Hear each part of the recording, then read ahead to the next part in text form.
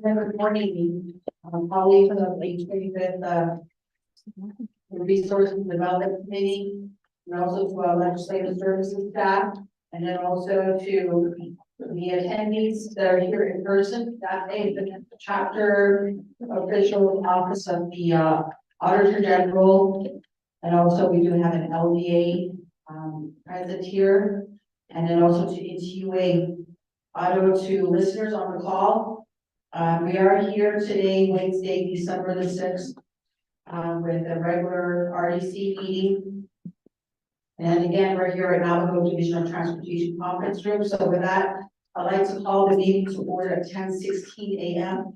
And Mr. Chaffee, would you please take roll call vote? And Madam Chair, members of RDC, this is roll call vote for Resource and Development Committee of the 25th Nominations Council's regular meeting for Wednesday, December 6, 2023 at 10 a.m. Roll call. Honorable Brenda Jesus. Present. Honorable Brenda Jesus is present. Honorable Casey Allen Johnson. Vice Chair Casey Allen Johnson is present. Honorable Casey Allen Johnson is present. Honorable Shauna Ann Claw. Excuse. Honorable Ricky Nez. Delegate Nez is present. Honorable Ricky Nez is present. Honorable Danny Simpson. Here. Honorable Danny Simpson is present. Honorable Otto So. Honorable Otto So. Madam Chair, you have 4 members present, which constitutes a quorum for your regular meeting. Back to you, Madam Chair. Thank you, Mr. Chaffee. So with that, next, I'd like to go ahead and allow invocation here this morning. So with that, Shigash, Article, Danny Simpson, Ashwanda, citizen, they got people this morning. Thank you, Madam Chair, and RDC staff. Yes. Top officials and the community. Good RDC meeting. Good morning. It's able to hear this morning. Very following.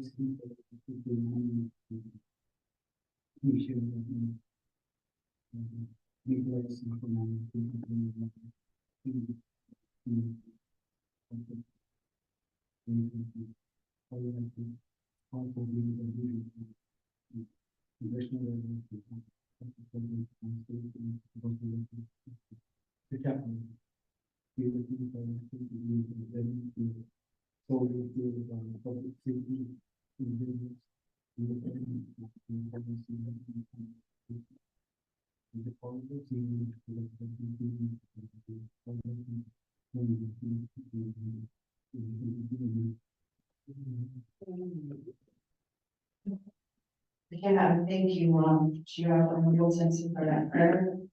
We go forward to announcements. Members of RDC, do we have any announcements at this point, or Mr. Tahi, the legislative bill? Rashid. So with that, I'd like to go ahead and go forward to recognizing our guests and visiting officials. But first, I'd like to go ahead and yield the floor over to my honorable colleagues to introduce themselves, starting with Vice Chair. Yeah, Madam Chair, thank you. On the citizen, prayer this morning on the colleagues for readers, as well as RDC legislative staff, RDC legal counsel. Team, thank you for being here this morning. Also, right here, present with us. Thank you for being here, the chapters and others that represent the legislation. And those are the 5 reports. So thank you for being here. Jay, my HPD commissioner, so those are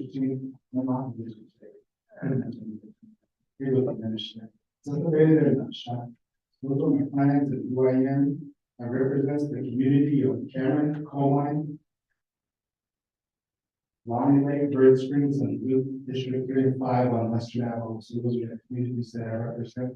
So I just wanted to say welcome. Thank you for being here with us today. Thank you.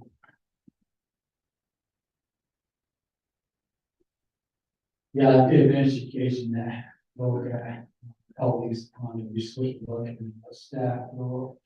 I can see that you do. I didn't know tonight, I got you into a research field. hayatı kıymetli. Şey, benim şey, böyle kanalıyım aşkı, work in Mexico. Baseball, he checked on us. Her really easy, big valley, by rock, city, and skis. Compliment, he said, additionally, 14, she was trying, I felt it, I didn't see it. That gave me like, thank you, Madam Chair.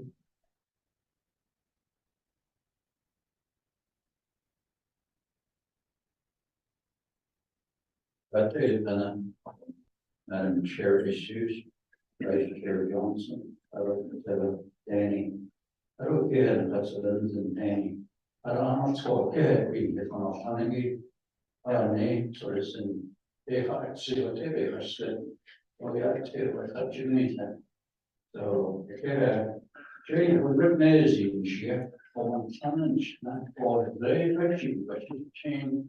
Sen bir şey o imkan gibi taşınarak evet menşende koordinate o San Juan River para ilato nasha San Juan chapter o diye arabiniya akvar o diye selekan toplumları geçsen anlayışında bir ne o ayrı geçer alsan aranın ki yaratılmış o diye Arusnaci voleva conoscere nel museo e a oltre nella museo for chat about 2 miles museo dirt road in even national horse getting in museo I don't know what you go you have prefer though a clay body patient and they are using that and the national portion patient and natural horse get so I don't shut up article a burning for the she's supposed to call I don't wish article a Newcomb she's there she's for the they don't I don't article 110 chapter 1 day that's even Members of RDC.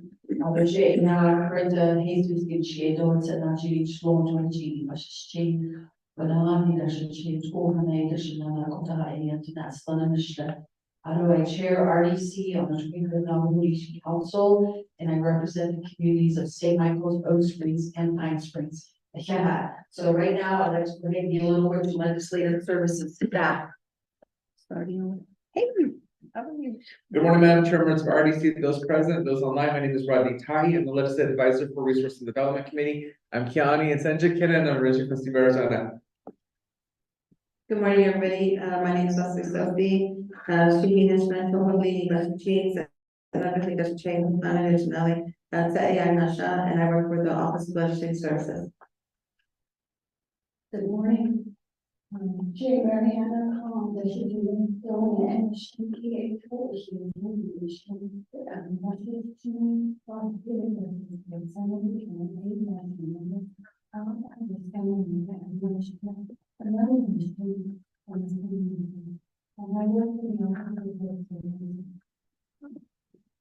Good morning, Madam Mayor, the members, attendants, and the government, and I'm trying to be happy to have us. When you want to say about the chair, I think about my night was clean, it's not like another following one. I'd like to go ahead and have, I have, chapter officials introduce themselves, please, for the Ahad. Good morning, I'm Sharon Dehage, Nishian, the Rapinishna, as a touch. I am the coordinator of the chapter. Yeah, there's been shade bands, and traditions, I'm sure. But she did that, they are all up on her. And the aim is that they are to. Good morning, everyone. My name is Harry Deschini. For one time and strong, talking about this team. Next up, I just need to say, you did cook on what you. In English, it's called, rattlesnake. The short, lazy way of saying that is kariya.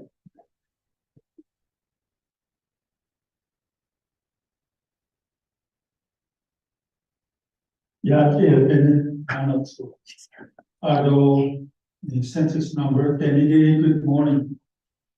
Arnold Nelson. When Seattle, I'm the chapter VP for Kariya to coin community. Tachi,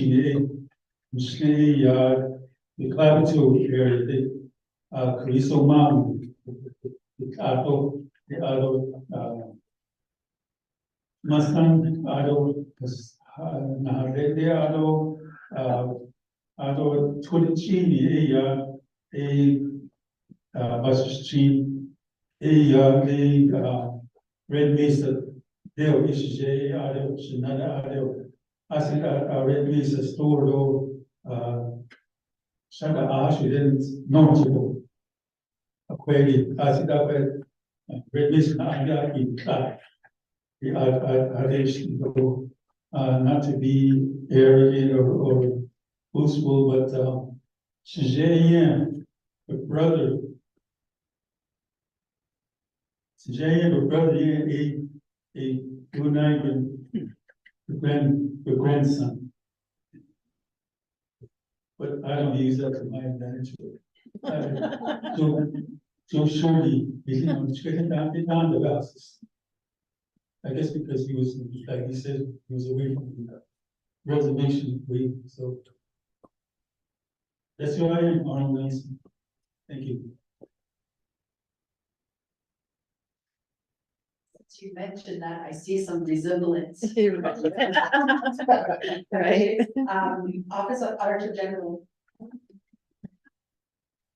Yeah, I've been, resource and development committee, and yes, here. My name is Elfrida Lee, I'm the senior auditor with the Office of the Auditor General. Kabama and Shul, Deshti, Commonwealth, the potato, and another. Tianomi, Shinesam, Oya, Shine, that edition, Shaya, Kinda Chile, Nashado. ICD, so we're in South Kentucky. Yeah, and I'd also like to have my colleague introduce herself. Good today, Madam Chairperson Brenda Hayes, Vice Chairperson Christina Johnson, Shay Sean the other meeting, Shannon Thomas, I can be short, she's being on it, I mean, I should say, those things, I just know. And I work for the Office of the Auditor General. Good morning, members of RDC. Thank you, Chair Seuss, Shay, it's Anderson, Nebraska, and Shay,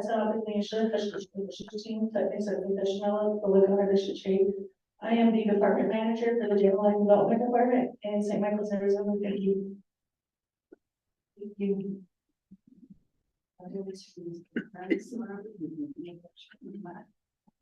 Good morning, Shay, Chris Burnside, Chef, Jake, Honey, the team, a share is one of the time, the share, the payers of a team, on behalf of the Speaker's Office of the PIO, Public Information Officer. I say, Zion, I like English. So thank you. Thank you, Chris. It's you. Yeah, it's a Shalana Lane in a shed. Total cheating, the Schlingo, Chinchikina, Bushiti, Tabahan, the Shiche, Konahani, the Chanel. I'm here on behalf of the Office of the Deputy General Manager with NTUA. I am the Administrative Coordinator. My name is Leslie with NTUA. I'm a director for electrical systems. Additional, actually, Chingo, Pachin, the Chero, Nakadimation. Good morning, my name is Shannon Burnett. I'm the assistant manager with the electric system planning section for Western.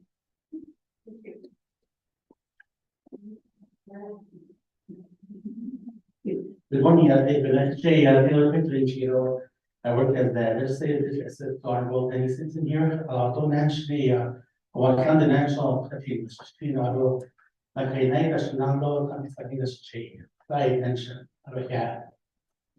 Yeah, thank you for the introductions, everyone. Next, Mr. Tommy, can you please read the proposed agenda to the record? Madam Chair, members of RDC, the proposed agenda reads as follows. Resource and Development Committee of the 25th Nomination Council's regular meeting Wednesday, December 6, 2023, 10 a.m. Presiding Honorable Brenda Jesus, Chairperson. Honorable Casey Allen Johnson, Vice Chairperson. Location, Navajo Nation Division of Transportation and via telecommunication. 1, call meeting to order. Roll call invocation announcements. 2, recognizing guests and visiting official. 3, reviewing and approving the agenda. 4, reviewing and approving the journal, November 29th, 2023, regular meeting. 5, receiving report. A, report from Navajo Tribal Utility Authority on Intui's power line projects, approved tribal access authorization, TAA, without waivers. B, report from Navajo Tribal Utility Authority, Navajo Nation Land Department and General Land Development Department on NTUA Curly Valley wastewater plant project. 6, old business, none. 7, new business. A, legislation number 0251-23, in action relating to resource and development and budget and finance committees, accepting the internal audit of the Gadia Tota chapter and approving the chapter's proposed corrective action plan. B, approving to attend and participate in the Department of Fish and Wildlife's annual bison herd work, which include vaccination, pregnancy check, etc., for Wednesday, December 27th to Saturday, December 30th, 2023 at Will Springs Ranch near Westcliff, Colorado. In addition, approving off Navajo Nation travel. C, approving to cancel the Resource and Development Committee's regular meeting on Wednesday, December 27th, 2023 at 10 a.m. in Winter Rock, Arizona area due to attending and participating in the Department of Fish and Wildlife's annual bison herd work at Will Springs Ranch. D, discussion of formalizing and finalizing the Resource and Development Committee's priority for the term of the 25th Nomination Council. 8, to close the meeting announcements and adjournment. Madam Chair, members of RDC, that is the proposed agenda read into the record. Thank you, Mr. Tomey. So with that, may I get a motion to accept the agenda? Vice Chair Johnson, may I get a second? Honorable Chair Nance. With that, members of Resources and Development Committee, do we have any questions on the proposed agenda? Honorable Chair Nance? Sure. Make a motion for amendment 1. Where we have their quality next door. We can take care of new business first. And we'll go with new business after approving journals. So with that, members of Resources and Development Committee, we do have a motion on the floor to put item number 7, new business, after item number 4, receiving and approving journals. And I do have a motion by Honorable Chair Nance. May I get a second? Honorable Vice Chair Johnson. With that, do we have any questions on amendment number 1? Voting once, voting twice. Mr. Tomey, take vote on amendment number 1. Madam Chair, members of RDC, this is roll call vote for amendment number 1, moving item 7, new business, into item number 5, and moving everything else down. Honorable Shauna Enclaw, how do you vote? Excuse. Honorable Casey Allen Johnson. Vice Chair Casey Allen Johnson, votes green. Honorable Casey Allen Johnson votes green. Honorable Ricky Nez. Votes green. Honorable Ricky Nez votes green. Honorable Danny Simpson. Honorable Danny Simpson votes green. Honorable Otto So. Madam Chair, that's 3 in favor, 0 opposed, and Madam Chair not voting. Thank you. So we do have an amendment. Any additional comments or questions on the proposed agenda here, members of RDC? Going once, going twice. Okay, so with that, Mr. Tomey, could you please take roll call votes on main motion? Madam Chair, members of RDC, this is roll call vote for reviewing and approving the agenda. Honorable Shauna Enclaw, how do you vote? Excuse. Honorable Casey Allen Johnson, how do you vote? Vice Chair Casey Allen Johnson, votes green. Honorable Casey Allen Johnson votes green. Honorable Ricky Nez, how do you vote? Votes green. Honorable Ricky Nez votes green. Honorable Otto So, how do you vote? Honorable Otto votes green. Honorable Danny Simpson, how do you vote? Honorable Danny Simpson votes green. Madam Chair, that's 4 in favor, 0 opposed, and Madam Chair not voting. So with that, motion carries, so we do have an approved agenda. So before we go on to item number 4 on the agenda, I'd like to have my colleague, Honorable Otto Shirash, introduce himself. Good morning, Danny Bennett, construction on the road there in the model. So, yeah, it's been, almost all age, you know, between, you know,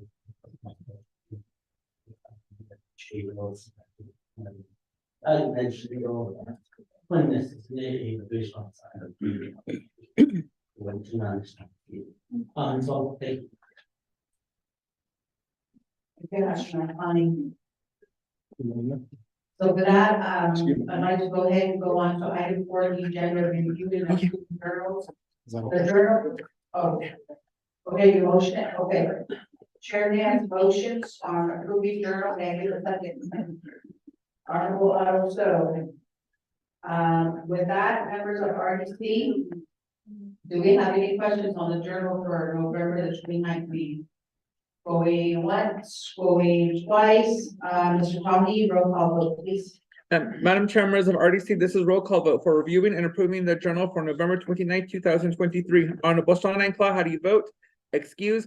Honorable Casey Allen Johnson, how do you vote? Vice Chair Casey Allen Johnson votes green. Honorable Casey Allen Johnson votes green. Honorable Ricky Nez, how do you vote? Honorable Ricky Nez votes green. Honorable Danny Simpson, how do you vote? Agree. Honorable Danny Simpson votes green. Honorable Otto, how do you vote? Great. Honorable Otto votes green. Madam Chair, that's 4 in favor, 0 opposed, and Madam Chair not voting. Okay, so with that motion carried, going on to new business. Number 5, letter A, legislation 021 or 0251-23. We do have Honorable Crotty present here, so we will go ahead and read the legislation into the record, Mr. Crotty. Madam Chair, members of RDC, you have summary sheets for tracking number 0251-23, date November 28th, 2023. An action relating to Resource and Development and Budget Finance Committee accepting internal audit of the Gadia chapter and approving the chapter's proposed corrective action plan. Purpose of this legislation is to accept the internal audit report for the Gadia chapter and to approve the chapter's proposed corrective action plan.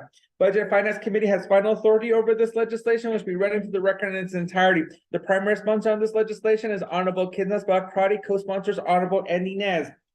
For tracking number 0251-23, an action relating to Resource and Development and Budget and Finance Committee accepting the internal audit of the Gadia chapter for approving the chapter's proposed corrective action plan. In section 1 outlines the authority, in section 2 the finding, with references in an exhibit A, an exhibit B, an exhibit C, and an exhibit D. In section 3 is accepting the audit of the Gadia chapter and approving the chapter's proposed corrective action plans with references to exhibit A and exhibit C. In section 4 is a directive. In section 5, the effective date, and section 6, the savings clause. Attaches exhibit A, which is a letter from Heinfield, Merck and Company PC in Scottsdale, Arizona on April 29th of 2022 to the Office of the Auditor General, Navajo Nation on Gadia chapter. Attaches exhibit B, which is a letter dated May 13th of 2023 from Gadia chapter government regarding the Heinfield, Mech and Company PC final draft report. Attaches exhibit C, which is the Gadia chapter corrective action plan. Attaches exhibit D, which is the resolution of the chapter, resolution number DGAD/TOKFY 2023-027. Then you have the first report, the Navajo Nation Legislative Branch Internet Public Review Summary for legislation number 0251-23, sponsors Honorable Amber Kidnes Bakrati. This legislation was posted on November 9th, 2023 at 4:57 p.m. The 5-day comment period ended on November 14th, 2023. There was no comments supporting this legislation, no comments opposing this legislation, no comments and recommendation on this legislation. Madam Chair, members of RDC, that is legislation number 0251-23 read into the record. Yeah, thank you, Mr. Toppy, for reading that into the record. So with that, members of RDC, do we have any questions?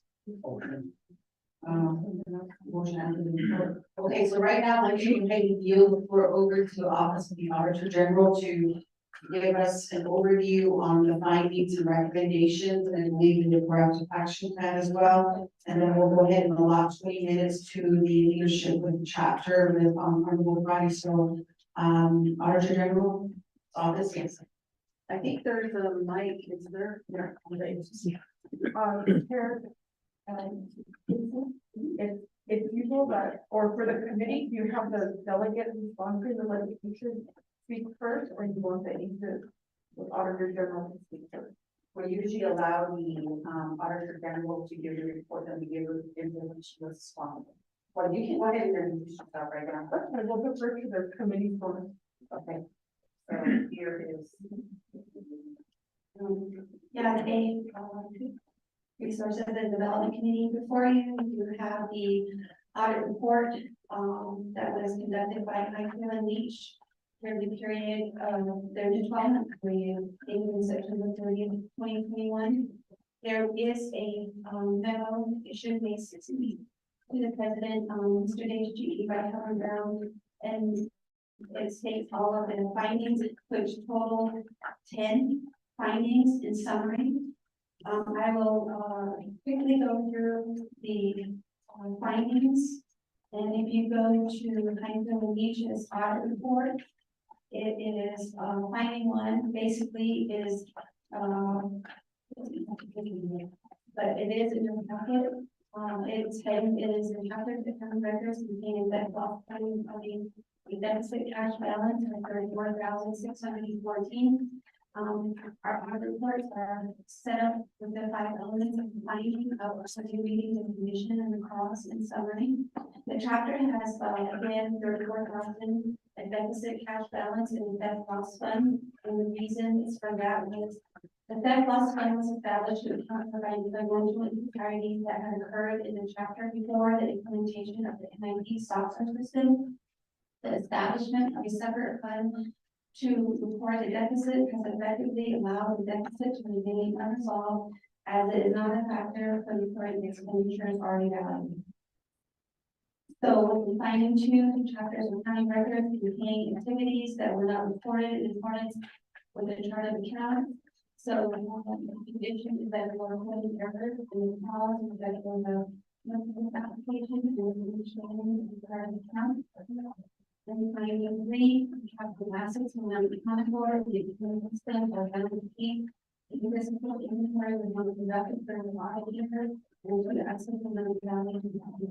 So the condition statements, it take the chapter doesn't call the capital asset data according to 18.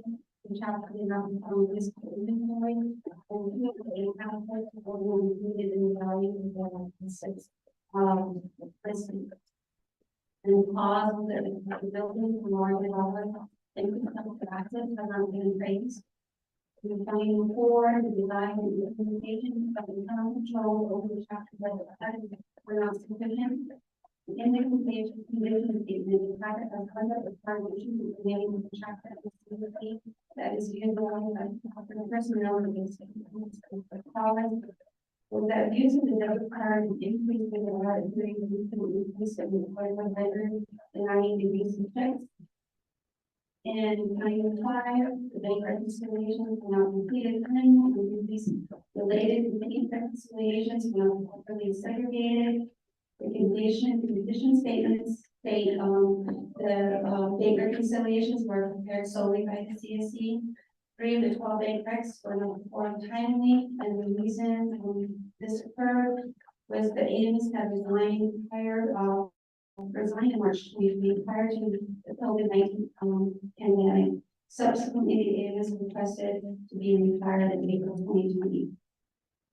And finding 6, cash received from the deposit of timely, more properly documented. When you go to the cost condition statement, monies were not deposited timely. Quantity to be sold was not prepared and documented for the sale of steam corn. There was no deposits that only utilized by the chapter. And then the chapter was making photocopies of cash bills. Cause, deposits totaling 802 were delayed because receipts were held on site by CSC because of the specific vacancy. And finding 7, there were 3 written quotes for non-compliant purchase between $2,500 and $50,000 of condition statements. 3 written quotes were not obtained, or written quotes were not on file. The cost statement, the CSC indicated that there is a limited selection of vendors in the area, therefore, those quotes were not obtained. And finding 8, personnel documentation was not always contained or completed fully in the condition statement. Specific documentation is on the employee records as detailed below. You'll notice that the various forms that are required for the personnel files are not in the files.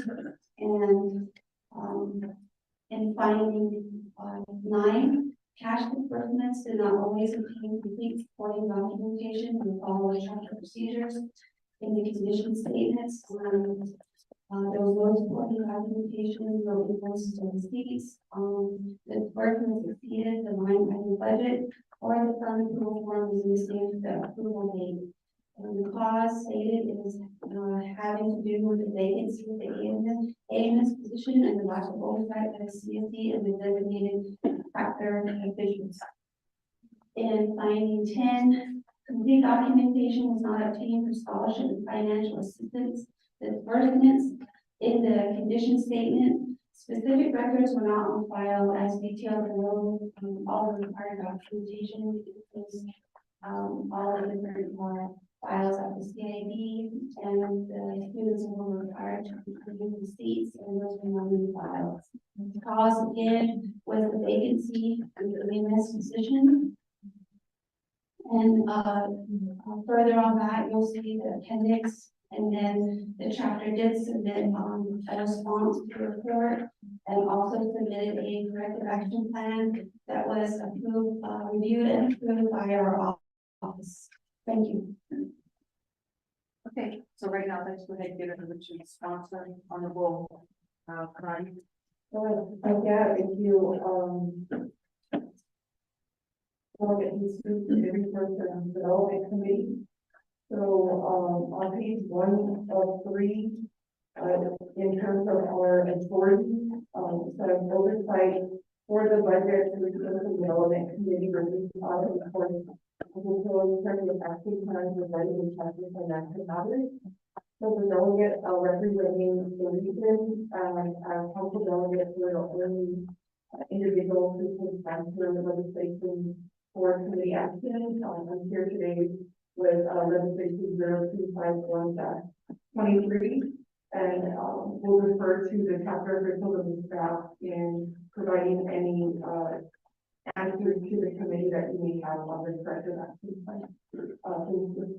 So I'll refer to.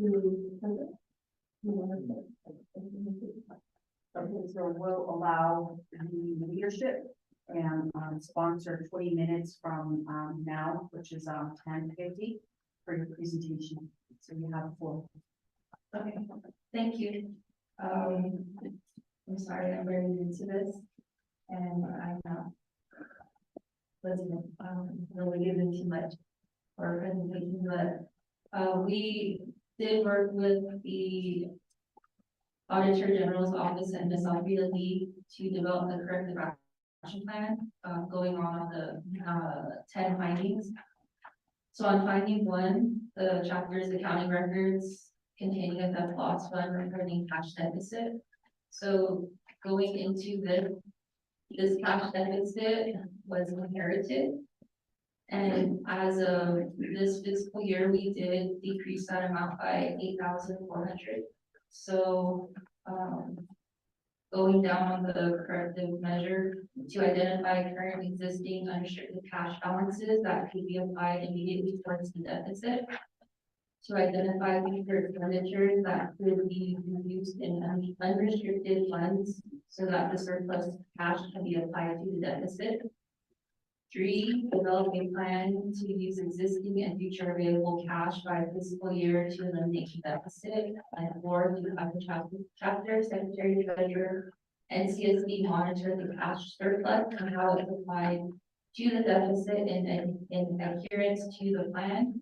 So going forward, each quarter at a minimum, we want to at least at a minimum, put at least 3,000 for the deficit to continue bringing that balance down to zero. Finding number 2, the chapter's accounting records contain activities that were not recorded in accordance with each part of the accounts. To address this finding, 1, the chapter will request for training from the ASC for proper use of GL code and chart of accounts. 2, the CSC and AMS will attend and receive this training. 3, the AMS will ensure that all disbursements are budgeted and prepared. The unapproval form or GL code, general ledger code accuracy to the chart of accounts and enter proper GL codes for all disbursements.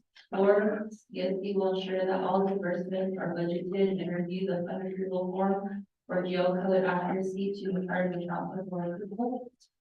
5, CSC will monitor all disbursements to ensure that the proper GL code are used in accordance with the chart of accounts on a monthly basis. And 6, Secretary Treasurer will monitor the staff to ensure chapter accounting records contain accounting activities are recorded in accordance with the chart of accounts on a quarterly basis.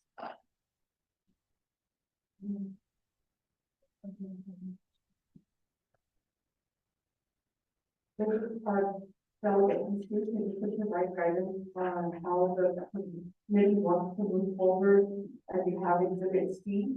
And so it would be like the board leaders to read out the corrective action plan or because it's clear for the corrective measure who's responsible for the timeline.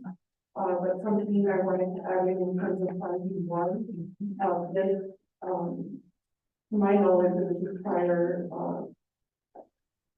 for my knowledge, being a delegate started in 2015, that there was a prior chapter employee who went through white collar crime, and there is a settlement, and that individual is clean.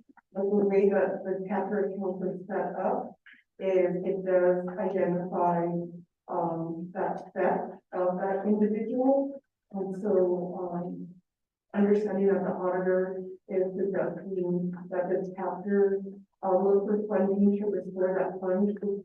You may have to have a leadership conversation about what that looks like if it's an individual who has created that lost one. So that was my only I think in terms of looking at the corrective action plan that I had. I don't know, so I'll defer Delegate Jesus, if the committee has any questions, or else we'll have exhibit C for the record for the present. Thank you. Okay.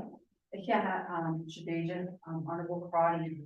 So in regards to chapters coming before resource and development committee, you just give a general synopsis of the findings and whatnot, and that's how we usually have the presentation. So at the end of the presentation, the members will take a motion and second the report that was accepted, and that's going to allow questions to be asked by the members of the Resources and Development Committee. So you don't have to go page by page, but we do have the exhibit here, and we've already read through this as well. So just leadership or even chapter administration or delegate will just give us a really quick synopsis of the findings, and going forward, it already has the corrective action plan. So okay. I'd like to ask to keep in mind that this was at the very beginning of the pandemic, the COVID, and our AMS had resigned to go to work at a school, Central Consolidated, because her pay was better than what she was getting at Chapter. But when COVID hit, the school shut down, and it just turned into, so the work that our manager had to do was tremendous, and she did a very, very good job in getting us through the whole thing. The theft loss was inherited, and it had come from a previous administration, where we did report that to the white collar crime, and it was being dealt with at that time. So that was compounded all. We did work with the Attorney General at the time, all Auditor General, Elizabeth Gay, and she and us were able to create status loss fund so that we could isolate that, and then we could keep moving forward with governing. And so that's how we established the keep working continuously for the people. Those are the things that I'd like to make sure that you be aware of. Thank you. Yes, thank you, President. And then going off of that, we did try to get our ambulance back during the pandemic, and with and we did work with delegate body, and with issues going on, we were not successful in that. So going through the findings, we are working on finding 1, finding 2, the accounting records not recorded in accordance with the chart of accounts. So from the general ledger standpoint, I guess that would just be more clarification again for us. We thought we were following the chart of accounts, land improvements, that's what we thought we were doing.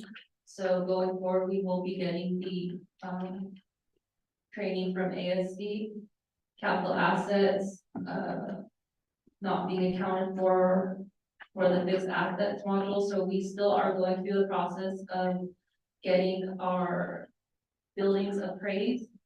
So in working with ITG and our MIP module system, we have to get the appraisal before they'll do the updates to our MIP and input that modular system. So we're still working through that process and going through the proper measures of following Navajo policies with the acquiring the contract. So we're still following through with that. And then the design and implementation of internal controls over the debit card, we did stop immediate use of our internal debit card. And we are working on the internal policies and procedures on that. And with the debit card, I just want to point out that it was not used for personal gain or personal benefit. We did during the pandemic, every vendor that we did reach out to, we did ask if they took check first. And at this time it was zero contact, no contact. So in reaching out and trying to get hand sanitizers and trying to get supplies of that sort, we would call and we would find hand sanitizers and we'd say, can you hold it? So we don't hold it up for you. So we go and get it and purchase it with debit card. And so at that point, you know, very limited resources, very limited vendors, and that's what we're working with during the pandemic. We find 5, bank reconciliation not completed timely. Again, I will take full responsibility for this as the coordinator. And during this time again, we were, it was only myself and we were quarantining, I was quarantining, and it was a difficult and scary time. And getting my officials to meet, trying to meet with my officials, we didn't have the Zoom capabilities at that time. We were still trying to navigate all of this. And we did get them turned in. I was still as transparent as possible with my officials and letting them know and letting the ASD office know what I was facing and what I was up against as well. As you see, it's not deposited in a timely manner. Again, I do take responsibility for that.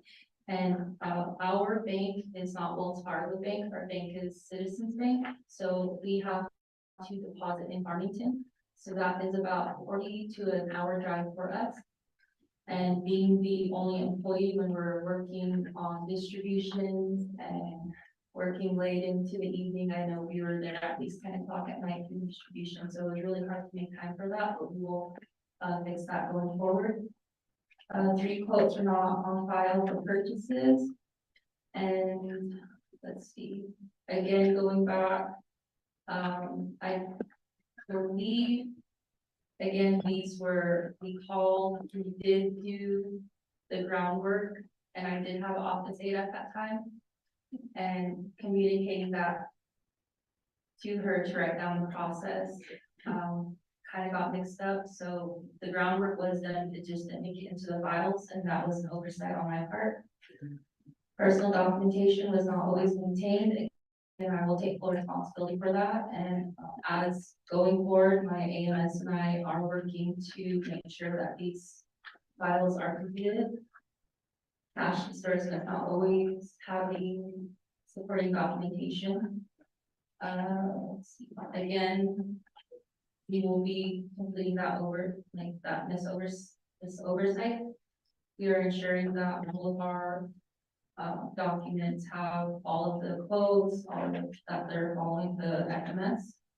And the documentation is not obtained for scholarships or financial assistance. This one is a lot harder for us in terms of the CIB. Or the voters registration. When we ask for the voters card, we get resistance from the election office. Because they give us the voters listing. I think you all heard about that. So we're told you guys have a voters listing.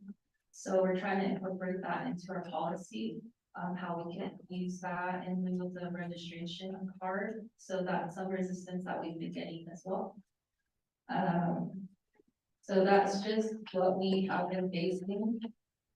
And just to go further and kind of, it is a lot easier to look at this with this lens rather than where the audit period was October 1st, 2020 to September 30th, 2021, where President Sheehy did say it was at the beginning of the pandemic. And at this point in time, chapters and chapter staff, we were very isolated and we were, frontline workers.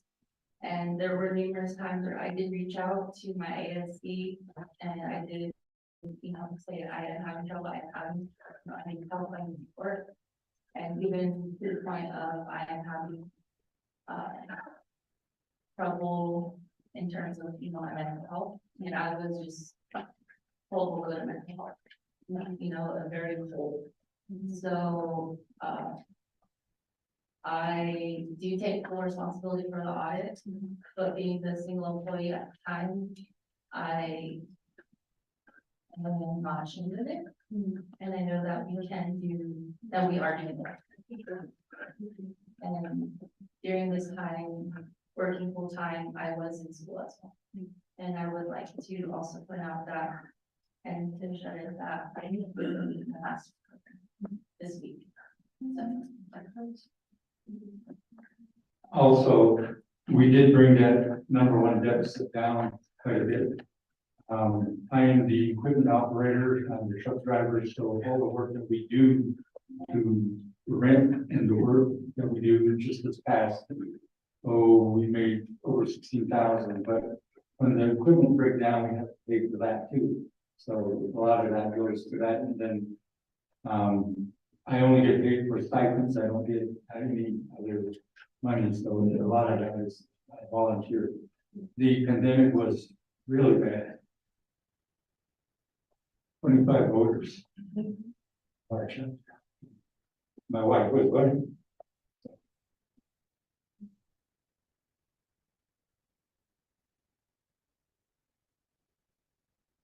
Good morning. Okay, I'll attest to what these gentlemen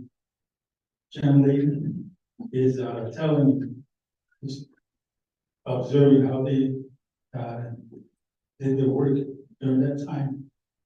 And with our CSC, without the AMS, she was overloaded. She did have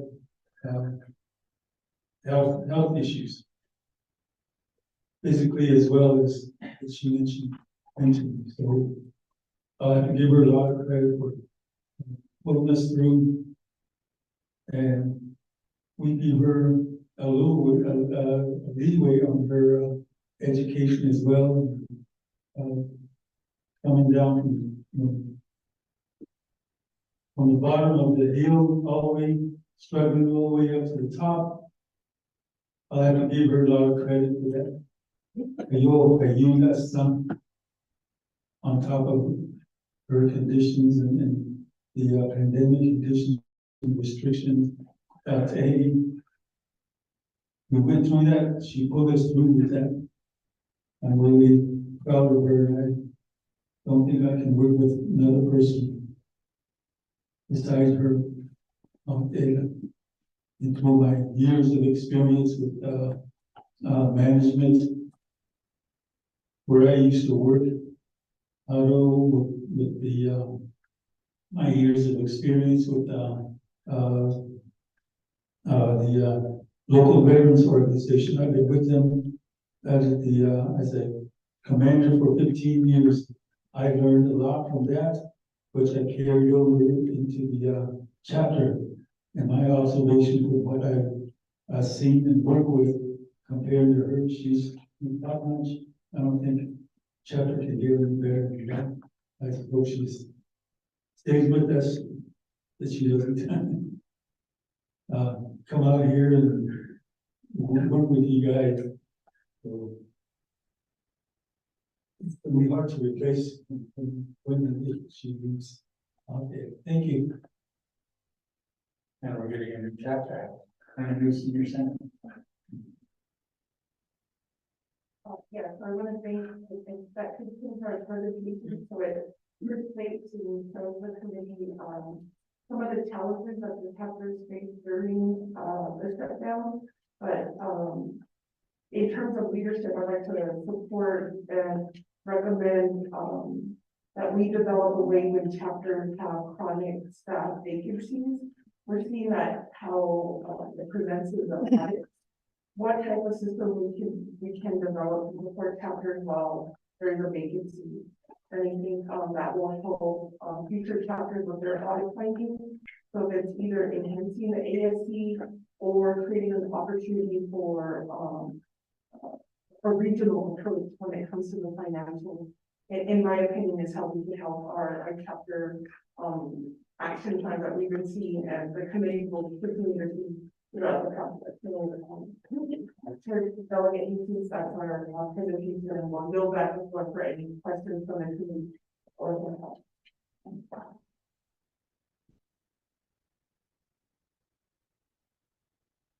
this was her mic. Oh, is that your mic? Okay, but I'd like to thank leadership. So with that, members of Resources and Development Committee, may I get a motion and a second to receive to accept the report on my Vice Chair, Arnold Johnson? May I get a second? Honorable Otto, members of Resources and Development Committee, do we have any questions for chapter leadership and or the delegate or Office of the Auditor General in regards to the chat here for the Fernandez. Thank you, Madam Chair, honorable members of the Resource and Development Committee, chapter officials from the chapter manager. TSC is on here, that she is a chapter manager, right? Coordinator. I looked at my edit, you're the coordinator? Yeah, they're a non-LGA person. Okay, she was at GS. Still working. Not yet. I don't think I'll hold that against you. Decision. Yeah, I've always known your officials, your manager, the dedication that they have towards their community there along the river. The question sa economy by the Connect. Action plan, no. Party for mass for that we steady name indicate that the resolution at the very end. That's what you're agreed to. And I'm glad that you're letting the community know that some of these findings, the efficiencies will be corrected. A lot of chapters on the that wasn't solved in the end on COVID-19. they didn't know, like, my chapter, some of them. They were told, we don't accept checks anymore. You know, it just so happened that they just wouldn't. So they had to go and hurry and apply for debits, and things need to be purchased, like firewood and outlets and stuff like that. What's about on these things? So now, and it's good that now they're gonna be accountable, transparency. Yeah, we have to be very careful what we do. We don't want to be on the page of Navajo Times or Gallup Independent, just as anybody else doesn't want to be on there. But findings, Pro, Kaib, and the Hokkaido, Potash, these names, Nenegi, like this debit card suspension, three quotes again. It's always one of the findings for a lot of chapters. I don't know why that happens, but so it's just best to try and do that. I see that your chapter is about an hour from Farmington, so you have to come from where you're at to the road over here on 64, and then through Sugarloaf, and then water flow all over Kirkland and Farmington. So it does take about an hour, because where I live, it takes about 30 minutes.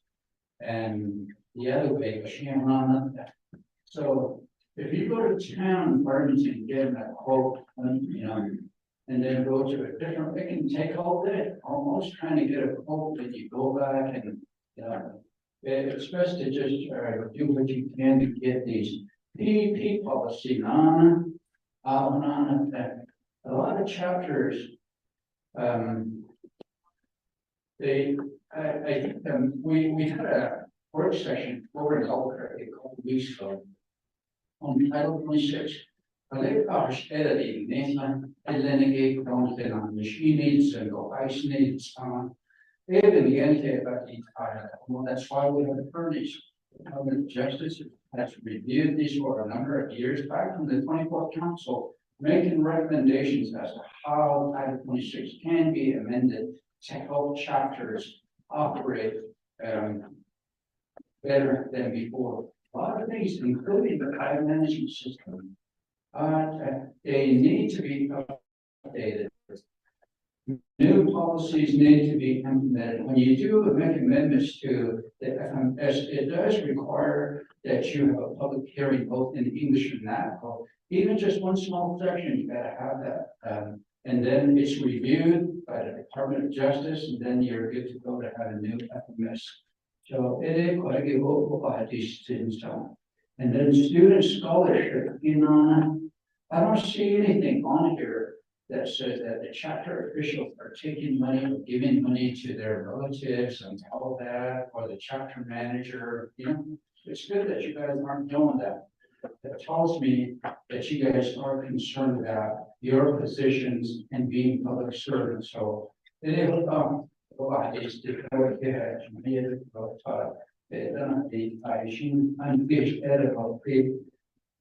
so the next charge is here or using the fortune guides, communication, and then again, it's the only thing on this spot, and you don't needs education. They there's the actual general. Either by it or later on, that's so yeah. Motion, I chair next, Honorable Alonso. Yeah. For, is it a legislation to, make from a, we argued,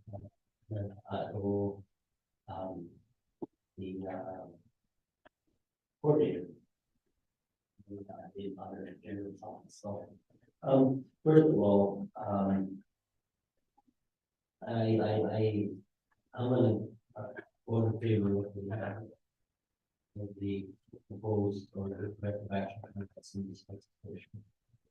A lot of what you have, that has been brought out in the report here is really much something that you have inherited from previous administration.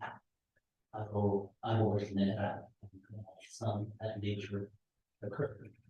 I know that it looks like the legal aspects are involved in this repayment or restitution being given back to the nation. I do agree that and Chair has alluded to earlier is that those funds are being paid to the Navajo Nation. Should be paid to the chapter. Those funds, 34,000 should be rerouted back to the nation, and I think that a resolution should be, a council resolution should be drafted up because it should be going to the Navajo Nation's offer. Those monies were issued based off of the 50-50 formula. And 50-50 formula is pretty much based off of equal distribution to 110 chapter, and the other half based off of registered voters. And I think that as council and from oversight committee, I think we should look at that avenue because not only Kadi is in that predicament, there's many chapters out there that are in that predicament, and those dollars are going into the general funds. As they are deposited into the general funds, and then the balance it's being subjected to the comprehensive budget. And when the controller makes his determination of what's the revenue for the next fiscal year, his projections, all we have is much dollars that we deposited into the general funds. With not as much money as that we deposited into the in minerals or the name of the people or that or forms of taxes.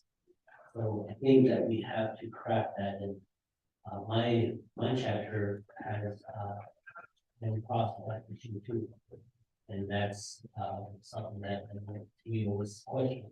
Why is it being deposited to the Navajo Nation? You should be deposited back to the chapter or rerouted funds rerouted to the chapter so that because these dollars were deposited again, we're appropriated based off of the 50-50 formula, not to the government, not to the free branch government.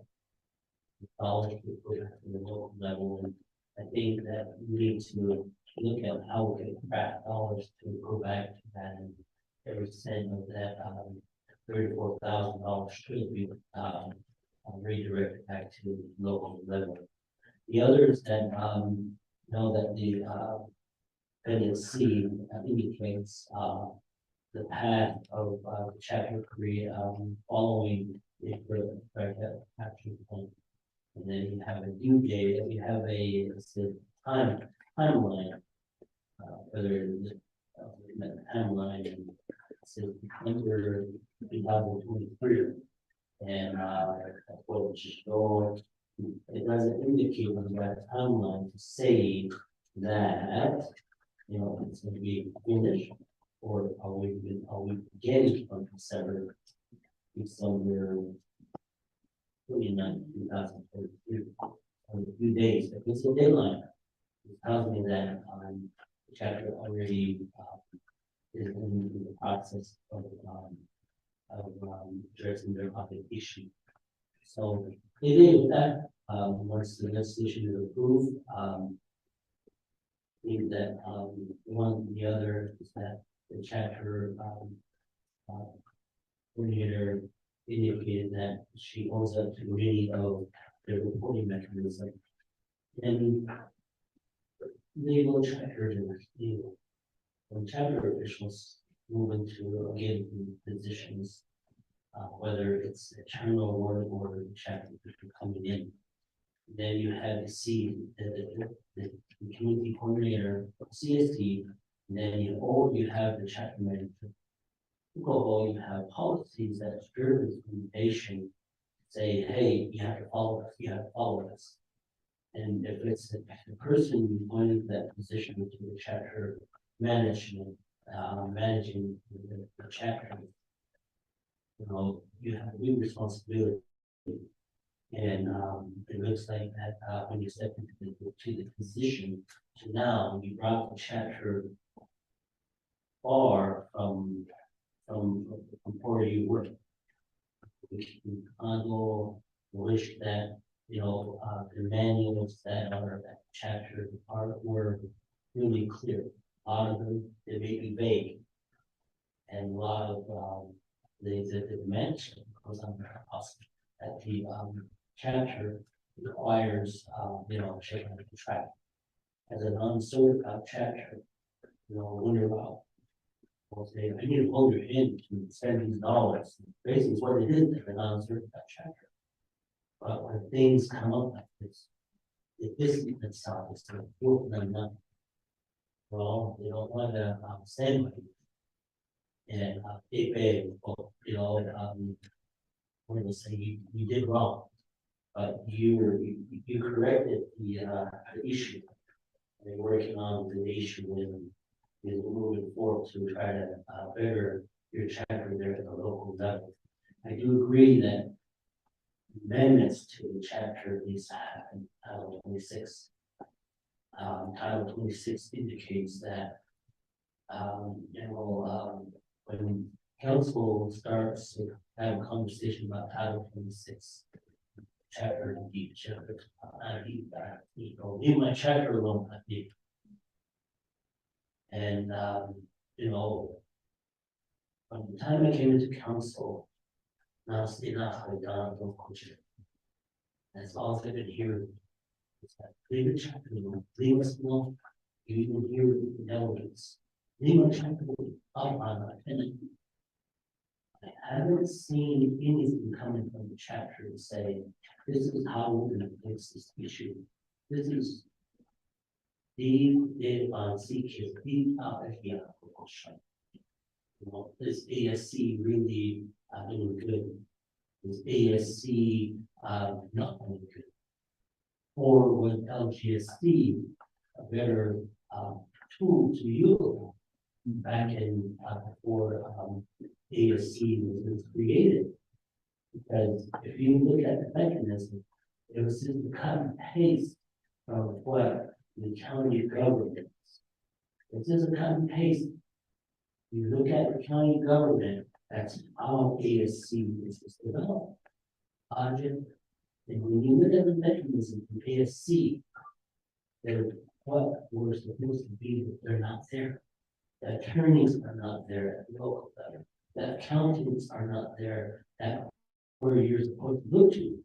When you're the accountant that you're supposed to, right now that you're probably working with is that community development, which his or her task is addressing community development's workload, addressing our workload, addressing other project workload, then chapter issue. Or that. Many other things too is in community development. There's only one person managing 110 chapters. I think is the I don't know always we state that administration is gonna it's smart say, hey, let's go hire a separate you know, CPMD or yeah, CPMD, that manager oversee the chapter. New Mexico has a whole different issue than Arizona. If you put out, you know, like a separate person to deal with New Mexico, you know, you will line up the workload because you're dealing with the New Mexico state money come in, then also the nation. Then you have a lot of issues. Now on the Arizona side, you got none of that. Then you have and then you have also 46 certified chapters.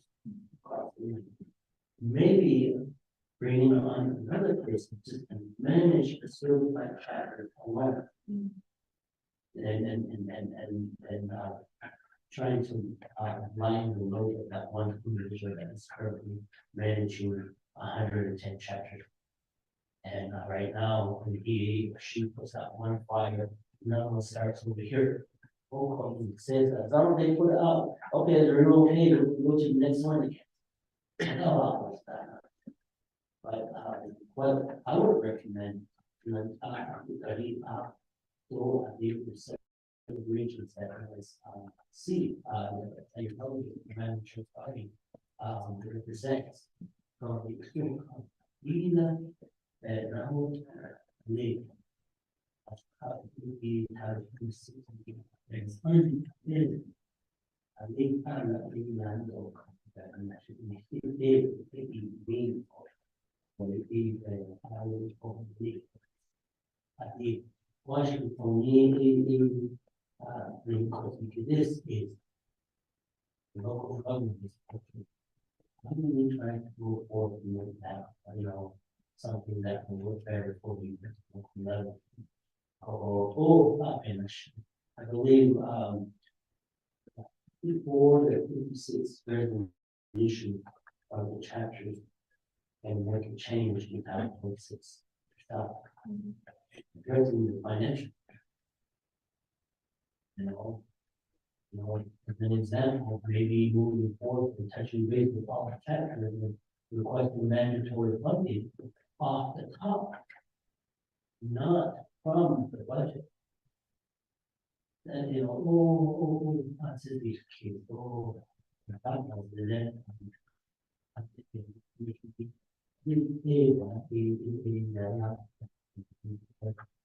only the framework is how to use this, or, president of the panel. We had a vision.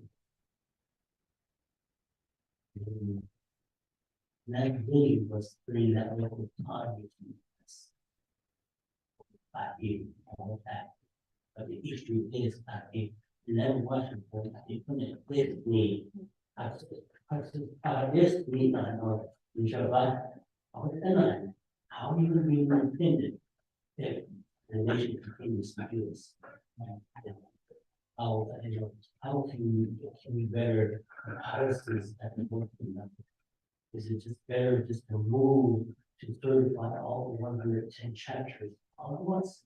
That the remaining amount, whether you have an audit in place or not, motion content be filed, being notified in this meeting, in that of Washington. I came through 2 administrations prior. The past 2 administrations, in chapter one, I think, what that mean. That is the mindset of the past 2 administrations that oversee you guys. I don't think you guys are like that. You want to be a local government that actually want to do good things for your community.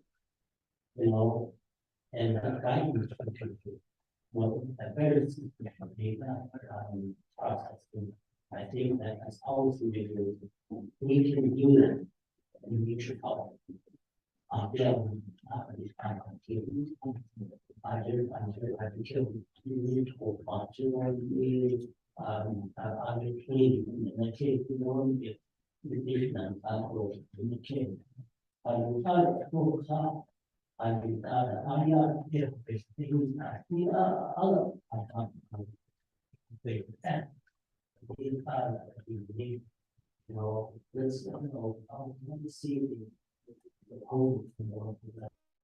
see how local government, local can change.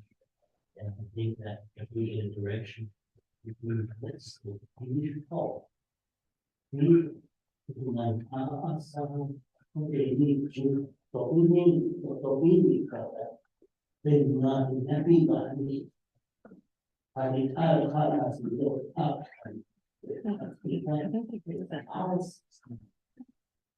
How is that put you into this position? So that we can let you know every delegate so that we can get service to the national 80%. And then I did a coordinator, which really for you're receiving potential for the through and then you finish your master's. For the function, running at all, no. And whatever you go in the future, you know, you had great growth of finding service to people that need. People need service, they don't have no choice. To you first. The first line you come to you. Homestead is hard enough to get you that,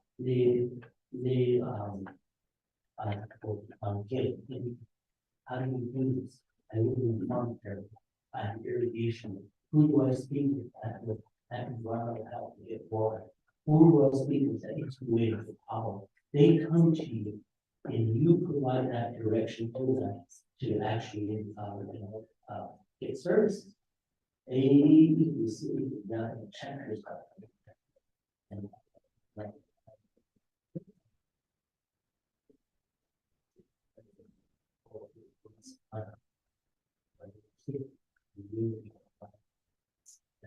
I think we negate because the deputy next year. Oh, you know who needs help. You know the ones that need food. You know the ones that need help with that request that you do for maybe they can help with their utility payment. Things like that. Oh, I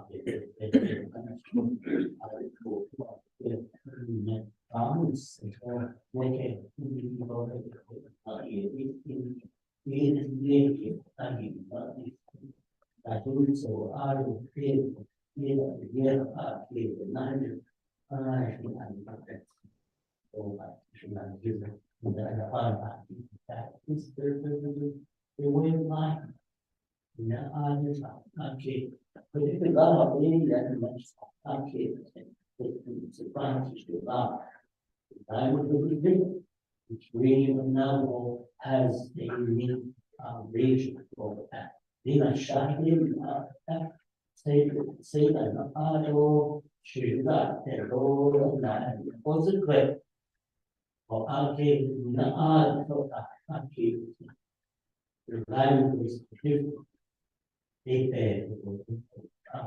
balance and put it in a shop. They're there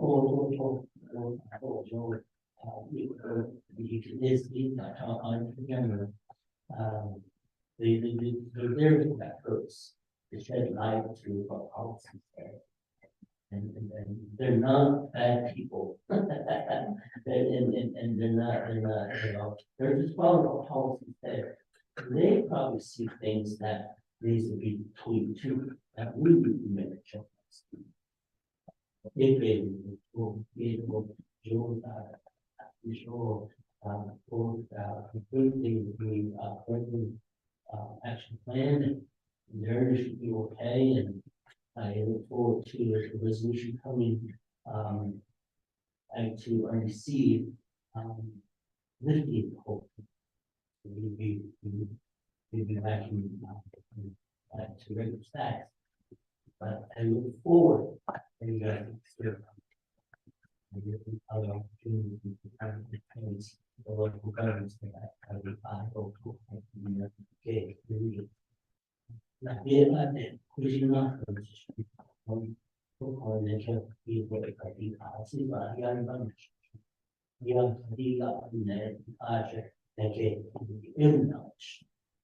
the IBP, or the towns, the national government, they will be not be sometimes you get all our machines, for young, see the nation balance, in the penny region, sees by High even national.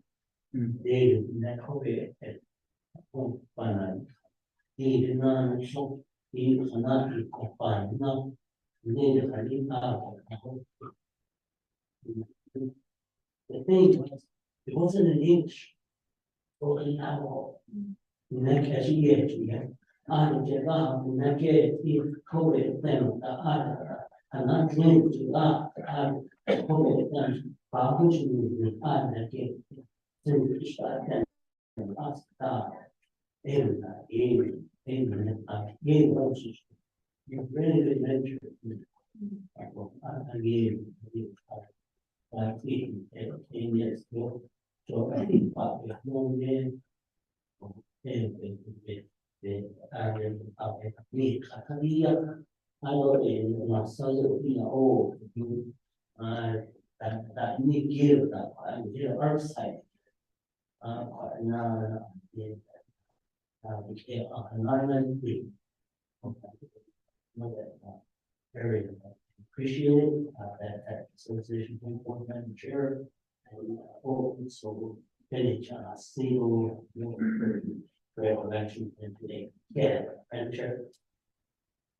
Yeah, actually, Honorable, so with that, I'd like to go ahead and yield the floor back over to sponsor or the presenters here for any, questions or comments to what was, mentioned here by Chair Naz and also Honorable, Yeah, thank you, committee members, delegate Nez and, delegates, so we appreciate, your words of wisdom and guidance. I think, something that we need to focus in on is as chapters modernize their payment system, whether it's with a debit card, what would be those policies and procedures?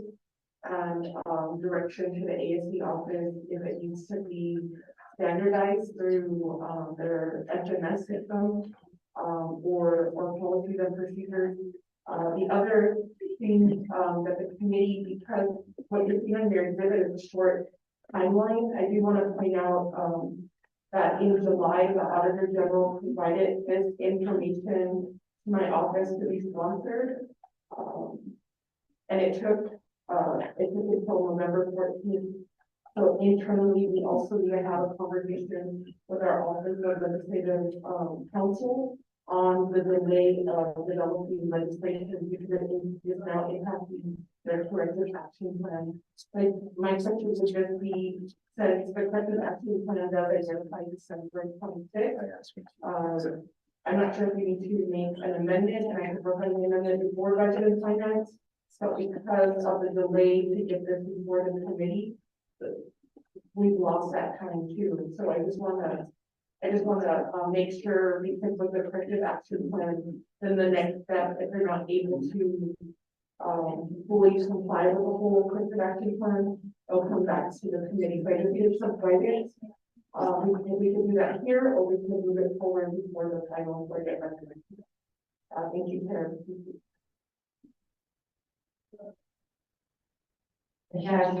Honorable Friday.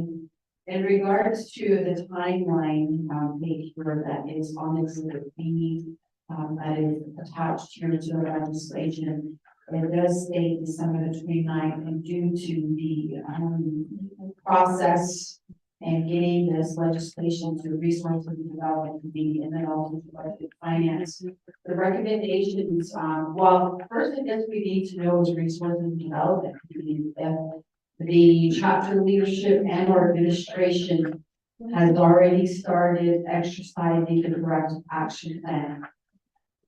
Already been.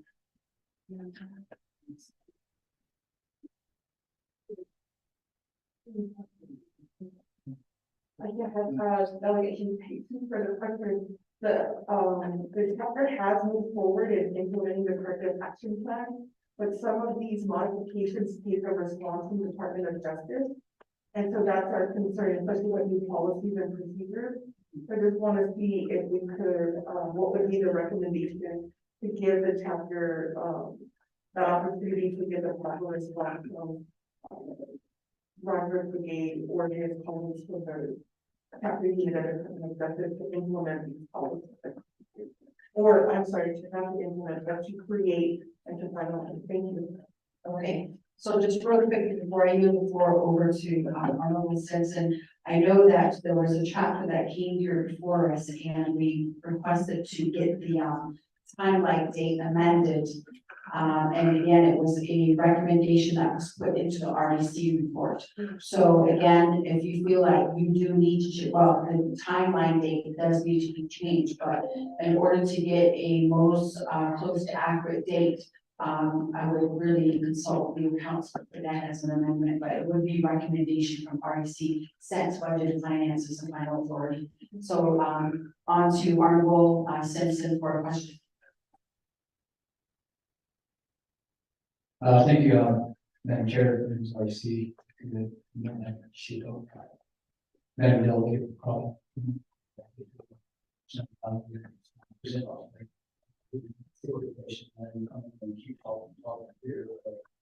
Two questions. So we talk general and which division development here. I think every time we see an audit, the capital assets, capital assets, those are all the chapter have. And because it needs to be input to my P because there's power. And I think the audit general, also audit general, and also division keep development. Maybe work chapters to input these assets into, because it's the finding in every report that we get. Madam Chair, I think we need to somehow, when we sit this on our report, we need to ask Auditor General of the Community Development to work with all chapters on their capital assets. We hope we can implement all my pieces of these findings anymore. So maybe I should then Chair and the parties how we go about it. The second is a concern that we always come up with these things that are part of the community action plan. I think it's time to delegate for it's time to delegate this action plan as soon as possible to the authority. If the chapters don't comply or the department don't comply, then it goes to the process of have a resource development meeting and the chapters. They already do that. They actually say when they receive the action plan, they look at it and they written supposed to do this. So if this was going to give delegation to Auditor General, chapters can start with their action by now. They don't comply normally at a certain time, then it goes to sort of section. So I will be open, Madam Chair. I think I'm going to definitely pursue that decision, that delegation. So we can fix that these action plans that are due to department, encouragement to do by departments or chapters. They can start doing that. And that would be best to do. I'm throwing it out there, so I could have been probably pursued that to the delegation to also control to include the correct action. Anyway, as concerned capital assets, I think the next, I'll guarantee the next 7 chapters that receive the correct action, I guarantee capital assets will be on the region. So I'm just appealing with the community to how do we work with Auditor General and this community development to help chapters create this just defining of capital assets. Yeah, I think involved in those who receive infrastructure, those are still project.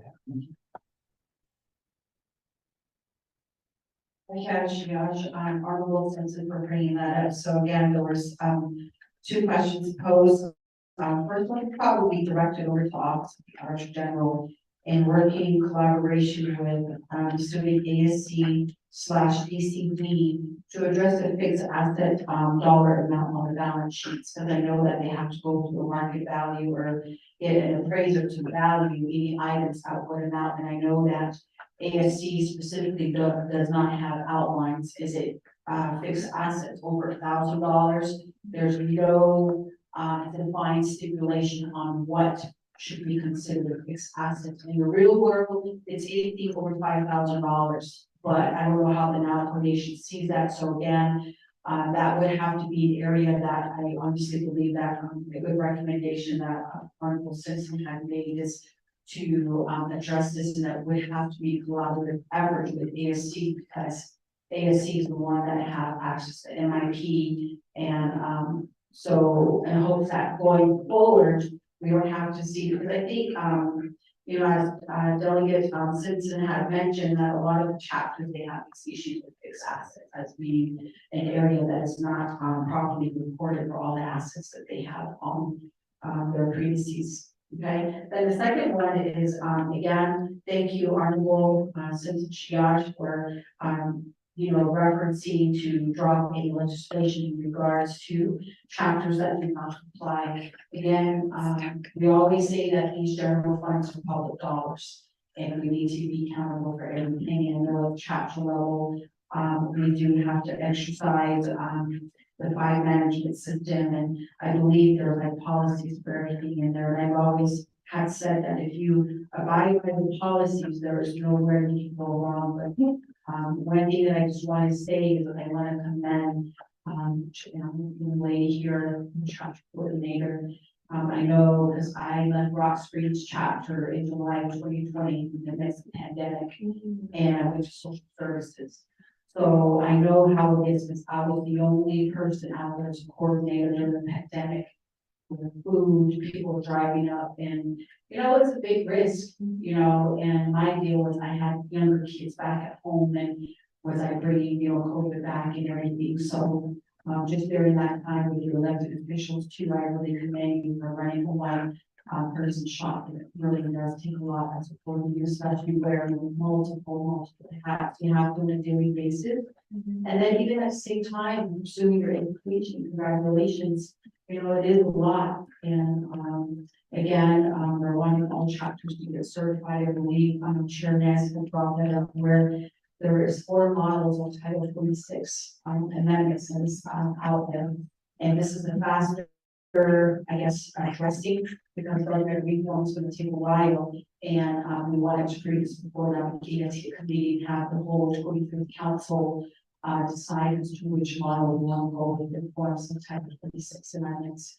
So, you know, the effort is there, and again, you know, it takes a lot of courage to say that, you know, I made a mistake, and for me, these are lessons learned. And again, you know, I just want to commend you and appreciate for the hard work that you're doing out there. You know, oftentimes you probably never get to thank you, but I thank you today for really being accountable for constituents' plans out there. I don't even to be elected officials. Thank you so much for being the support, being alongside the coordinators. Always going to help to be a team, because I worked at the chapter level for 12 years, so I know how it is. And again, it's often for bringing this legislation. So with that, there are some recommendations here, and we'll try to follow up with Mr. Charlie with the ASC, see if he can reach out to your Archer General Bonds to collaborate with this asset and how that can be addressed. So at this time, I'd like to go ahead and yield the floor back over to the presenters and sponsor, in case you have any recommendation or offer from the Archer General. Yeah.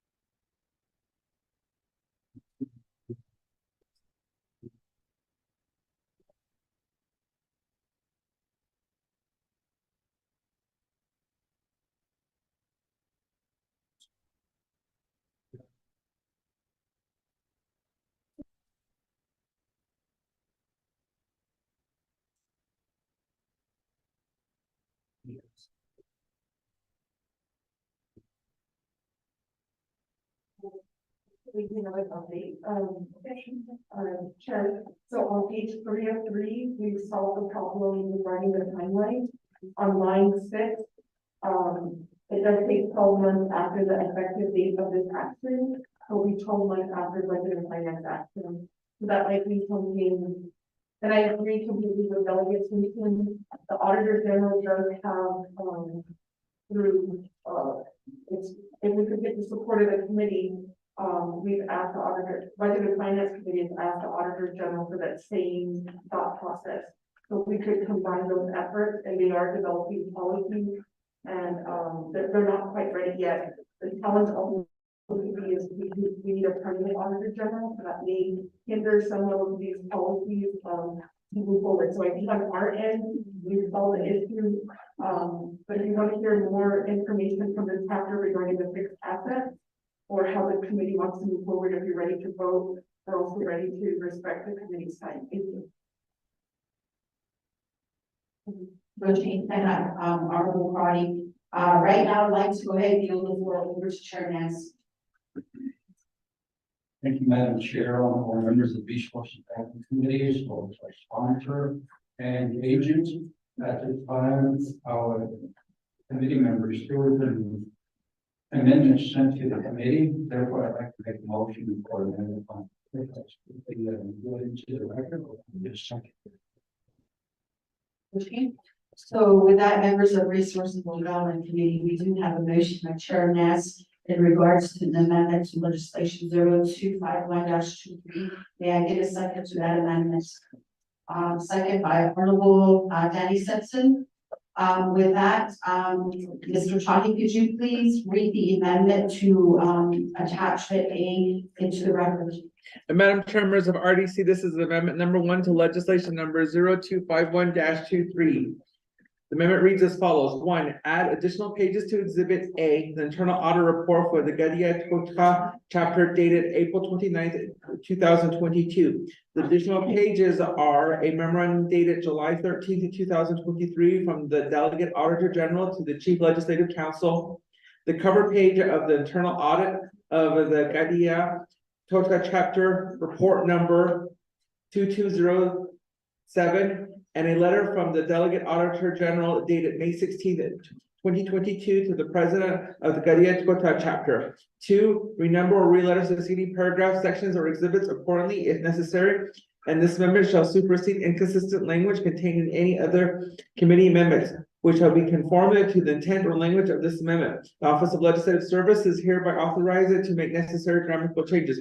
Madam Chair, members of RDC, that is amendment number 1 read into the record.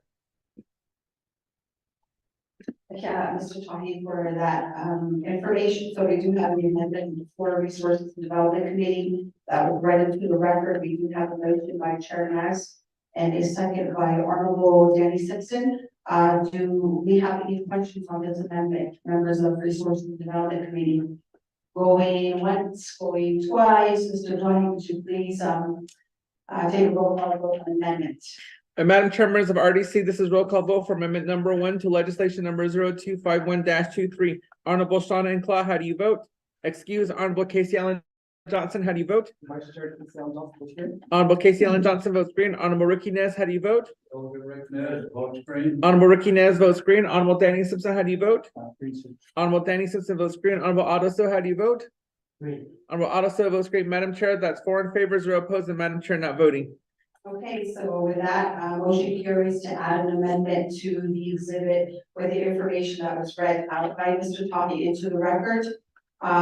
Second, in regards to response, Delegate Crotty wanting to make change to page 3 of the legislation, line number 6.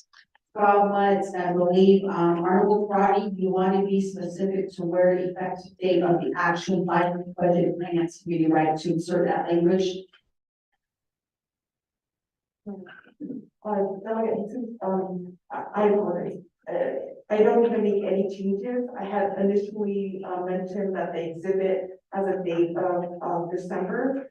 But the language of the legislation that you just read says 12 months after action, so we're good to move forward after the final action. Thank you. Okay, yeah, so we, so again, that was clarification. Thank you, Honorable Crotty, for that. So, members of Resource and Development Committee, in regards to the Exhibit C, the timeline that does have December 29, 2023. The recommendation I need from Resource and Development Committee, you want to bump this back to December of 2024, because again, this has to be exercised within a 12-month timeline for any I chapter. I believe this was a concern that was questioned by Honorable Utterson. Or just leave it as is. As is, okay. Honorable Utterson, So the timeline, I have concerns, and, you know, just say the timeline, does it say the timeline that started? Or is it timeline that's ending, meaning that as we approve this, your corrective action plan, that we're gonna follow will be met by the state? Or does that timeline indicate that they're gonna start on the timeline to implement? So that will just front off and with that timeline, either or, whether it's beginning or ending. It's gonna apply pressure to you guys, especially if it's ending. And that's telling me from December 6th to December 29th, you have 23 days to meet the, what the, existed to catch the sea. So, that is my, concern, and, if it's not a,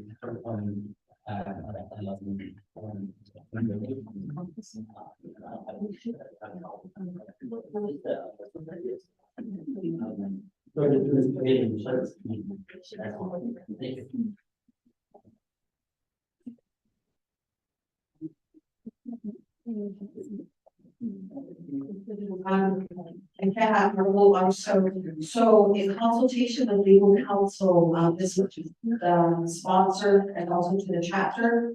So on the corrective action plan, the timeline that we have for December the 29th, and also taking into consideration the legislation document page 3 of 3. 12 months after the effective date of this action, again, Budget and Finance Committee has the final authority. So with that, we will put it to our committee records by Resource Development Committee that per Exhibit C, the timeline has to be changed to a 12-month period, so which would mean December of 2024 to complete this after Budget Finance Committee takes action. So that's just going to be a recommendation from Budget, our Resources Development Committee. Do you understand? If that's the will of the committee. Oh. I just going by the legislative language.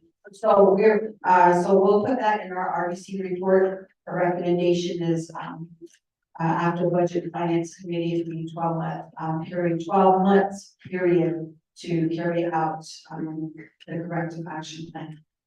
So that's the only recommendation we're going to add, to our report for this particular legislation. So, with that, members of RDC, any additional comments or recommendations? I'd like to go ahead and give it back to the sponsor and the chapter officials for any final comments or any recommendations.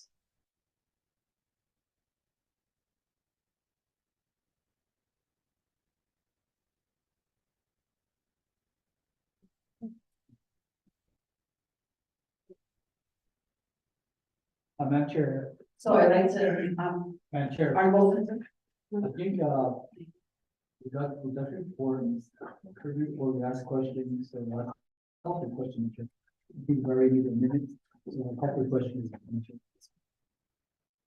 Couple of questions. okay. So, Okay.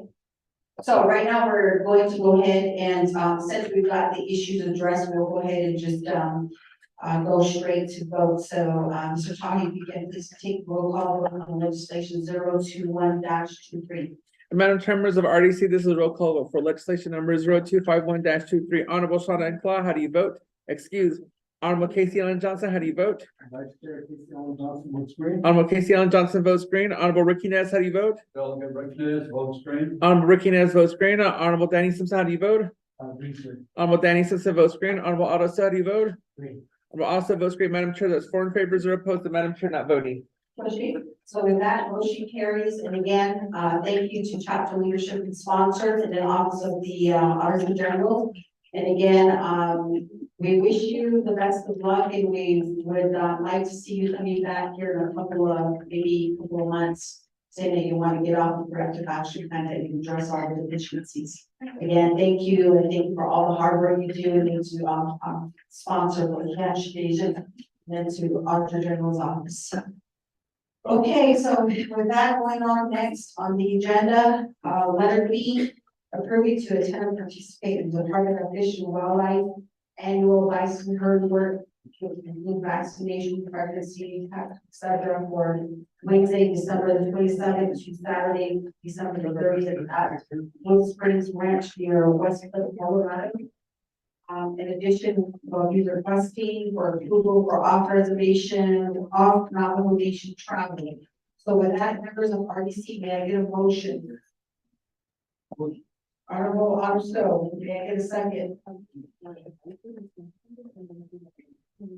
May I get a second, members of RDC?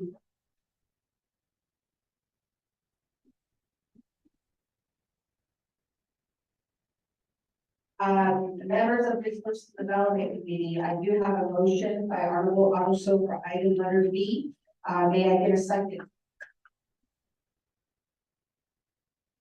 Going once, going twice. Wishing. Okay, so we do have a second by Honorable Chair Ness, and right now I'd like to go ahead and yield the floor over to Honorable Chair Ness for you said discussion. So you'll start the discussion.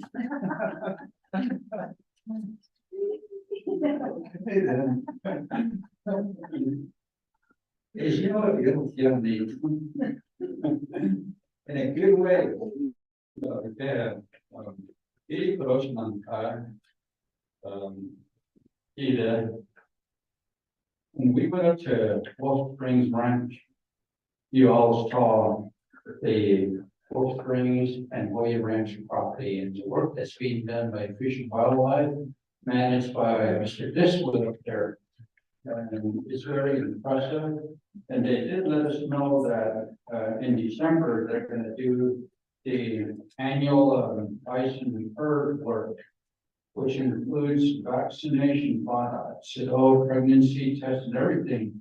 And they invited us to be a part of it because it would be very important that we learn. No, for me, unfortunately, I won't be able to attend that. You know, I have other family functions around that time. So we did get an email in reference to this. Normally, when we go up there a few years, 3 times during the 24th council, we had a joint meeting with Budget and Finance Committee and Resource and Development Committee. And other committee members from other committees were there to see the ranch itself and learn more about this ranch in Colorado. I don't care how you've been talking, especially me. Rick has spent a lot of time at Wolf Springs Ranch that now from the local media. There's actually a lot of issue with them there, and it was all official business that was done. So when you have official business like joint meetings and work sessions, I can understand that.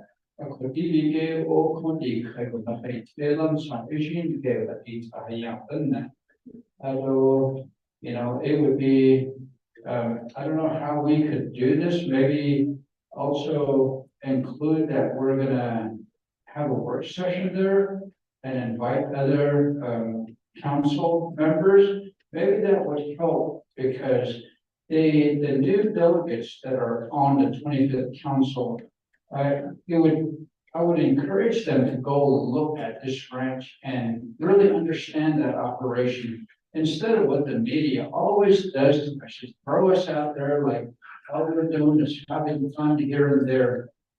And it ain't allowed what they did, so I didn't watch this one, that means. I honorable as, I did not need to join us. We apologize, but it's a good start to the discussion. Honorable, also. Yeah, and Chair, and, I think that, this is in the oversight of the Resources and Development Committee. I do have, something that was going on at that time, and I personally want to be making that business. But, I understand, Wood Creek and the operation of the Warrior Ranch and Wood Creek Ranch. So, if I'm not sure about it, but the educational portion of my other colleagues is something that is, you know, when, making, I mean, no, the herd there belongs to the Navajo Nation. The nation's herd. So when issues come up, change funding, allocation, and to understand Wolf Spring Ranch, so when future legislation comes forward, no questions can be asked, right? A big question, but no, I mean, no, not like, you know, like, your mom has, or your grandmother has sheep. You know, you have the glimpse and you see the grandparents and whatever, but if you're the person that owns livestock, they worry about animal health. Make sure that next year you're gonna have calves, or you're gonna have lambs, you're gonna have, kids. So things like that, we try to, look at how you're gonna offset costs, for next year. On top of it, I think you have to understand animal health. And I think that this paints that picture as community members to make that business. The other is that, we oversee grazing. Most likely the issue on the, Navajo Nation Grazing Act is going to be coming up soon. But we have to understand that too. A couple of ABAB and that's, and that, you know, it's within our roots. You have to understand livestock if you have it. A whole legal no, if you don't have it, you don't realize how much feed a horse eats. I don't to make no, I can't not be under managing. Then the top, even overcome it, and higher kids, I think community members that are deciding to go to the annual vaccination survey and chairman of Navajo population.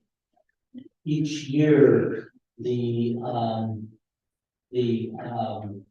Padres Mesa Ranch demonstration wing provides leadership to Padres Mesa in June to understand animal health and animal care to the cattle. And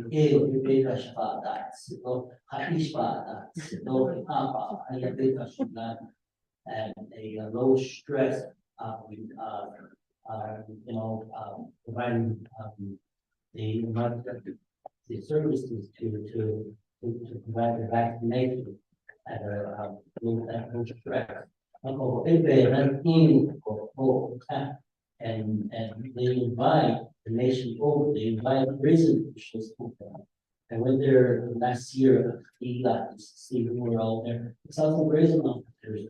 And they actually train and provide demonstration on how to do how to provide, how to give your animal vaccination, what to give, whole hill, not on the, management of the herd. Or in the area. Among the tendencies and so forth. So I think that it's in lines with, the oversight of research and development. And, Nikki, the main goal is to provide a quality lifestyle throughout the nation. How can we do that? How and that headline is shed light to the that area. So, not there, so, yeah. Again, thank you, Honorable Aluso, Chair Nez, Honorable Matsi, in regards to this particular, engagement, starting Wednesday, December 27th, and to the, Saturday, December 30th. Any other members from Research and Development Committee that would like to, add into this discussion? Okay, so at this time, I'd like to go ahead and yield it over to our legal counsel, because I know that, I don't know if you want to go ahead and just, expound on this particular, agenda item. Madam Chair. Article Simpson? Yeah, Madam Chair, Jones, obviously, yeah. I'd like to, receive an email reference to this, what's being, what's on the agenda in the business meeting and so, I guess it's about the information we heard to my colleagues. That's great to be reference to this, item here. So, then, two, they want to speak, so, it's forward. Madam Chair. Thank you, Honorable, Simpson. So with that, I would like to go ahead and acknowledge my colleague's, recommendation here. So, Mr. Toppy, if you can please take roll call vote on item letter B. Madam Chairman of RDC, this is roll call vote for new business item B. Honorable Sean Enclaw, how do you vote? Excuse, Honorable Casey Allen Johnson, how do you vote? Vice Chair Casey Allen Johnson votes red. Honorable Casey Allen Johnson votes red. Honorable Ricky Nez, how do you vote? Votes red. Honorable Ricky Nez votes red. Honorable Danny Simpson, how do you vote? Red. Honorable Danny Simpson votes red. Honorable Otto, how do you vote? Green. Honorable Otto votes green. Madam Chair, that's 1 in favor, 3 opposed, and Madam Chair not voting.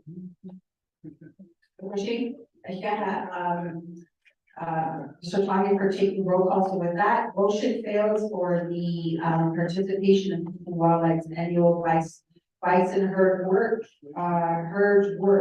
So going on to item letter C. Now that motion failed, I believe item C would just need to be, how do we address this? You still want to cancel or move forward with the regular meeting? Well, we have to move over to the regular meeting, there's something to be canceled. So we'll go ahead and skip over item letter C, colleagues of Research Madam and Chair? Development Committee. So now, Madam Chair, members of RDC, my recommendation would be either to vote this down if we're going to keep the regular meeting and cancel it, or do an amendment to the approved agenda and have this item removed. okay. So, again, we could, consider both trails that are still gonna have our regular meeting on Wednesday, December the 27th. So may I get a motion, or let me read it first, letter C. Approving to cancel the Resources Development Committee regular meeting on Wednesday, December 27th, 2023 at 10 a.m. in the Winter Rock, Arizona area due to attending and participating in the Department of Fish and Wildlife annual bison herd work at Wood Springs Ranch. May I get a motion on this? Motion, Honorable Otto, may I get a second? Honorable Simpson. Any questions right now? Going once, going, Vice Chair Johnson? Unless my colleagues, no, we're gonna. Back to the Christmas and, we're gonna even really. Just want to hold that out there. So, I don't see you guys are having plans and traveling and being out with your families. Well, just have to give that consideration. I believe that is a really good point. Thank you, Shanatani, Vice Chair. I know that I already have, one colleague that had requested to be excused that week. And I believe there's going to be several, because there's 2 days after Thursday, so, do we want to go ahead and consider and just canceling the, meeting for Wednesday, December 27th? Recommendations. Chair and committee. The 28th is also a meeting. So it's nice to take a day off because we are so busy. I could see my committee members just page for being full. That page chapter, I don't know how he does it. I think by the end of this term, his hair is gonna be all white. And I have 6 chapters. And today I have a planning meeting. I haven't even attended this planning meeting for 2 months. I need to be over there as well. So, you will be on the shop along with it now. Maybe we should just cancel that 27th and at least extend it to, take a day off after this 27th. And then come back on the 28th, revive, rejuvenated, and put in a kids here. Because this is our work, yes, I agree, but we always put additional topics on to the next after the New Year's. You know, so it is about this. I think we should just go ahead and cancel it as well. She can have Adol Shanai, Honorable Chair Mez. So with that, it'd be great, yes, to hear right to the movement of others in every direction. Thank you, Madam Chair. I agree with, my colleagues here, appreciate that. And, this, information in reference to our advisor here. I'd like to bring the topic here, on C. I'd like to offer amendment to take out area due to participating in the Department of Fish and Wildlife and Environment Earthquake that will increase communities mentioned. Administrator. Okay, so members of Resources and Development Committee, Honorable Simpson had made a motion to remove under item C, area due to attending and participating in the Department of Fish and Wildlife annual bison herd work with spring grant for council that meeting in general district. Give colleagues some time to spend additional time with family. Not only that, just kind of rejuvenate themselves and start going again. So I do have a second on the floor by Honorable Vice Chair Johnson. And with that, Mr. Tanya, could you please take roll call vote on the amendment? The Madam Chair, members of Resource Development Committee, this is amendment number 2 to the approved agenda to remove area due to attending and participating in the Department of Fish and Wildlife's annual bison herd work at Wolf Springs Ranch to item C. Honorable Shauna Anclaw, how do you vote? Excuse Honorable Casey Allen Johnson. Vice Chair, Honorable Casey Allen Johnson votes green. Honorable Ricky Nez. Honorable Ricky Nez votes green. Honorable Danny Simpson.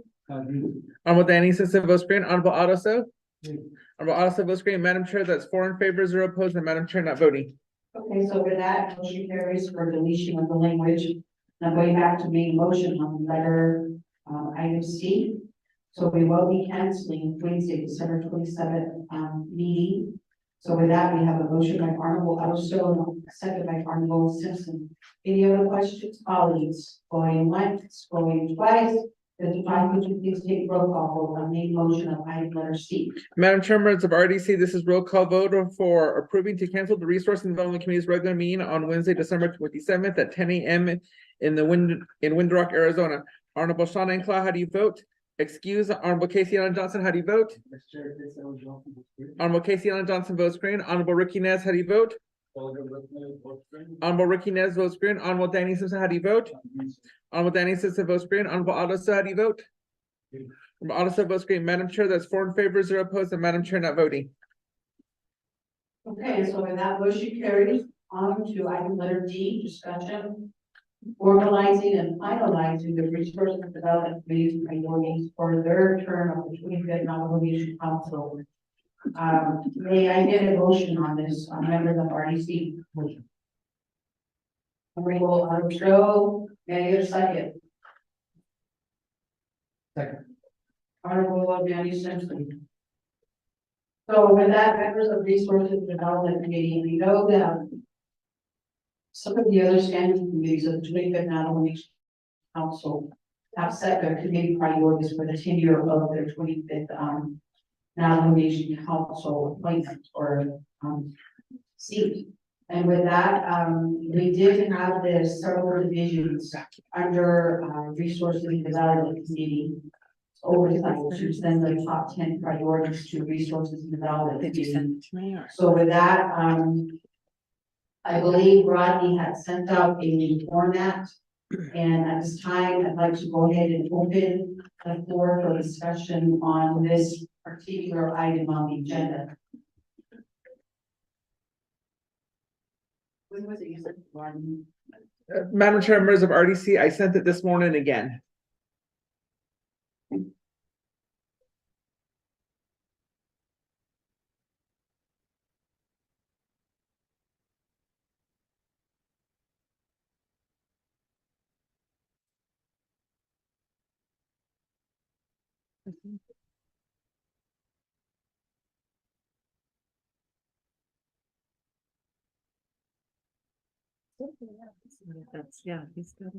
Okay, so Yeah.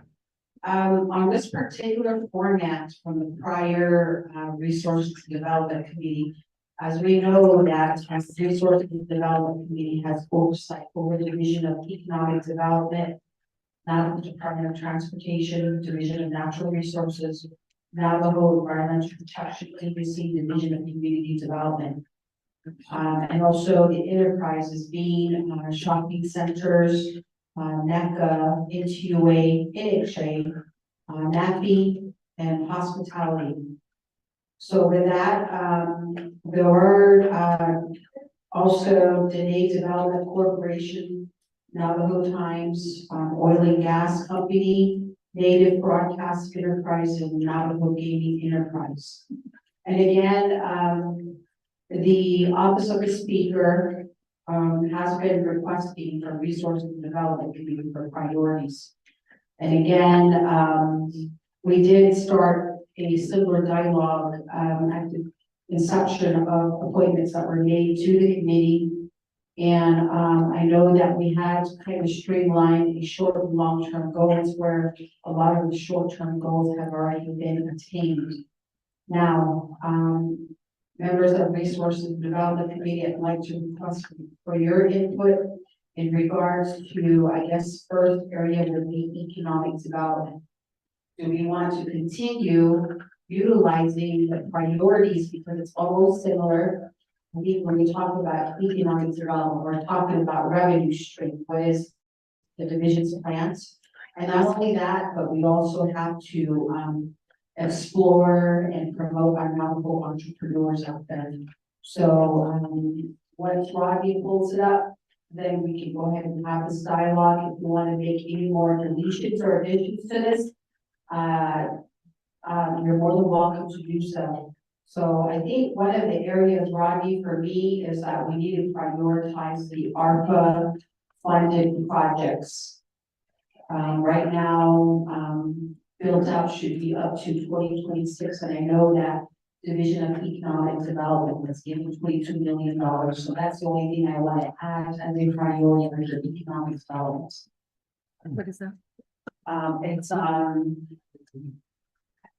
It's the ARPA projects, ARPA funded projects under Division of Economic Development. I know that Mr. Lewis had made a report and there's several projects that were outlined. So those are the ones that need to be fulfilled. Because again, we're against the timeline on the ARPA projects. Members of RDC, or if you want to just add to this, priorities right now, or would you want to delete and then add?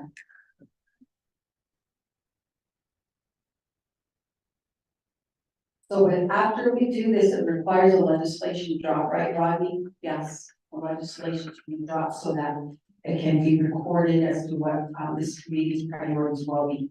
I think, the priorities have been, spending on and we've had discussion. And I think, what we have, just move forward a bit, get it into the legislation form and so forth, but moving forward, I think that we can amend it later. We need to change something in the amendment. Or either with this current document we have, let's go ahead and record through it. And, we need to add in something later, we can amend it. So, thank you. Question, Article also. So, under the regional community development, one of the things is going to be the same as well. The ARPA projects would be priority and community development, the next one down. The other one for community development would be to streamline the process for TIF New Mexico Capital Outlay Project requests, because I know that was a big topic that has been coming up with the New Mexico caucus delegates on how to get those projects built out. It's DCE.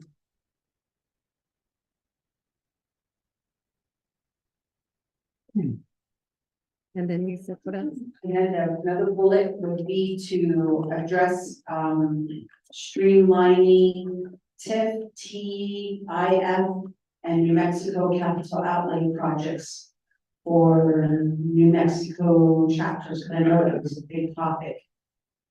This one and New Mexico capital outlay projects.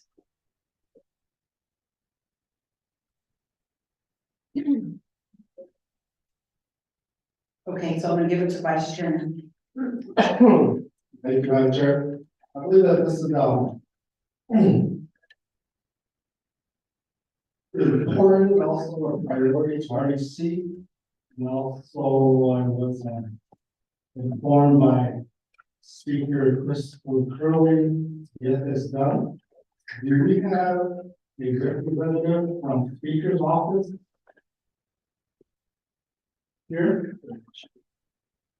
We need to get from Speaker's office. The lots that over there on first.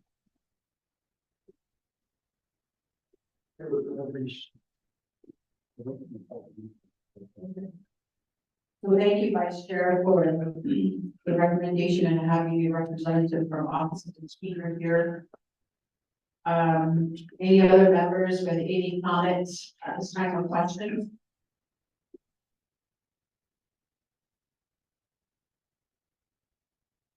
Thank you, Madam Chair, for this staff with that, what doing something up. Madam Chair, what my brother Douglas so stated, you know, what we discussed during this work session, I think we had 3 or 4 sessions, reference what's on the screen here. Let's move forward with it, get it in this form of legislation, and we can definitely move that legislation to what we were talking about today.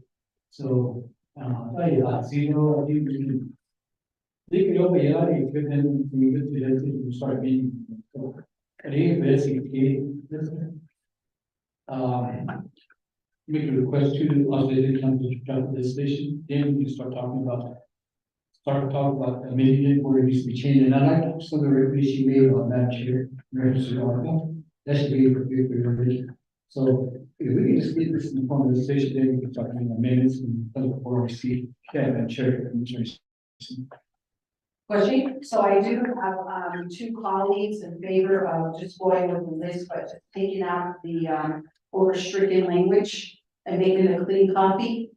So we'll drop it in legislation, and when it comes here before RDC, then we can go ahead and make some more additions or deletions if we need to, okay? I shall let that staff. So with that, I'm going to allow the recommendation here. Honorable Chair Ness. Thank you, Madam Chair. Honorable members of the Resource and Development Committee. What recommendation I'm going to give a couple of weeks ago, we had an Indian County Road, Roads Department provide, a presentation. And then as well as, Thursday and Utah, DOT. And I believe, San Juan County get there. We also have San Juan County in our area. Me and, my brother, probably get something there. And that's what we can do is, have some of these county roads, like Apache County and Opening County, work closely with the Resource Development Committee and see how they work now to make sure. We usually get reports like that, so if we can go do that. Thank you. Commissioner, as you have Chair Nez, and that recommendation is noted, and I will go ahead and, reach out to the counties that the Navajo Nation currently works with, and all three, states of the Navajo Nation is staggered. So, Sure. And I also agree with, just legislation. okay, so you will agree? Okay. So with that, I believe that's a discussion and the next steps, Mr. Talking, so we can please take roll call vote.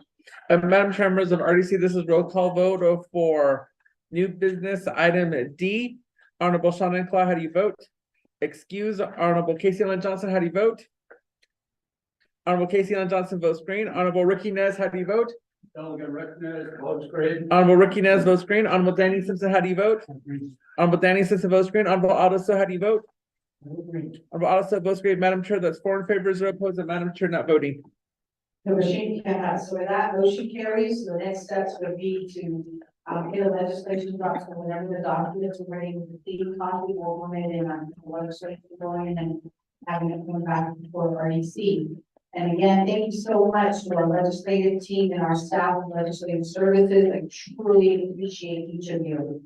Now, going on to item number 6 on the agenda with receiving reports, letter A, report from Navajo Tribal Utility Authority into NTUA power line projects approved tribal access authorization, TAA, without waivers. We do have presenters, Hunter Lee, Electric Systems Director, Electric Systems Department, Shannon Burnett, Assistant Manager, Electric Systems Planning Section, and Martin Ashley, Government Liaison, Navajo Nation Utility Authority. Navajo Tribal Utility Authority. Okay, so we can all take a seat up here. And we usually allow the presenters a 20-minute presentation. And I believe we do have a mic on the table. So if you could please introduce yourselves, if you're going to speak for the record. Thank you. So 20 minutes starting at 12:34.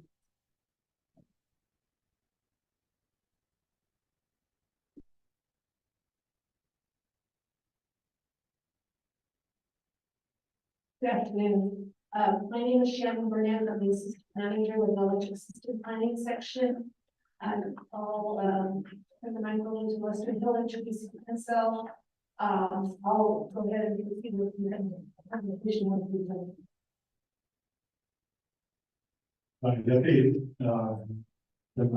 Thanks for the opportunity to present the report for FHGA on the electrical systems. My name is Dr. Lee, Director for the Electrical Systems with Interior. Which he should present it. Mr. Martin, Ashley is not able to be here today, so it'll just be the two. The presentation, the PowerPoint presentation that will go over has been given to Rodney, and I believe we can pass that out, so you can have that in front of you. I'll be talking a little bit about the electric utility side of the business, and Madam Chair, RDC, this is an expansion of a previous presentation that was done with Adam Health, Center 60 at Tohaja regarding waiver considerations. Presentation is basically kind of bringing to your attention the impacts for the power line extensions. Power line extensions is going to for any type of project, whether it's residential service or community upgrades in Germany. In June of 2020, the nomination passed RBC JN 1720.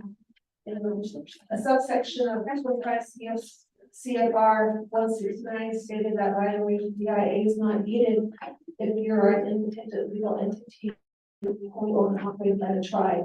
And under subsection 169, it basically also outlined what this right of way would cover, like railroads, public roads, highways, access roads, city roads, public land, community water lines, sanitation facilities, water control, oil and gas, electric transmission and transmission lines, including power poles or utility lines, towers, telecommunication, any protective devices,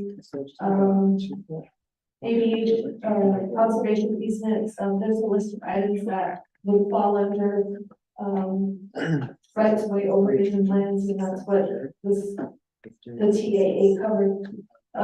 As far as in the process of creating that resolution, so the two vital resolutions that we just take into way. It's RPP 104 and in RP CF 9717. And those resolutions were specific to NTUA. The first resolution 10410 delegated the authority to the director of land department to do right away for NTUA projects.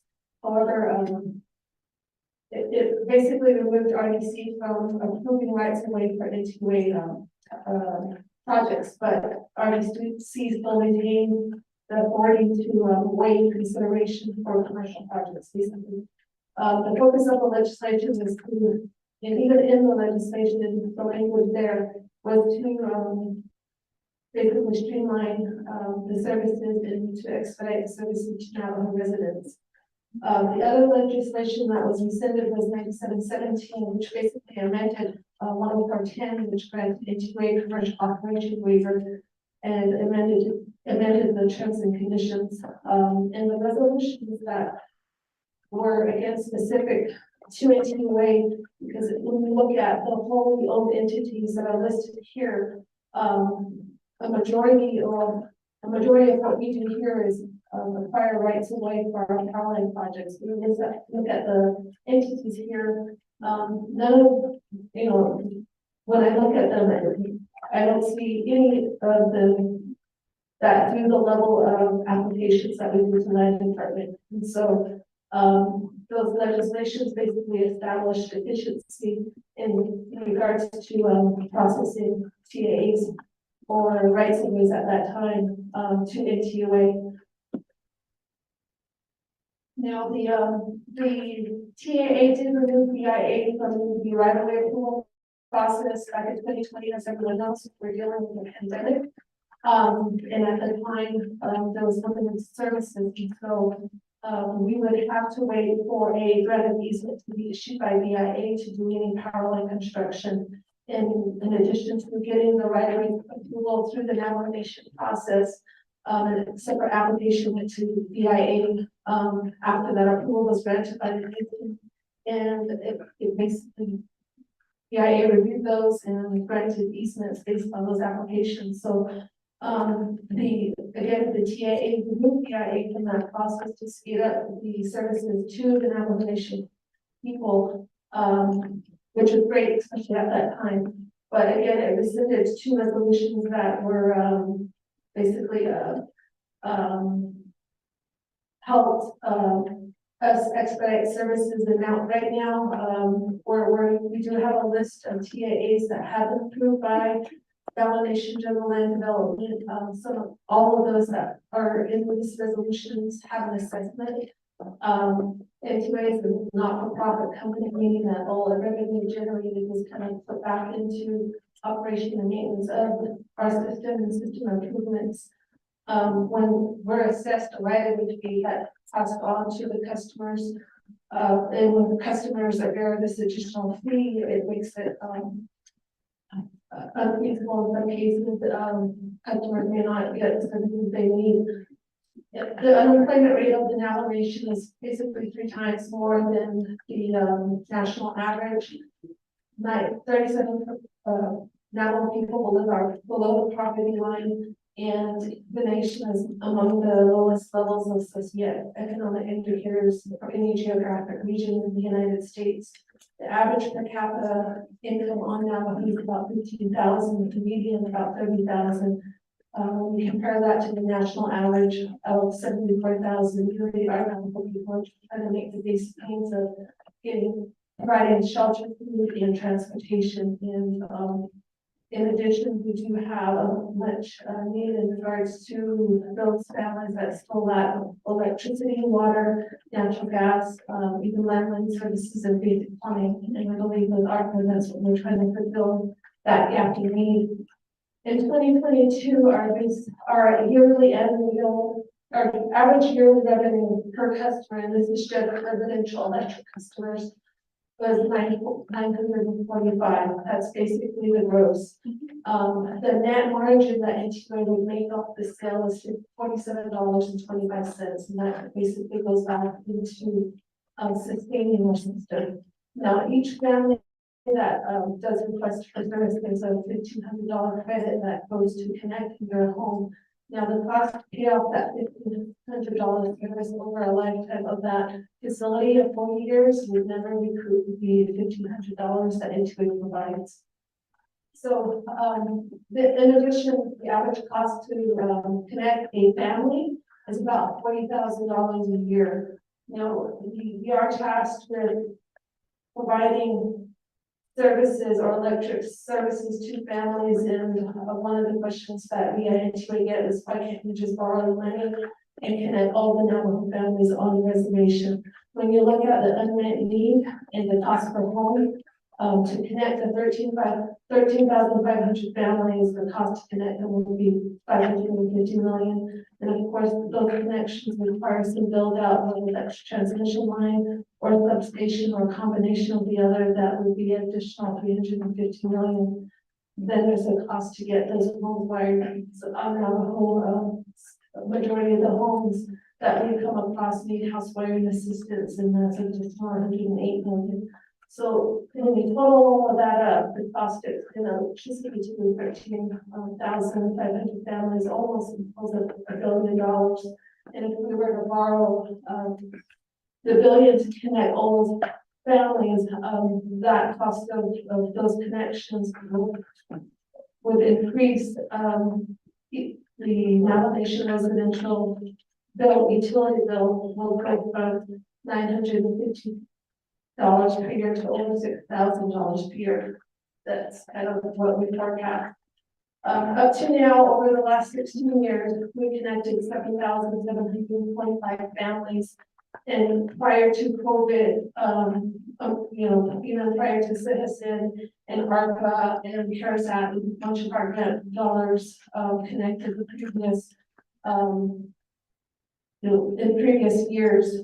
ICDBGs in New Mexico, we did have NEDP as well. So after we received the ARPA dollars and funding CARES, that's where a lot of our funding is to connect families. Again, prior to that, it was the ICDBG. They had a ceiling amount, and that varied from year to year, from 4 million to 7 million, depending on what the congressional legislation allocated. We did have state funded projects as well. Those are, and again, the only state that we work well with here on the reservation or on Navajo is state of New Mexico through their capital outlay program. But this kind of gives an idea of the number of connections we've done over the years and on trying to reduce the unmet need on Navajo. No, the decrease in numbers is basically not one for one. So as you see that over a period of time, you may think that, well, why is it your number going down? Because typically families move back in, and that's what we're seeing in builds, new trailers and establishments. So so that's why the trend is not one for one, because families continue to move back. Now, the next sheet, page 8, basically talks about the power line project assessment. These are power line, or actually travel access authorization applications that we submitted to land department within this year, since the beginning of the year. We're able to process 24 through the Navajo General Land Development Department. The total assessments based on those, power line projects, and most of these are residential projects with one exceptions, which is 2 Sweetwater, and their multi-purpose building, amounts to 6.8 million, and that's for 83 miles of line that we only serve 98 customers. The information also provides that, you know, we had built some of these lines, and some of these lines were built as, we needed, we have like a Navajo ongoing, we did projects for our crews. In addition, we did have a state funded project that was against a contract deadline. And so we had to build that project as well. Now, the current power line projects that could be affected by these assessments are the remaining projects that are on the ARPA list. There's at least 79 chapter power line projects funded by ARPA. 35 of those are on the integrated community project list. 22 are on the BCD community project list. And then we also have the non-NTUA service areas. There's 22 of those. Though that our sister utilities do not fall under this TAA process, they would have to go through the regular formal right-of-way getting their GOE from BIA in addition to navigation consent. Then we do have individual requests, basically customers that are over a mile and that need power to the homes that are on the list. TAAs really affect power line projects that are over a mile, or projects that cross 2 land statuses. So you could have a power line project over a mile and cross 2 land statuses, and it has to go through this TAA process, the 164 review process, because that's just how the process is written. And unfortunately, we do have some of those short lines that have to go through this long process. Other projects that are affected by this assessment include our state funded projects. We have several state funded projects that we're currently working on to get rights away for in Mexican Springs and Sheet Springs. So there's several of those projects in addition to some of the Histon projects that are also affected by the assessment that we're receiving. And this is just the project list that I shared before you, which was 24 that I gave you. That's not a representation of all the projects that that are on ARPA or are funded by other state projects. The list that is provided are those that just made it through the process, where we got an approved TAA from Navajo General Land Development. We do have a lot more in rights of way, meaning that they're out with our consultants pending surveys and reports or getting legal surveys and designs. So the amount of we anticipate the list of 24 to grow. The next slide basically tells about gives you an update on Light Up Navajo, and if the waiver is not granted, let's see. Light Up Navajo project in jeopardy. We won't be able to build a lot of the lines that we have an approval for. We have Light Up Navajo scheduled for April 2024, and it's scheduled for to end the first week of July. We're fully subscribed.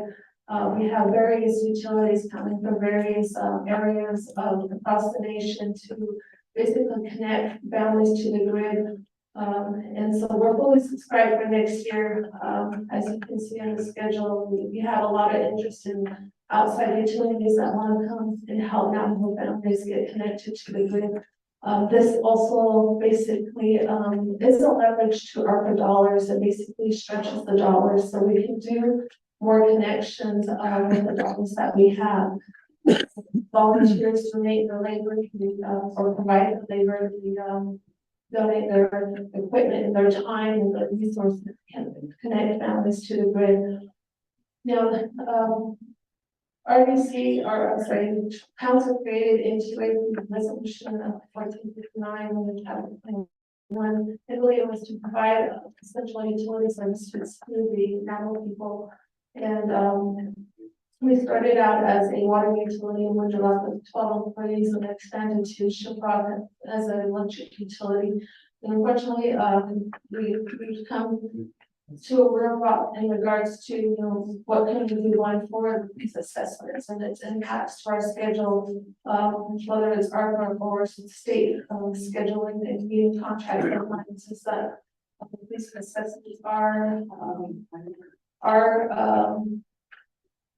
like we have to pay these assessments, it could greatly impact our construction in addition even to the project cost, because the project cost did not incorporate or even allow for the assessment costs that were imposed here. When you look at the assessment cost, you'll notice that the cost per customer is $75K per customer over 20 years, and that's again does really impact the amount of services that we can render. So again, Interior's main objective is really to extend utilities to Navajo families, also to operate and maintain those utilities, and make it so it's affordable to our Navajo people. We haven't had a rate increase in the last 16 years. And part of that is a result of given, the wages that we did have in place prior to the new TAA legislation that was passed.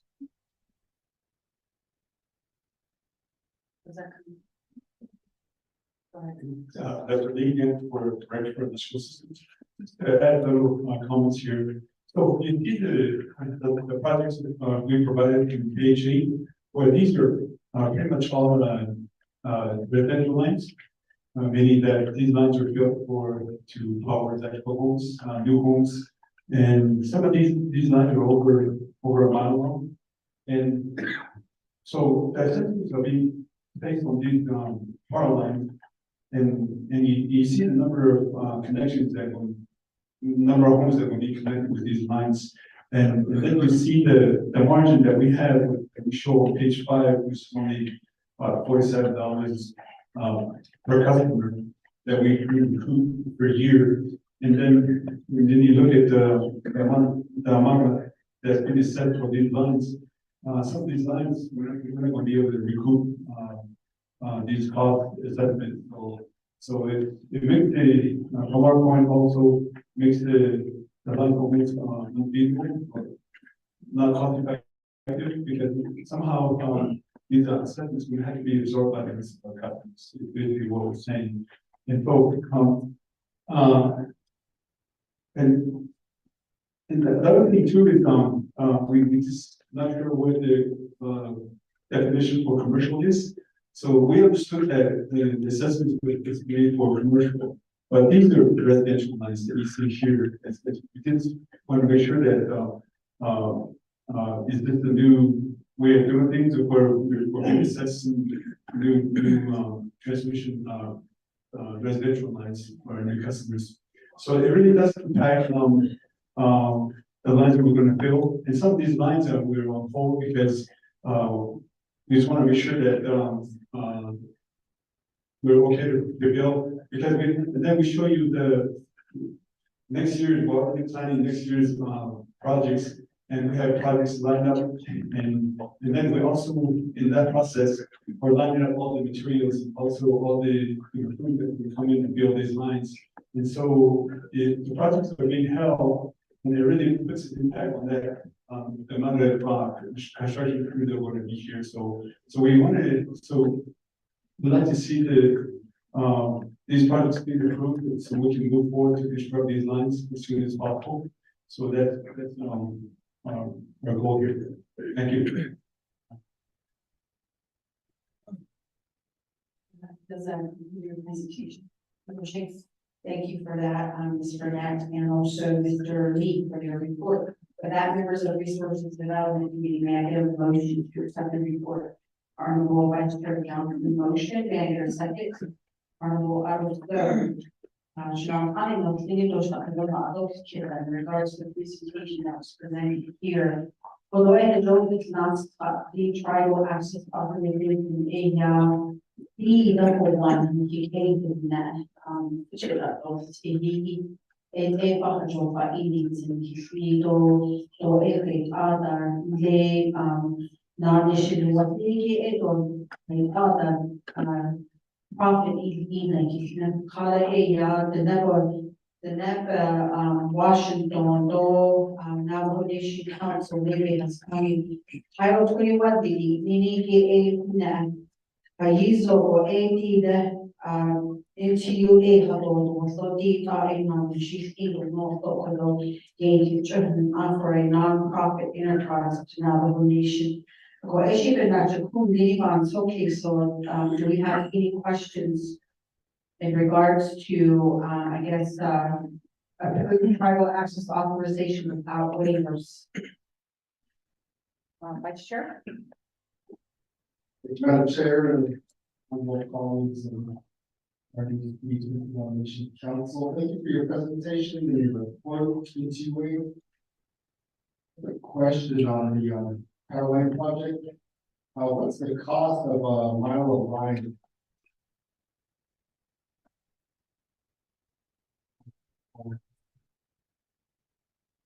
Average cost that we provide you on page 5 is about $40,000 per mile. Oh, per home, yes. But this is per home. The average cost is about Per mile. $95,000 per mile. Yeah.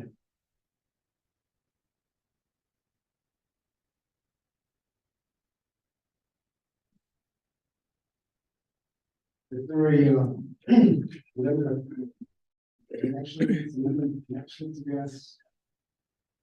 But I see you have one. And then it goes 13, 117, is there any? Connections? With ARPA dollars, what we're determining feasible is one home every 2 miles. And that could, the 2 mile mark, we're a little flexible with that. So if someone is just right over that 2 mile mark, we're not gonna say they're unfeasible. So, but that's kind of the range that we're using for ARPA. What we're the funding that we received, prior to that,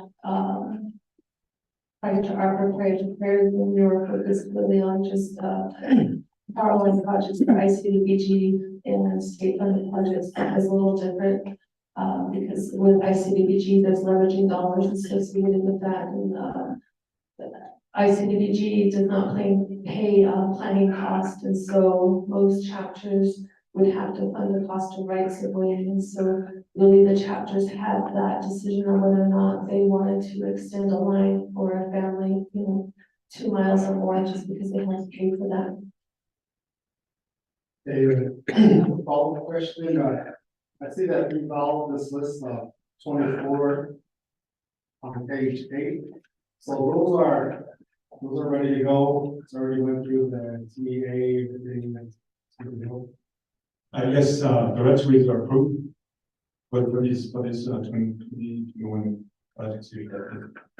Okay, then you mentioned that there is some projects pending right away or TAA currently. How long does that take?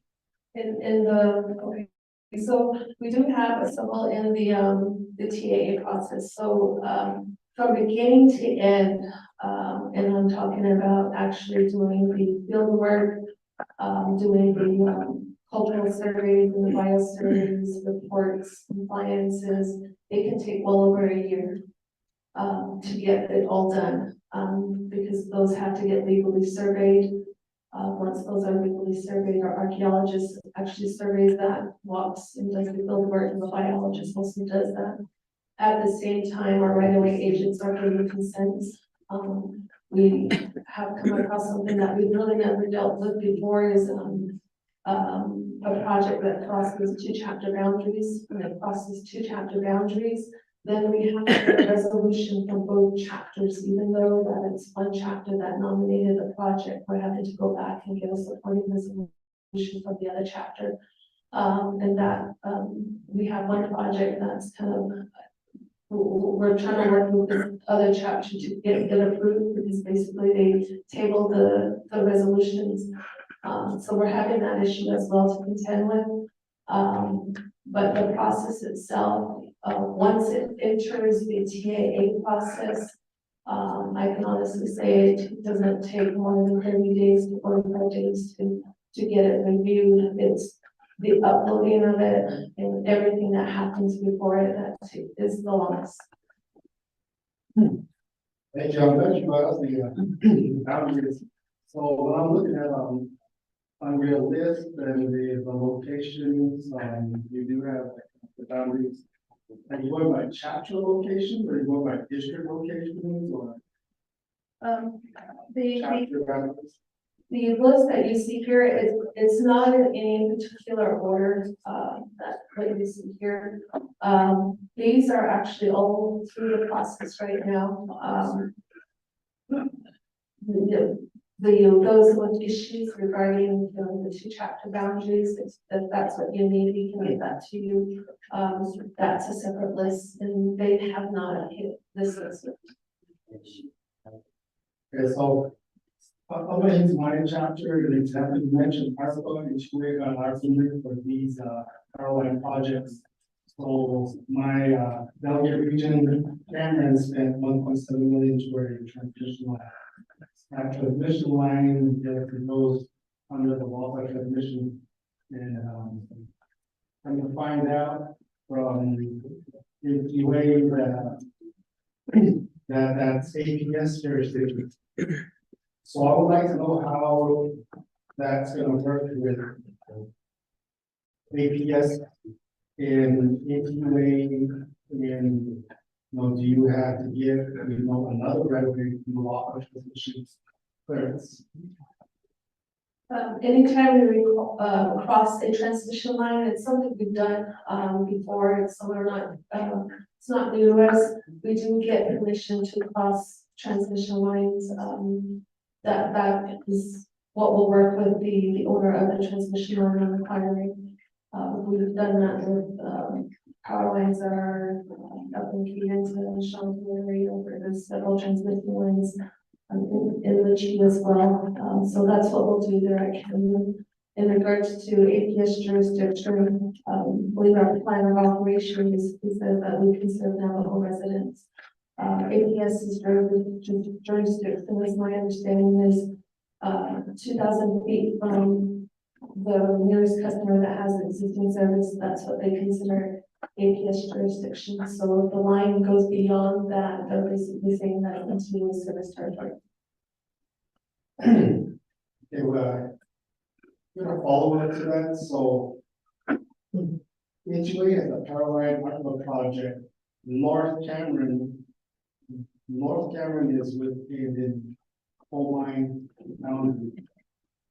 So I did raise this question to HOA, and well, there's the question in the boundary. So that's gonna go toward changing it to a coal mine within coal mine boundary. Because, the funding is gonna be huge. There's the funding for the camera. I like some of that funding to go towards this power line instead of using 1.7 million directly to that transmission line. So I'm going to get that corrected on it. So, last question. Are you guys updating the listing of this?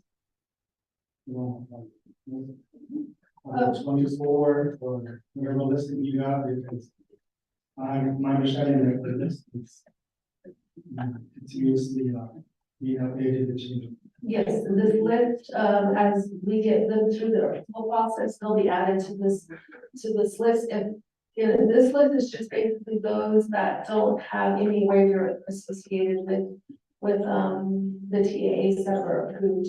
So, so for example, if we get Cameron through the process and we get it over to the nation and we issue a TAA for it, and it doesn't have a waiver, they'll be added to the list that we see here. Thank you. Vice Chair, thank you for, those questions. Next will be Honorable Otto. There was a, plan that, I don't know where it went. But, there's a proposition to buy out, NGOA to buy out, APS's service area. There to the city, where the camera would be included, I believe, this would be APS also. And it's just wondering what happened to that dialogue, and if any if it moved on that, because I know that on the Port Council it was brought to us for not consideration, it was this open deployment. And I was just wondering the electric side, there's continuing to be more dialogue pertaining to taking over APS and stuff. Service area, because of the issue of I think APS wants out. That makes it what's going on. And when you get to my community, to the city, you have majority of the north portion of the northwest portion to the city that's on into a, and then majority of the rest to the city APS lines. I just wondering what happened to that dialogue. The other is that you know, earlier we were having this discussion pertaining to the you know, how we serve individuals through you know, through your free power. I don't have. So I really like that concept. And on the Humboldt Council, I had two legislation that I sponsored. One went through, we appropriated monies for it's for the right of way that would pay for our clearances, and you know, if our clearances and legal need to be done. And then there was another legislation that was following it, and that was requested for the same amount of $1 million. And that was to help purchase materials, but that failed. So you know, you guys serve a lot of homes throughout the nation, and you're working with APS and other power companies. What I'm getting to is that, you know, as a you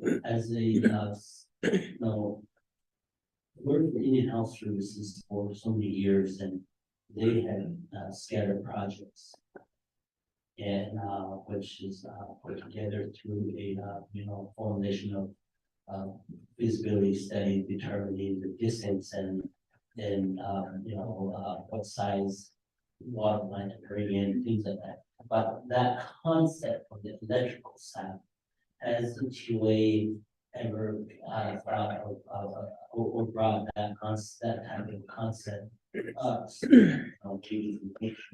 We can start looking at maybe setting more up. Looking at setting aside funding for that purpose for the standard project. And then you guys could, you know, funnel it through, you know, like either through Light Up Navajo, how you're bringing in these outside power companies to you know, where they're donating their labor, but you know, utilizing it to buy it to do the AE and the material. We would go a long way, maybe proposing that, project of $1 million each year. And work out how far that goes. No, that's just something that I think that our national families, look at, because the service line agreement is up to, I think that there's probably 1,000 feet, I don't know. But, it's back to 30 homes under the service line agreement and going through the full driving process.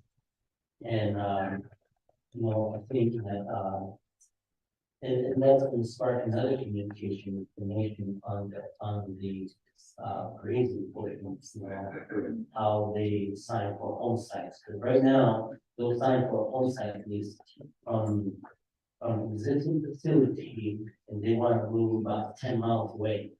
And they'll come back and say, give you power out there. But realistically, it's not feasible. And then you have individuals telling us that, yeah, I'm not working, you're not doing this, I'm not getting the power.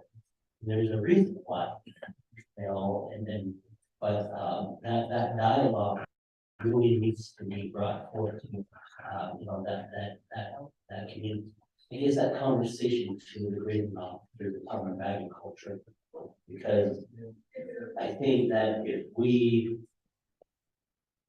get them to approve or approve sites in the service line agreement, or you could get a service line agreement to get service a lot quicker, where we guide the grazing officers to do that, rather than approving home sites over the hill, so that, if a person applies for a home site, and I made that recommendation at one point, and just as right before the 2016 whole time event was going to be approved, I indicated that why don't we insert a feasibility sheet? That way, the person who got the home site is document everything, and the grazing officer client said, then the next step is either go to the IHS or NQA to get an actual distance from where the utilities, how far is power, what is the amperage, or how far is the water line, how far is the nearest sewer line, or if they're living, or if there's no sewer line, the septic system, and some people want to live in rocky areas and want to think that, once they start digging, that construction is not going to cost a lot. Then individually moved years ago, 2005, was about $45,000. That's what Indian House was estimated. And I know that for one power line extension, that I remember, was quoted to a family, it was $58,000 per. And that was an 8-pole extension at that time. I don't know what an 8-pole extension cost versus about 2005 period. But what I'm getting to is that the cost of infrastructure is continuing to rise. And as the utility companies, somewhere we have to hire a dialogue to say, hey, we gotta get people, if you guys want us to continue to serve people power, ways of, and other than that, the cost of construction is going to be put on the home. But if we work together with the nation to make these homes in the service line business, cost will come down. We can serve more. So I think that really needs to happen. And the other day I was at I had dinner in Cameron, and I saw the former grazing official plant to the city, and was gay. And everybody did the discussion about agriculture. The idea of this should be back. As for next, I'm not going to be, but I'm glad it's the last year we can think of should they not create the study not see who do not read but every not know do not negotiate and meaning creating that feasibility sheet from the infrastructure providers that would steer people to live near infrastructure. But if then there's the people that really want to live off grid, and when the time there's people that want to live off grid, or they just say, I don't need it, it's okay. I mean, I'm okay. But you know, and then there's some that want to live way out there, but want that get a home site is there, but you know that it's not feasible. And you know, before the home site is approved, maybe somewhere where you know, a document is signed that, you know, that this home site is approved out there, this home. If I were to get a home site is way out there on better off, no one will ever get water. I may get power, may, and it's gonna cost a lot for the drain field. So if they will, you know, to remind the home site, hey, you want a home site here, this is what's gonna happen, this is reality. But they prove that they think that we could construct two routes just like that, or you know, and I don't know how many Vermeer machines that HUA has on hand. But you know, a Vermeer is supposed to cut through rock like butter, but I've seen one construct the water line extension on top of a Beersford area on the $1 million hill. At the bottom of that hill to up on top of the hill cost the Indian Health Service $1 million.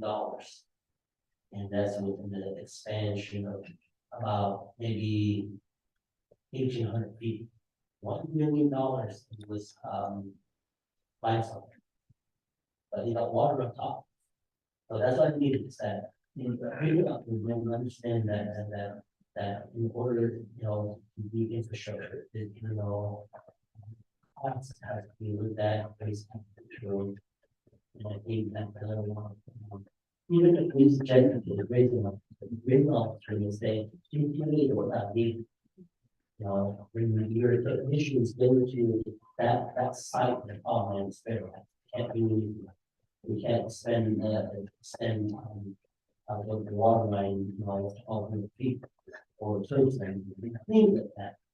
Or the commercial, really smart kids, I mean, that deep, that dialogue really is, have Indian hosters, QAs, and the power line companies that have to people and have discussions. And with that, people start, you know, every planning, we're planning, you know, once that is so we're going to look at the reason on top of effective maintenance, where the towers are at. The radio will say, oh, I understand. How do you get water? All that chapter to bring it to you. I say, you see that storage tank way down there? Water flow does not flow. You know, realistically, you will never get water in your lifetime. I said, there's a sign coming up front. I said, just install the septic system. Here, both arms and maybe one leg. I want to get your whatever we're gonna build before we pull the trailer up here. The all the sand dunes didn't have to the company's gonna move that modular, that mobile home up here. Joe on some case. And I remember we went towards it. Dad was down there. It told I said, realistically, you'll get water a lot sooner, you'll get electricity a lot sooner than being up here. You being up here for the common contest, the agency of it, because of the chapter this, because of the chapter that, and we think about it. Before we do the homestead place, and she got her art clearances now. I said, so she came out next stage was almost at my dad's. I know I lost out $300 on the art clearance, but I can, it's okay, it's my loss. I should have thought about it. I wish, I remember at that time, I wish this reason was holding. That's one of my hopes, at least I thought they get the services up there. But from the realistic scenario there, I couldn't get water. So those are some of the things that I think really help our customers out there attaining to the getting utility services.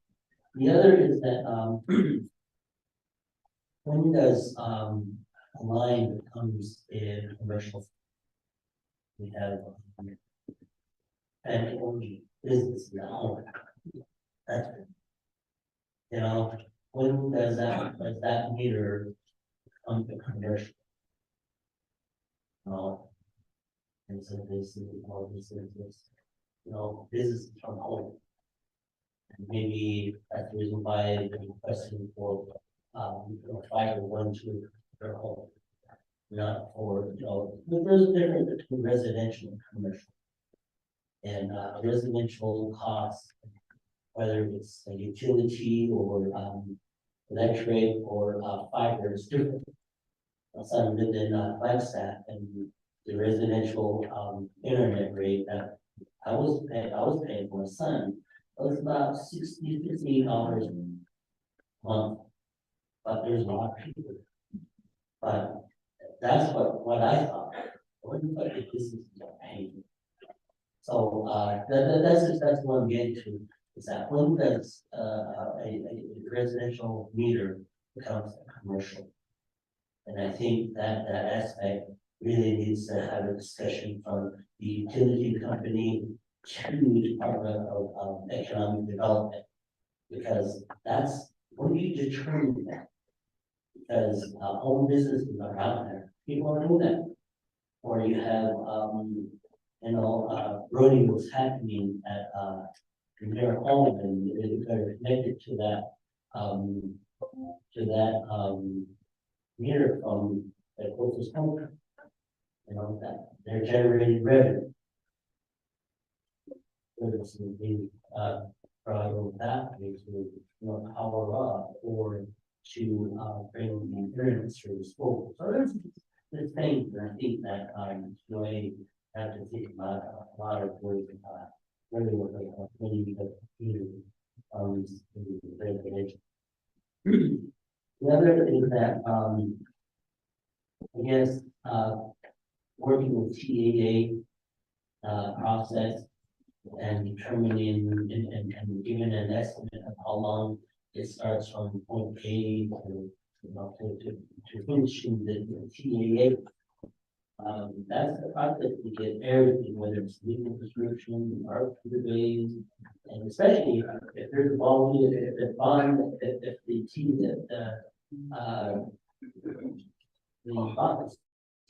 especially while it's done, it is determined that that's used as an example. Things are very connected. You can only do construction at certain time, or if it's in Western, you have evilness that was determined. That's the you only have a short period of construction determined. So those are the things that you guys run into, and I think a lot of that really needs to see that how we can try to better the current system. We can amend laws to try to better it. And the betterment is to try to speed up the process to get through the now for people that apply. I've been punished. And I think that help us modernize this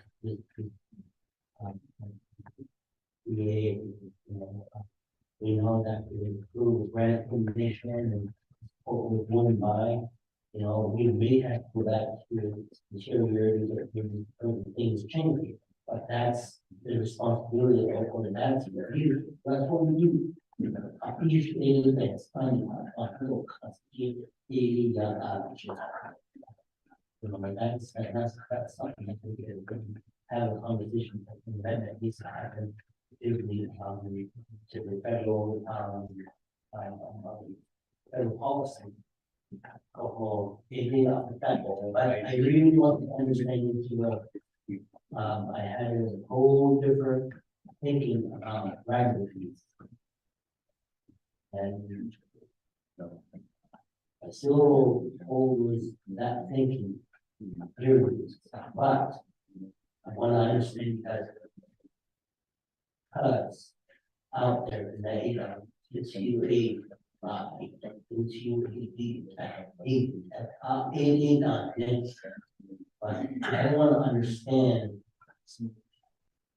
that what you guys are up against. As a policy maker, the deal like. The reason why I feel that I used to be not only and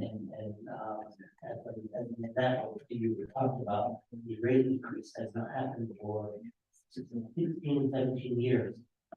I can attest to the state. I had an electric bill that in the midst of summer, everything running. Air conditioner, year round, I mean, 24-hour. I had electric stove, I had electric heater, everything electric to the water. And my bill was at that time about $68. In the winter time, my bill APS was about $43 $42 at that time. Sounds quite different, but what I'm getting to is that they're constantly indicating that, you know, there's a deal with high, but I think there was this year more because I just right now everything watching the and water heater and I have electric stove. I have a wood stove, but not in the midst of it, then have water usage. And I guess on my electric bill in October is about $400. And look at it, it's about the usual charge. And I just said, you have to eat the cost because somebody left electric, somebody left in my office. And when you catch it. Around the order, go back, and you down, turn the light off, you around and the light off. And you think that or they'll run out the door, thinking that keeps the lights on.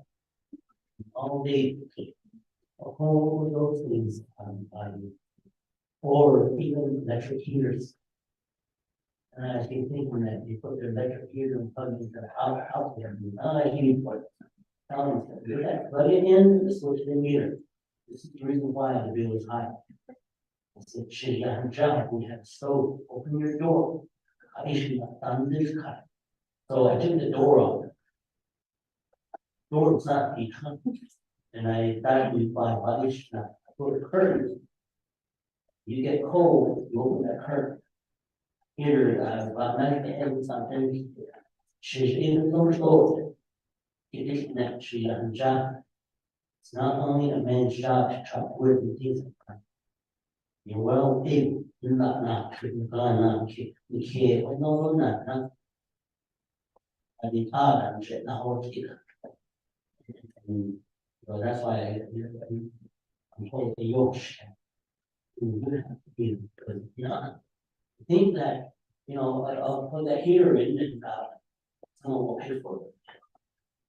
Even at the usage, and I think that public education of the usage needs to happen so that the better, so that the customers could really understand how it should not happen. The other thing too is porch light. Person can forget that. The other should not anyone.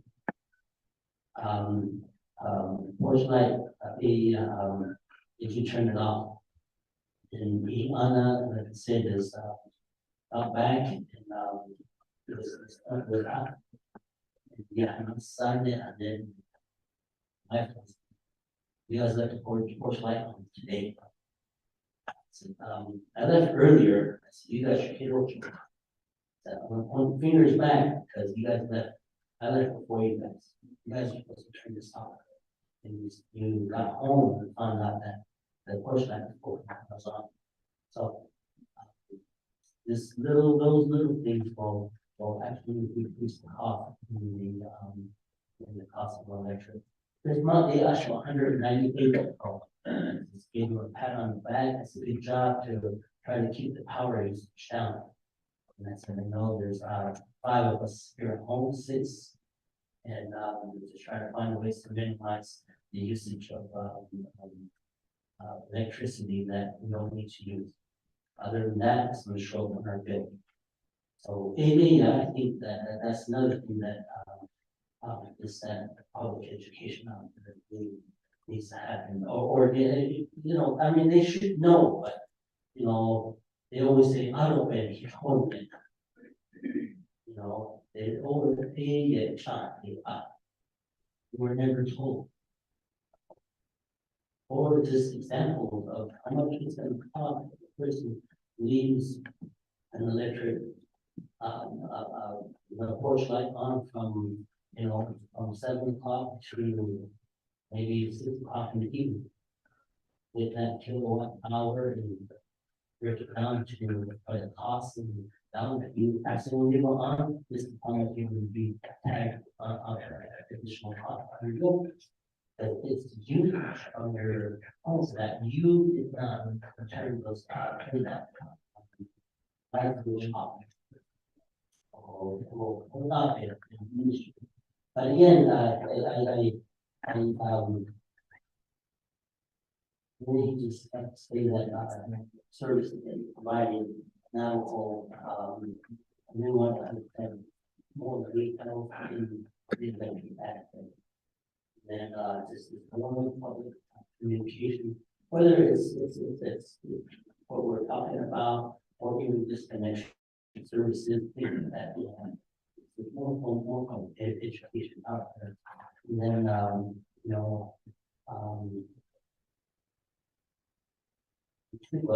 really haven't come across any major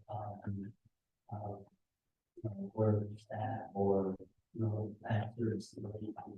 I'd like to say that people want to learn more about the TA, understand, that we got to take care of all the power, water, and sewer aspects. People out there and understand. And the other is to really indicate that where you get your power from. Get it out there because so that people know where you buy your power. And how it's brought in. Because some people think that it's still, you guys get power from you guys get power off of hydro.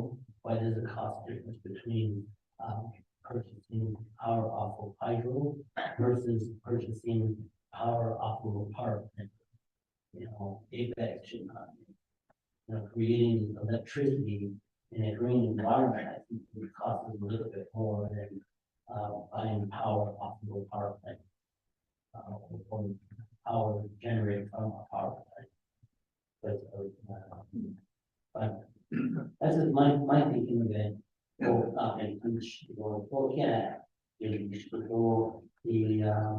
waiver considerations again, like I said, I have my views, but I just after educating this and try to change my views on that because I know that the nation has given PTA waivers. And at one point I was ready to drop legislation to do waiver. But again, it brings the cost of the usually put them back to the level. And in that case, that's what's going to happen. But maybe that's other that can even get things cannot agree. And if maybe I don't know, but those are just some of my thoughts about the waiver issue. But right now, find more information related to that matter. And, so that I have a better thought on that. Again, thank you very much. And there, after this, have a quick discussion. Some talk, thank you. I'm taking it out our role, so our role Simpson. Thank you, Madam Chair. Members of the resource staff, EGA, quick. I know EGA, I know they're both mostly probably in their service area. And you know, all the real streets. Well, I'm not gonna talk about that. So the thing is that, you know, we all had made decisions for all 13 communities, chapters. And we're still to this day still trying to address the home site lease issue.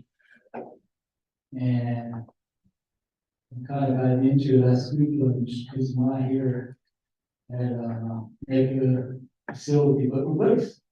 But you know, Madam Chair, why is it taking a long time to get the legislation drafted? I think we had so many work sessions, we had so many meetings to get this legislation drafted. And I believe our last work session was to, I know Mrs. Collins was there, but Quinn was there. And I believe we requested to get directed, or we requested to have a legislation drafted to get the on-site lease issue taken care of.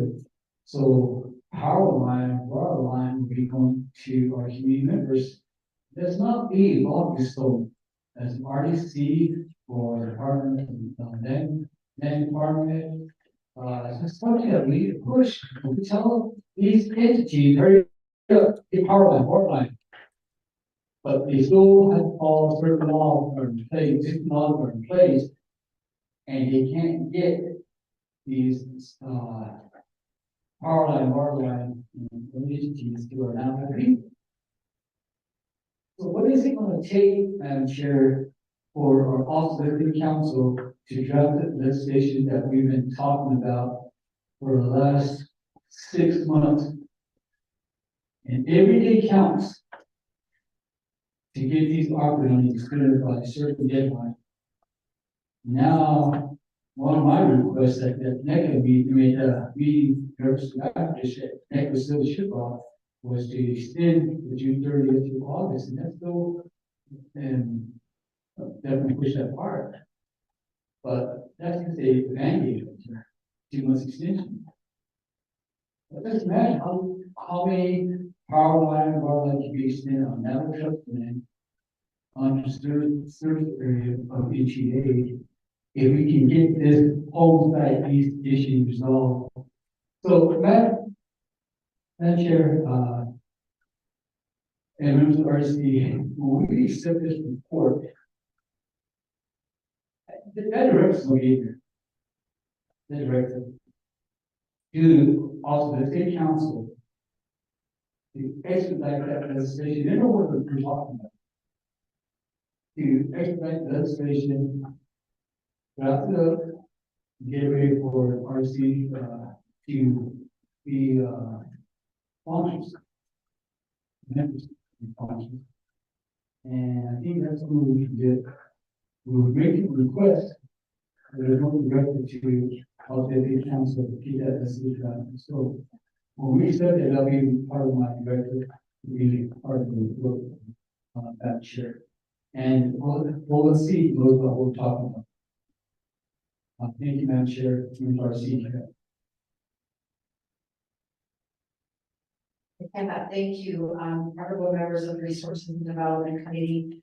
I did receive a task from Rodney that the Navi work session is going to be talking about the TAA right away and home site leases. And, I did send out an email to Ms. Khan and Ms. Quinn on when the legislation is going to be ready. I know that both legal counsel were present at the Doty, conference room in regards to how do we streamline the TAA right of way slack and, home sightings. And I understand the workload that legal counsel is in, but as a legal counsel, you've heard, you know, the many dialogues as to, okay, this is our projects. We need to get these done. RDC has the final authority for, whatever, issues come to Resources and Development Committee. And I'm a sense frustrated as chair of Resources and Development Committee. You know, I understand that there's, laws through the Bar Association of what can and cannot be done, but as legal counsel, what is the recommendation as to, I think we've, streamlined it again when April was in attendance regarding the NEPA requirements and the environmental standpoint. But we've got entities or enterprises, departments, divisions looking at Resources and Development Committee. What are you doing? We got Office of the Speaker that is asking. And are we just going to be continuously sitting here and saying, okay, wait, let's consult again with DOJ? But you've been in this position for how many years? I don't know what else to do, I mean, in regards to, because right now, I would assume that the legislation be drafted, and then as RDC chair, would be notified, then I can drop, you know, the actual document, but again, you know, we need your direction and we never, and I just got an email back from, Ms. Khan last week in regards to the home site lead streamline, and I understand they're still in consultation with Navajo Nation, Department of Justice in regards to the option 1 and option 2 that was presented here by Division of Natural Resources and Land Department. And I believe even GLAD is aware of this option 1-2 process. So I'd like to go ahead and with this report that's granted, and my concern with this particular TAA is our people, you know, with the statistics that HUA brought here. You know, it's just really heartbreaking to know that there's still 32% of our people here in our nation still without electricity. We have 40% that still lack water. To be honest with you, I fit this category. I do not have electricity nor running water in my home. But I made it a point to buy all these extra stuff so that I could have these amenities in my home right now. And just imagine people that do not have the finances to supply for the electric and water, what they have to go through. And again, 80% of our people don't have natural gas, but refer to wood stove for heating. And again, a lot of our people don't have they don't have the finance to hire a plumber to do the interior plumbing because of certain specs. They even take pressure tests on these interior plumbing. And 60% of our people, of course, don't have landline because a lot of it is directed over to IT. So with this report, I honestly think that we should even apply any type of fees, but you know, this is at a time we need to do waivers. So I don't know how, as Resources and Development, I believe that's the reason why HUA came to us. And as you can see, back in Title 21, HUA was established by the Navajo Nation Council.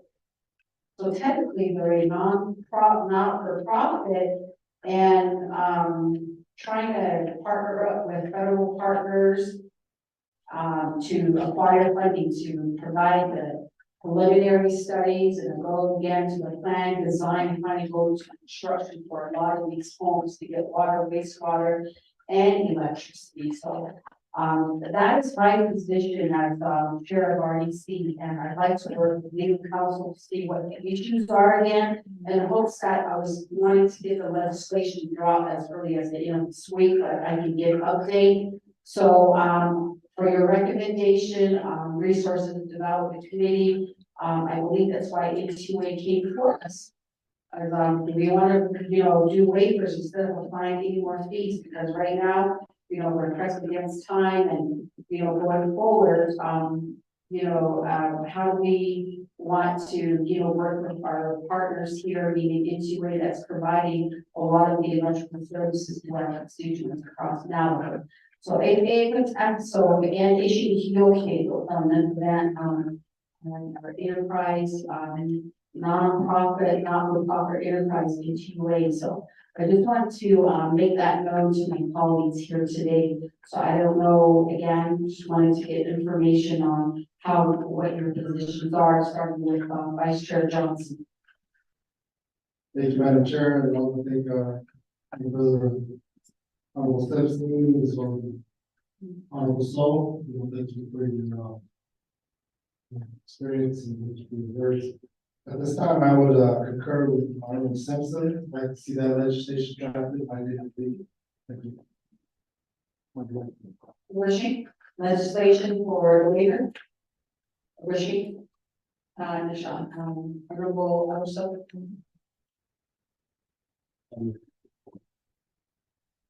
Yes, along those terms too, all my legislations will be done at the No, I think that, we have the community, one certain legislations, drafted. And then there's the other portion that they're assigned to, that our colleagues introduced legislation pertaining to, their infrastructure, right of ways, or their infrastructure, land withdrawals in their areas. I think that, the Office of Legislative Counsel has a,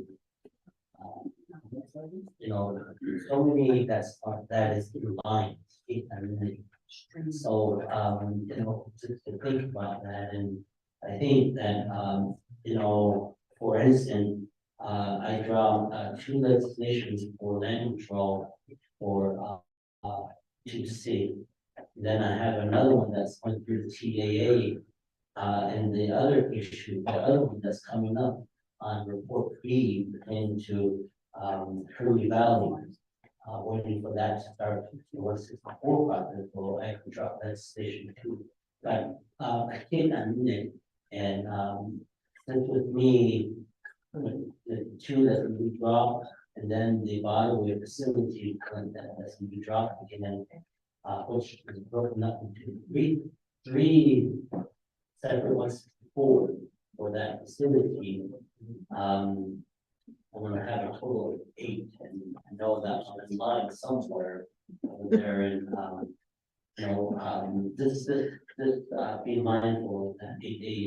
But I think that a conversation with that, we need to have a conversation with Dana to really look at internal settings of the Office of Legislative Counsel. Back in 2022, from November to December, and I was in that office of the speaker. There was contract attorneys that were working, not too sure if these contracts are still in place, but there was attorneys helping. And maybe we need to seek out additional individuals to be contract attorneys that will draft legislation. That's the thing that I recommended to the City Healthcare Corporation was I told them, you guys know that right of ways happen, and maybe see if your legal counsel can draft up the resolution, the legislation. And once gives me a jump drive and take over the legislative council once the legislation is done. And it's a lot faster. Just driving legislation, they're doing all the conversion to get make sure all the I's are dotted and the T's are crossed in the legislation, because when it gets to the committee and asking for this, that. So that's good. That's just another recommendation. When you guys get through your that process and you start that 164 process, maybe see if legal counsel, your legal counsel can help with drafting it. I'm sure there's power line right away that you guys have.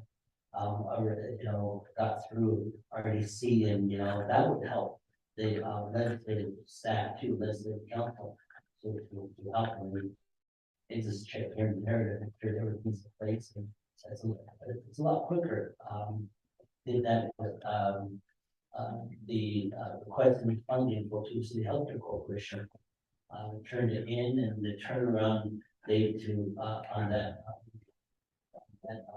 drafting was about 3 days, and all of a sudden it get a name on the list, so your legislation is ready. So that's another recommendation from QA that would help with that process. And then we have legislative council, just making sure it's legally sufficient. So thank you. Yeah, I will also, for the recommendation, and usually we leave it back to the, enterprise to see if your legal counsel can draft the legislation in regards to the very purpose of why you did the presentation here today. So, the sooner the better, so, you need to reach out to Rodney when that is, completed and, to request for a legislation drop so that we usually have to go into legislative council's office and fill out a form. And whoever for the agents will leave that information on there as well. So I take the time, and then Honorable Danny Simpson. Right quick on that, Chair. Madam Chair, I'm sorry, let me clarify my directive. Again, we're talking about existing homes on Neville Trust Land that are being told they cannot get power line or water line by EGA because no home site lease. We've been talking about to address it as an issue. What do we need to do? What do we need to amend in our home site lease policy to get power line, water line to these existing homes that have been there on Neville Trust lands for more than 10 and 30 years. And now the report, approximately 13,500 families are without electricity. So if you have half or 2/3 of these homes, families that have been living there for 20 to 30 years, with our current existing home site lease policy, that's what following EGA and these service to our Navajo people. So that's why my directive is we've been talking about it for the last 6 months. How do we address this issue and basically to amend our home site lease policy to allow HUA and other service providers to get power line, water line, those services for Navajo unit when you're there on Navajo Trust Land. So our Oswego City Council knows about it. They participate in our work session and our meetings to get this thing done. April really gives a good, I really appreciate our last work session, but April brought the way up that you say it can be done, but we just have word right. And that, the last thing also, we will have that legislation before us today, we consider get this in an enterprise, starting in service to our Navajo people of water and electricity. So that's what I want to clarify, the whole site lease issue reference to existing homes on Navajo Trust Land. Yeah, Madam Chair, members of the So for that clarification, when we're talking an internal RDC legislation for the whole site lease for existing structures on land that do not have a home site lease. They're looking at ARPA projects and also bathroom addition and renovation and whatnot. So your legislation, if you can, recommendation from Honorable So's to get the language or legislation format going so that we can submit it to legal counsel to get that legislation going. So again, I do appreciate your presentation here, and I will be having you final comments to, make, and I'll go ahead and, at this time, let me give it to the council.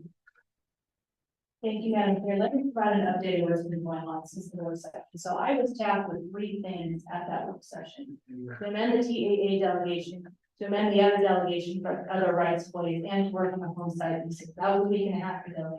In that week and a half, we've had some holidays, but I was able to amend both TAA and the other delegation. I amended that based on the discussion at the work session, sent it to GLAD, the land department, and DOJ for review. I sent that to them this past Monday, and I'm waiting on their edits, any concerns to see if they're good with it. And now I'm switching to the home site issue. I can only do one thing at a time. We need legislation requests submitted to OLC. I think there should be one for the TAA delegation, and there should be one for the other delegation, and then legislation for the home site issues. We need 3 legislation requests. And I will note that generally, this is not something that OLC works. Something like this should basically come from the executive branch, come from the land department. But because we have been directed by this committee to work on it, we're working on it.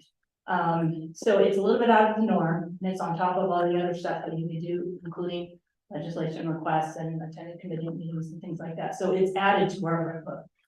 So I just wanted to make that clear, but I am planning on working on it because I was directed by this committee and I know the importance of this issue. So I will go ahead and work on it, and I'll work with the land department and with Ms. Khan, and I don't know if there's anything she wants to add. So thank you. Madam Chair, members of the Resources and Development Committee. When I get a request for changes to plan of operation, regulations having to do with land use on the Navajo Nation, I look primarily to the Division of Natural Resources and their various departments to supply those amendments. And they come in and are submitted with a request for legislation.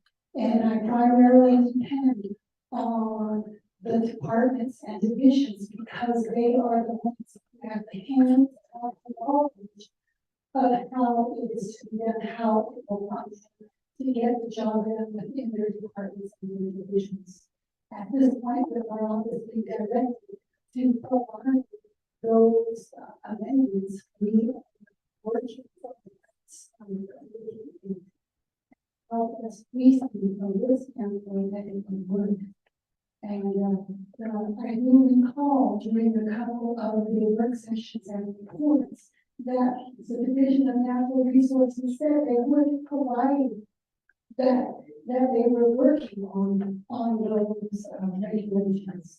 And at the last report here to the Resources and Development Committee, a theme at which I sent to you was sent to us in form of a grant of how they saw that it would happen. We were waiting for the language for the grant to be the exhibit. But now my colleague, Ms. April Quinn, is trying to provide the language for that graphic. And that's what they're working on. And like I said, and I did say in my email to the committee that is generally how it's done, is we work with the division because they are the individuals who work hands-on, have more experience with how the language should be fashioned. And we have a very talented and very experienced attorney in our office, and she is doing the best she can do when it comes to knowledge. She has been working very well with patients for many years.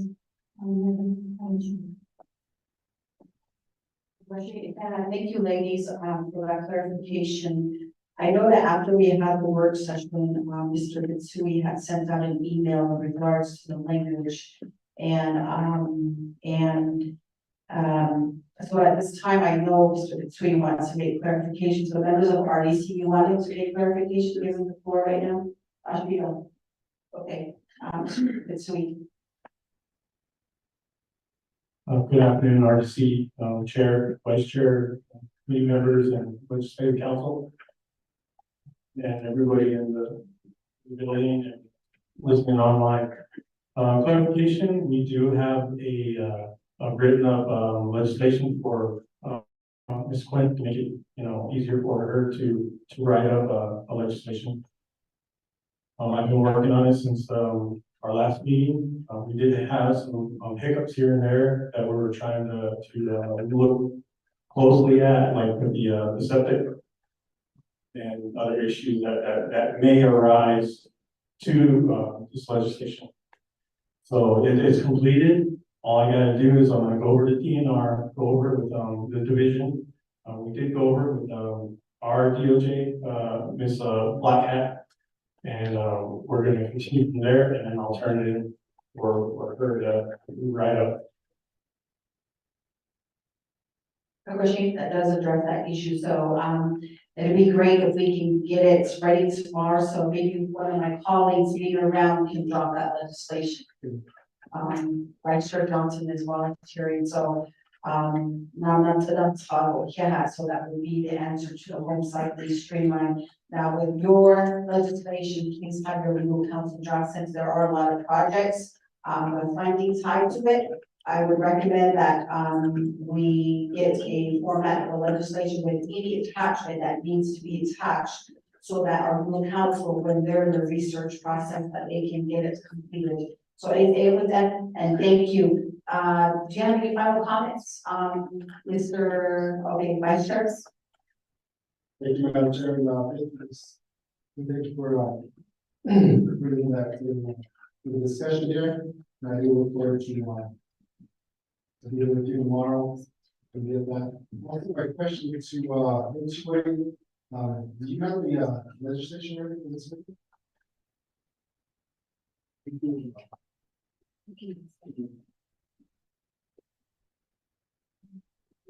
Talk this one to you.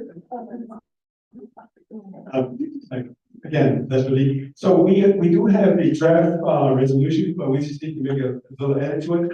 And what we'll do is we can email it to you, or we can drop it by here probably by tomorrow. Yeah, I'm here all day. So.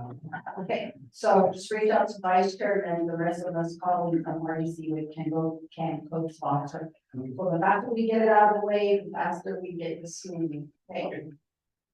Mr. Coots. I don't want to take too much time, but we will whiteboard up, just clarify a couple of things. Sure.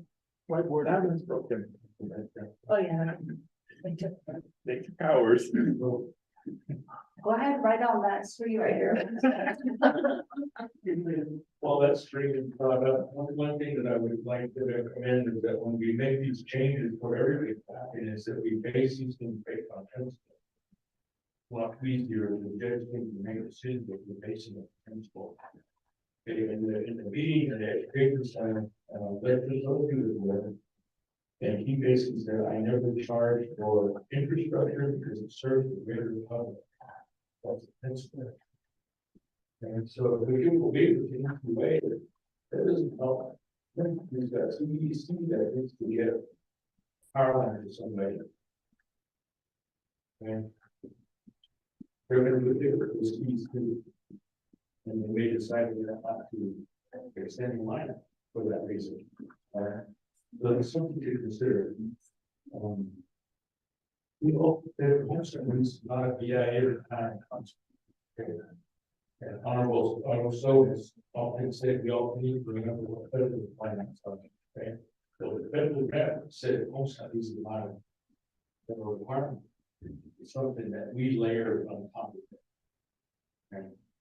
And I mentioned before the way we kind of looked at things is we talk about red rules and blue rules. Blue rules are rules. Any way rule could have the ability to say, hey, we need to change how we think about things, or our policies are. There are red rules that are sometimes like federal. God that brings those things up, and sometimes there's federal law that's a red rule. It can be changed, but it takes a lot of challenge and a lot of people do that. So that's a base, and then on top of that base is what we do ourselves. So in the past, you have a current group, like Mr. Bitzer, who's very engaged in trying to help find change. But keep in mind that when we keep going back to those departments that created the red tape, they don't want to change those rules, so they created it. It's like asking someone to cut the leg off their own child. Okay. I applaud this committee. We're going directly to you against it, draft that legislation. I'm glad you're asking for consultation with the experts, but you have to be careful that they're basing the decision on principle and not opinion. Okay, so the last thing that they said, both the VIA, associate, as well as our own range management guy that was in that meeting at the education center, they both said that the raising family is not land ownership. So we've often been told we have to compensate them, but why would you compensate them if they don't own it? Okay, so that's a principle we need to really think back through those types of things. And because I think, to DOJ's credit, they're protecting what the nation has established as a requirement. But I think you can go back and decide whether that requirement has a basis in it. If it's not, I don't know, should be. So those things that I would have in consider. So I just want to clarify a little bit about what the fee is. If you were to think about this and say this is the budget where the money goes into employee and out, there's a certain amount where heavily budgeted. We try to go after public money, different grants, USDA, EPA, IHS, state office, Indian affairs. We've got a lot of grants to try to minimize the cost of our customers. Okay? If we take those dollars to build something, we don't have to recover those costs from the customer. Then we have revenue that comes in.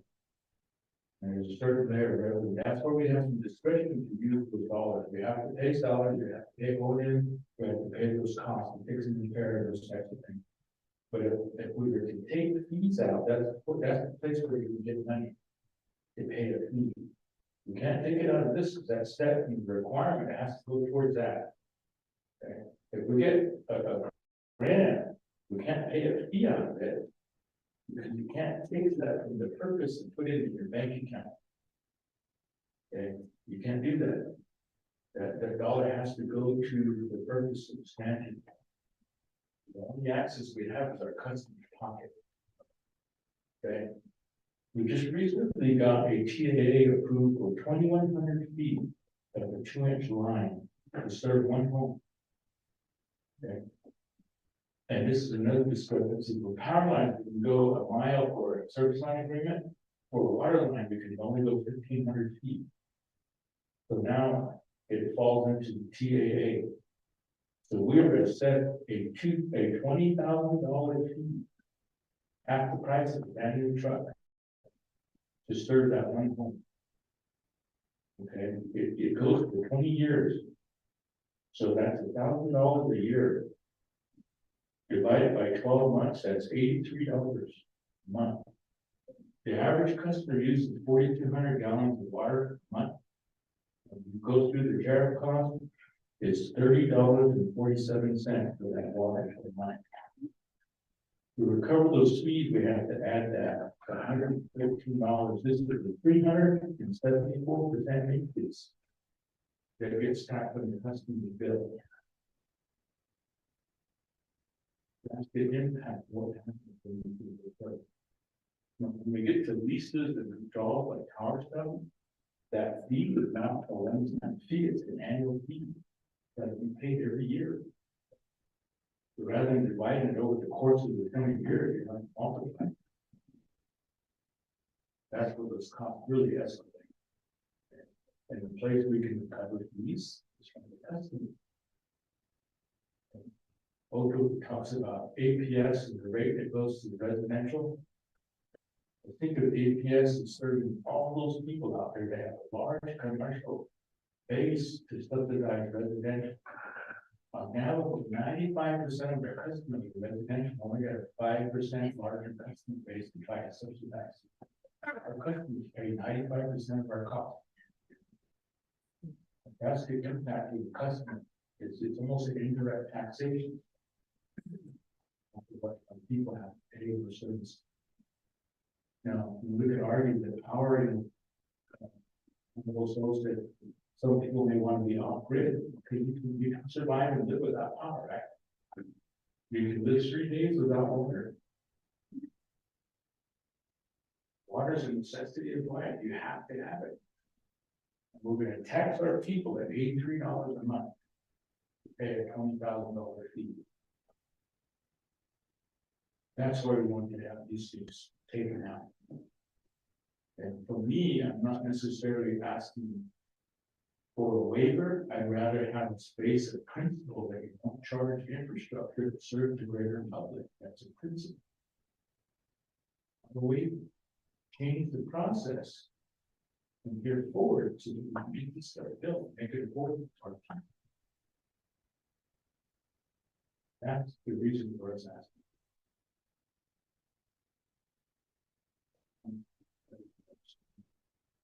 Thank you.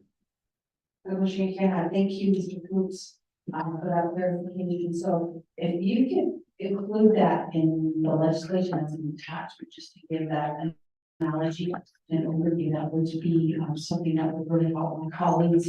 And again, if we could get it, so it still has to go through the 5-day comment period, and then it will hit the committee that legal counsel teams that needs to go before. So again, thank you. Any other comments, RBC members? Thank you, Madam Chair. I just have a question about this draft legislation that NCUA is putting together. We saw a draft last week. Requesting fee waiver, but that was broader than what we're talking about here. So is that the legislation we're talking about? That's my first question. My second question is, or it's more of a comment, because I don't want things to get kind of mixed up, because the amendments that I'm working on to the TAA process allow for fee waivers to be granted by the land department for public purpose. And it sounds like everything we talked about here today would fall under that. So is that good enough to have the land? So I'm not sure why we need a separate legislation when one is already in the works. Is kind of, I just want to clarify things to let people know what I'm working on with the land department. I'm glad so that we don't get things mixed up, because I know this is all really important stuff. Thank you. Madam Chair, I have another question that has been brought up before by this committee, and I recall with regard to Delegate Nez, has brought this up. Of the ARPA projects, the ARPA projects is sort of like I see that bigger part of the diagram. It's not a grant, but it is from the federal government. And I do believe questions could be asked to the Department of Justice, Finance, Tax and Finance unit with regard to payments, with regard to these assessed compensation, if that can come out of the ARPA funding. If that's the case, by waiving or taking that out of the assessment, is the nation cutting back on use of ARPA funds? I don't have the knowledge, the reason with regard to the financial structures and what the ARPA monies can be used for with regard to non-operations only. Fees for compensation that is assessed with regard to the use of land in general, except in this way, it's conversion. And I know that tax and finance is very busy, but if the resources and development committee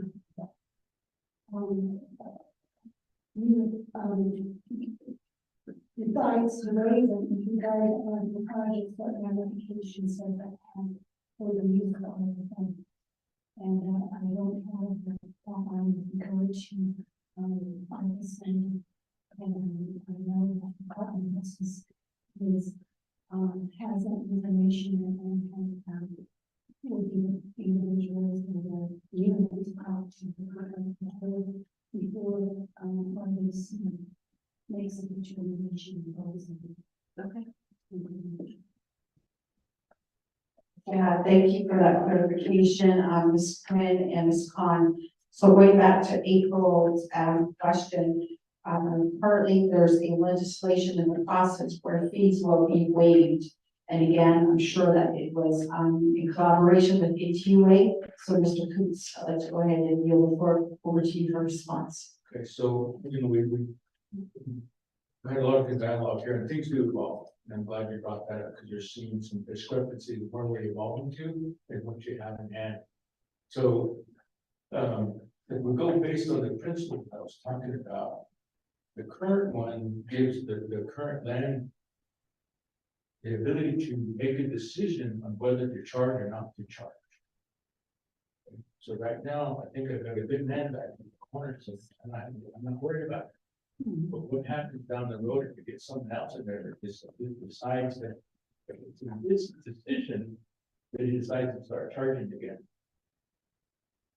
Okay, but if you base it on a principle and say it doesn't get, infrastructure doesn't get charged if it serves the greater public, then if it's a decision that's already made, it just doesn't get assessed. Then you're depending on someone to make their individual judgment. That's what I would want you to consider. Okay. As far as using ARPA funds, whether legally we can do it or not, I think that's a good thought. But to put it in perspective, if you're going to use ARPA funds to pay this fee, consider that it takes about 25K to do a water line extension for a half mile. It takes about 25K to do a septic tank and drain fill. For every 2 fees, you're basically limited to 1 home. Using it to pay a fee as opposed to putting pipeline in the ground and wastewater for it's a matter of deciding how you want that money to be spent. Do you want it to turn into a fee, or do you want to turn it into a service to the home?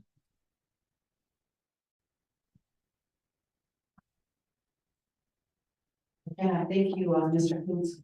And thank you for sharing that information with us in regards to the principal concept versus just the waiver concept in general. And again, back to Mrs. Khan. So Ms. Quinn, in regards to the legislation, it sounds like the TAA, everything's encompassed with what you're working on with Navajo Nation Land Department. So I guess in that sense, since it's already being addressed, you know, with our legal counsel and land department, let's go ahead and just wait off on your legislation. Now, the second part to Ms. Khan's question, I really think that it is a very, you know, valid question of concern. And I would recommend having tax and finance unit make a report to RDC this coming Wednesday before, so even before the legislation hit for committee for recommendation and have them, so this would be questioned to, I don't know if it's Malronis or Ardua in regards to how this will impact, because I know they're the ones that deem these projects to be eligible for it. I don't know if Catherine would be the other one with DCD and DED, because I know she's the one that's been really spearheading the subrecipient agreements as well. So maybe just to get a report from them would be great, so that the committee will have a general understanding. Is it going to impact it or is it not going to impact it? So that clarification will be made. So Rodney, if you can have tax and finance unit from Navajo Nation DOJ along with Catherine Wozlowski on the RDC Jennifer, this could be Wednesday, Michelle. And it's going to be in regards. What you bring it up and what was just explained to us. If we will be charging certain fees, again, if fees are charged, go to the customer. There's gonna be certain things that go back to the nation, that basically goes back into the general funds. So now we're taking money away from our constituents to give power line and water line. So we like to see all this ARPA money go to get power line, and water line to our Navajo people. And we're gonna try to avoid these fees or any type of taxes. So, you know, like I say, if the fee goes to NTA or something, or it goes to Navajo Nation, it just goes into Navajo Nation Public.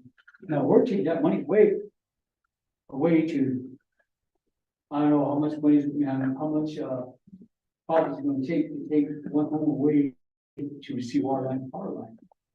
So for me, I like to see this 100% of these ARPA funds that are budgeted for power line, go towards all that, so to serve more of our people instead of taking certain things out.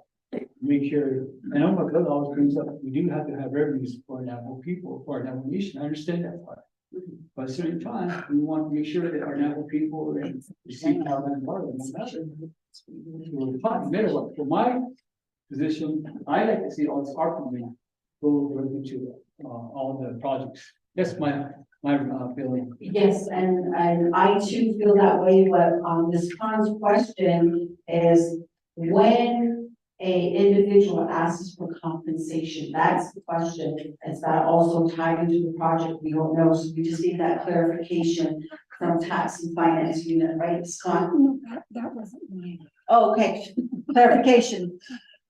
The compensation I was referring to is how the assessment that the minerals department does with regard to the TAA or right of way or lease. What the minerals department. Oh, great, so that's a totally different, okay. Yeah, that's. Okay. So let's continue with the legislation number one that Ms. Quinn is taking. Minerals Department did give us a presentation through Ms. Chervai of Let's Go. The way the calculation is done is through an appraisal for a fair market value. They calculate the numbers and that's what they come down to, but she never really gave us the specific. I think that's what we asked for, but that was never shared. So if we want Ms. Rowena Chervai to have that in-depth report to RDC, we can proceed. So maybe that would be a recommendation for the upcoming RDC, maybe not tax and finance unit, but pretty much minerals department, and how they do calculation after appraisal and how they come up with the right year TAA fees, just to get a general understanding. But here Ms. Quinn is working on what was requested here into the waiver. So that's pretty much okay. Oh, I just wanted to ask a quick clarifying. Get further direction. Okay, so again, the TAA legislation, when we have a dialogue was to streamline, and I believe that this particular discussion was only relevant to our projects then, okay? ARPA projects, because we are pressed for a deadline, but and going further beyond ARPA, that's another discussion that we need to have with EGA, because that's Mr. Cruz going further. So now this legislation that legal counsel is currently working on the land department is pretty much a streamlined process for ARPA projects built up, whether that's telecommunication, the water, wastewater, the electrical services. So, and again, in there was a mention of, waivers due to the time, deadline that we have. I don't know if that clarifies everything. Okay, thank you, Madam Chair. I just want to make sure I get this right. So the changes that we are making to the TAA and other right-of-way delegation apply across the board. They're not specific to ARPA. And I'm partly basing it, and Rex, you can correct me if I'm wrong, is we didn't want to tie it to any particular funding source, right? We just wanted a public purpose waiver in there. So if it's basic infrastructure for the people, it's not tied to any dollars. So it's just going to be a waiver for any public purpose, and we defined that. Remember, it was residences, libraries, etc. So I just want to clarify that, but I want to make sure it sounds like there's two different approaches here, right? It would be RDC waiving compensation for any public purpose, which I think is what NTUA is asking for. RDC delegates the authority to approve the TAs to the land department and tell the land department he will not charge compensation for anything having to do with public purpose. I think that is what NTUA is asking for. That's not how I've edited these delegations as of right now. It's giving the land department the authority to make that decision, whether it's, you know, whether or not they want to waive the compensation for the public purpose. And that's what Rex was saying, is right now you have someone in charge of the land department who is sympathetic and would probably grant those waivers, right? But in the future, what if you get somebody else in there who's not sympathetic and will charge, right? I don't think Mr. Mitsui is going anywhere, but I mean, Rex said it. So I just wanted to see what the committee, do you have any thoughts or directions on how we should update these delegations and how I would draft the legislation? Should we keep it like that where the discretion is with the land department, or would RDC want to just waive all compensation as long as the TAA right of way is related to these public purposes? So that's kind of what I'm asking for direction. See where you're at. Thank you. Thank you, Ms. Khan. So the discussion that we had, correct me if I'm wrong, by Randy, but it was, for the TAA, tribally owned enterprises. Now, the right of way still would have to come back to Resources Development Committee. That's the way you understand it. That's the way we initially had it outlined, right? That on our last work session or whatever, I missed it. The last time I understood it was for both the TAAs and right-of-ways. So what are your thoughts about that? Because TAAs are for tribally owned enterprises and right-of-ways for non-native. Input from Resources Development and all recollection you might have regarding the discussion.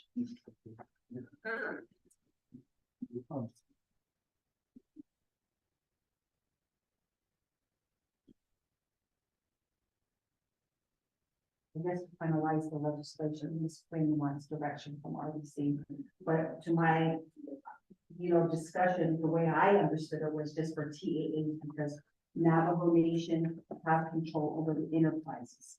And that would be left to land department, but if it was for right of way, which is non-native, now that has to come back to RDC for labor discussions and right away, that's where minerals departments will come in and say, okay, the land was appraised. This is the value, this is what we project for the fee. So I don't know, again, our legal counsel needs direction to finalize the document of the legislation. Madam Chair. Mr. Connie? Madam Chair, members of RDC, to provide clarification on this, the work session that we had was on Monday, November 20th. And the topic was the delegation of the right-of-way and the TAAs. In that discussion, I did point out that it's going to be two separate sets of legislation, because there's two separate legislation that already grants the land department certain rights for these delegations. I did indicate during that discussion, that work session too, that it would require an amendment to already existing legislation, and that's what Ms. Quinn is working on. Now, when we had this work session, we also outlined what were public services. That includes the schools, the hospitals, etc. Nowhere in it did RDC say they were going to waive, I guess, the waivers for the fees on it. That's where it was left off, and that's where Mrs. Quinn is having concern about, is, are we going to waive everything and give that to the land department, or are we only granting them the permission to grant those certain right-of-ways and TAAs? RDC's members of everyone present. Vice Chair. Thank you, Vice Chair. Again, there's some confusion right now. And one of the things that we really need to speak forward, and what Ms. Quinn is working on right now, I would like to recommend Madam Chair, Vice Chair, and I see continue to work on that. But I think with this, I know we're not just talking friends, but I know we're talking then talk, let's say it's not our funds, but we are, it's very important to just to address that so we can get these projects, moving. So again, I think, our land department manager will definitely work with EPA and other entities to make sure that we get these, projects moving. So I don't want to go back and forth. I think what work session that we had, I think Gwen, Squid is really going off that. So let's go forward with that, Madam Chair. But we go back and forth, I know what Mr. Creech is saying, I understand that part. 3 years down the road, something might happen, but let's get this thing going. And I know we're kind of after, OLC today, but let's go forward what's been working on and get that moved before the RDC here. That's my recommendation, Madam Chair. Pushing it, I thank you, Honorable Simpson. So, Ms. Quinn, just proceed with the way the legislation, and again, it's always changeable and amendable stuff. Thank you for all the work that you do, ladies. Yeah, it's hard. I know you're really proud for a lot of work there was legislated, and we're constantly dropping legislation left and right. It's been just, you know, regarding that, so President Big Heavy. So again, thank you, ladies. So we're just going to proceed with the legislation as April is drafting out, so it should address you all's issue that you came here before RDC for. So that's how we're again, and for your services to our people out there. So with that, let's go ahead and take the roll call vote, Mr. Cotton. Madam Chair, members of RDC, this is roll call vote for accepting a reporter from Navajo Tribal Utility Authority on the power line projects approved the TSA without waivers. Honorable Sean Enclaw, how do you vote? Excuse. Honorable Casey Ellen Johnson, how do you vote? Honorable Casey Ellen Johnson votes green. Honorable Ricky Nez. Honorable Danny Simpson. Honorable Danny Simpson votes green. Honorable Otto. Honorable Otto votes green. Madam Chair, that's 3 in favor, 0 opposed, and Madam Chair not voting. Pushing, yeah.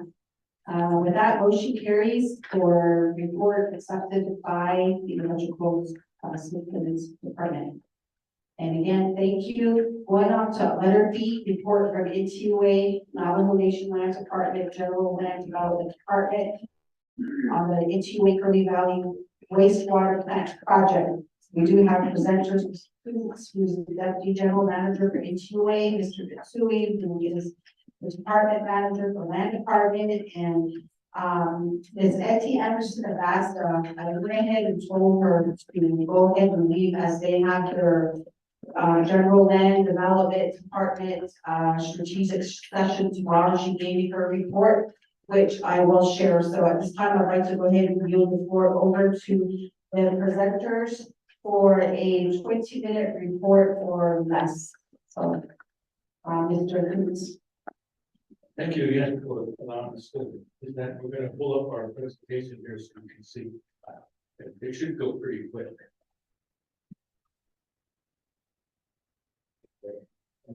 More here.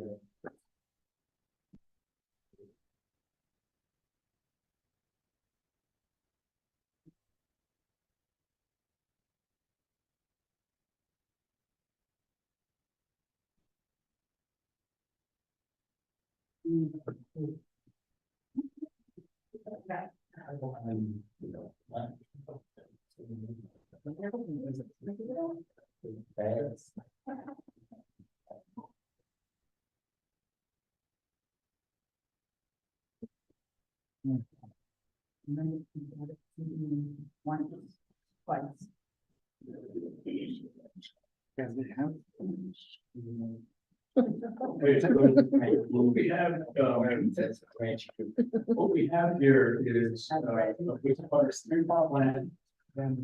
we're needed to build it serves all the wastewater that comes out of the city and goes down through what's called Curly Valley. And the complication that has occurred is Moenkopi kind of butts up against the city, as y'all know, so you know we're skirting around Hopi. You go down to an existing wastewater plant that's more than 50 years old, that was built way back in time by Indian Health Service. And then as you come down the valley, heading out to the city back towards 89, as you drop off the edge of the mesa, everything below that mesa is Coal Mine Canyon chapter. So as we're going through this, we had to negotiate with them. And then there's farm land down on the bottom there. And it got kicked back and forth between the farmer and the chapter, and we eventually escalated into RDC, the former RDC. We were redirected to go back through the chapter, so we followed that. The chapter brought their DOJ rep in, we met with them, went through the whole process. Then we finally got onto the land committee and eventually onto the chapter. Okay. Prior to that, there was a number of engagements with past chapter, past Club C, and then with the new chapter, new Club C. I think that we'll show that as well. So there's a lot of controversy with this, and in the other room there, they're asking how long right of way takes, and so we're trying to get a feel for that. I've been pursuing this right since 2016. It's been a while. Okay, so we'll kind of go through that, but this is kind of what we need to do here. And a wastewater treatment plant has several advantages. Okay. A lagoon system is very dependent on the environment, the weather, and the biology. It's very hard to control it, okay? And how you upsize a lagoon system is you add more cells, and they have to be real large cells because a lot of the digestion comes with evaporation, so you get a lot of surface area and storage, okay? A plant will take the wastewater, and as it enters the plant up here, it starts mechanically separating the solids from the liquid. Okay, and the solids start being pushed through a mechanical and chemical processing as well as the liquid. Okay, so it gives you a lot more human input and making adjustments and things so that you can better control the object. Plus, it does it very quickly in a small footprint. Okay, the current lagoon system is, I think, something like 60 acres. This is only going to be 8 acres for the access road. Okay, so next slide. So this kind of gives you an idea of where we're wanting the 8 acres. And if you can picture this, you can see the farmland around there, but it's downhill and it goes uphill this direction, and then that's going to be an important aspect in a minute. So this is the lagoon site, and if you look at it, this is the projected 100-year flood zone. So if you get that one in 100 years where you have a lot of precipitation, a lot of that farmland will be underwater, and it could potentially overflow the current plant. And this is a 500-year flood, where it's a huge amount of precipitation and flood and whatnot. And the site again is still outside that flood zone. So we have letters from both US EPA, and it's concurred by Navajo EPA that based on the requirements, regulatory requirements, you cannot be in that flood zone. You have to be outside the flood zone. So that's one reason why I have to do this. Okay, and again, it was built down in flood zone, but that's existing. It was done, 50, 60 years ago, and the requirements weren't there. So this kind of gives you all the different permits, the agricultural permits. Okay, and we're going to be right in this area here. Okay, and those 2 lots, one of them, the owner is deceased, and there's been nobody that's laid a claim for more than 2 years, so it's considered dormant.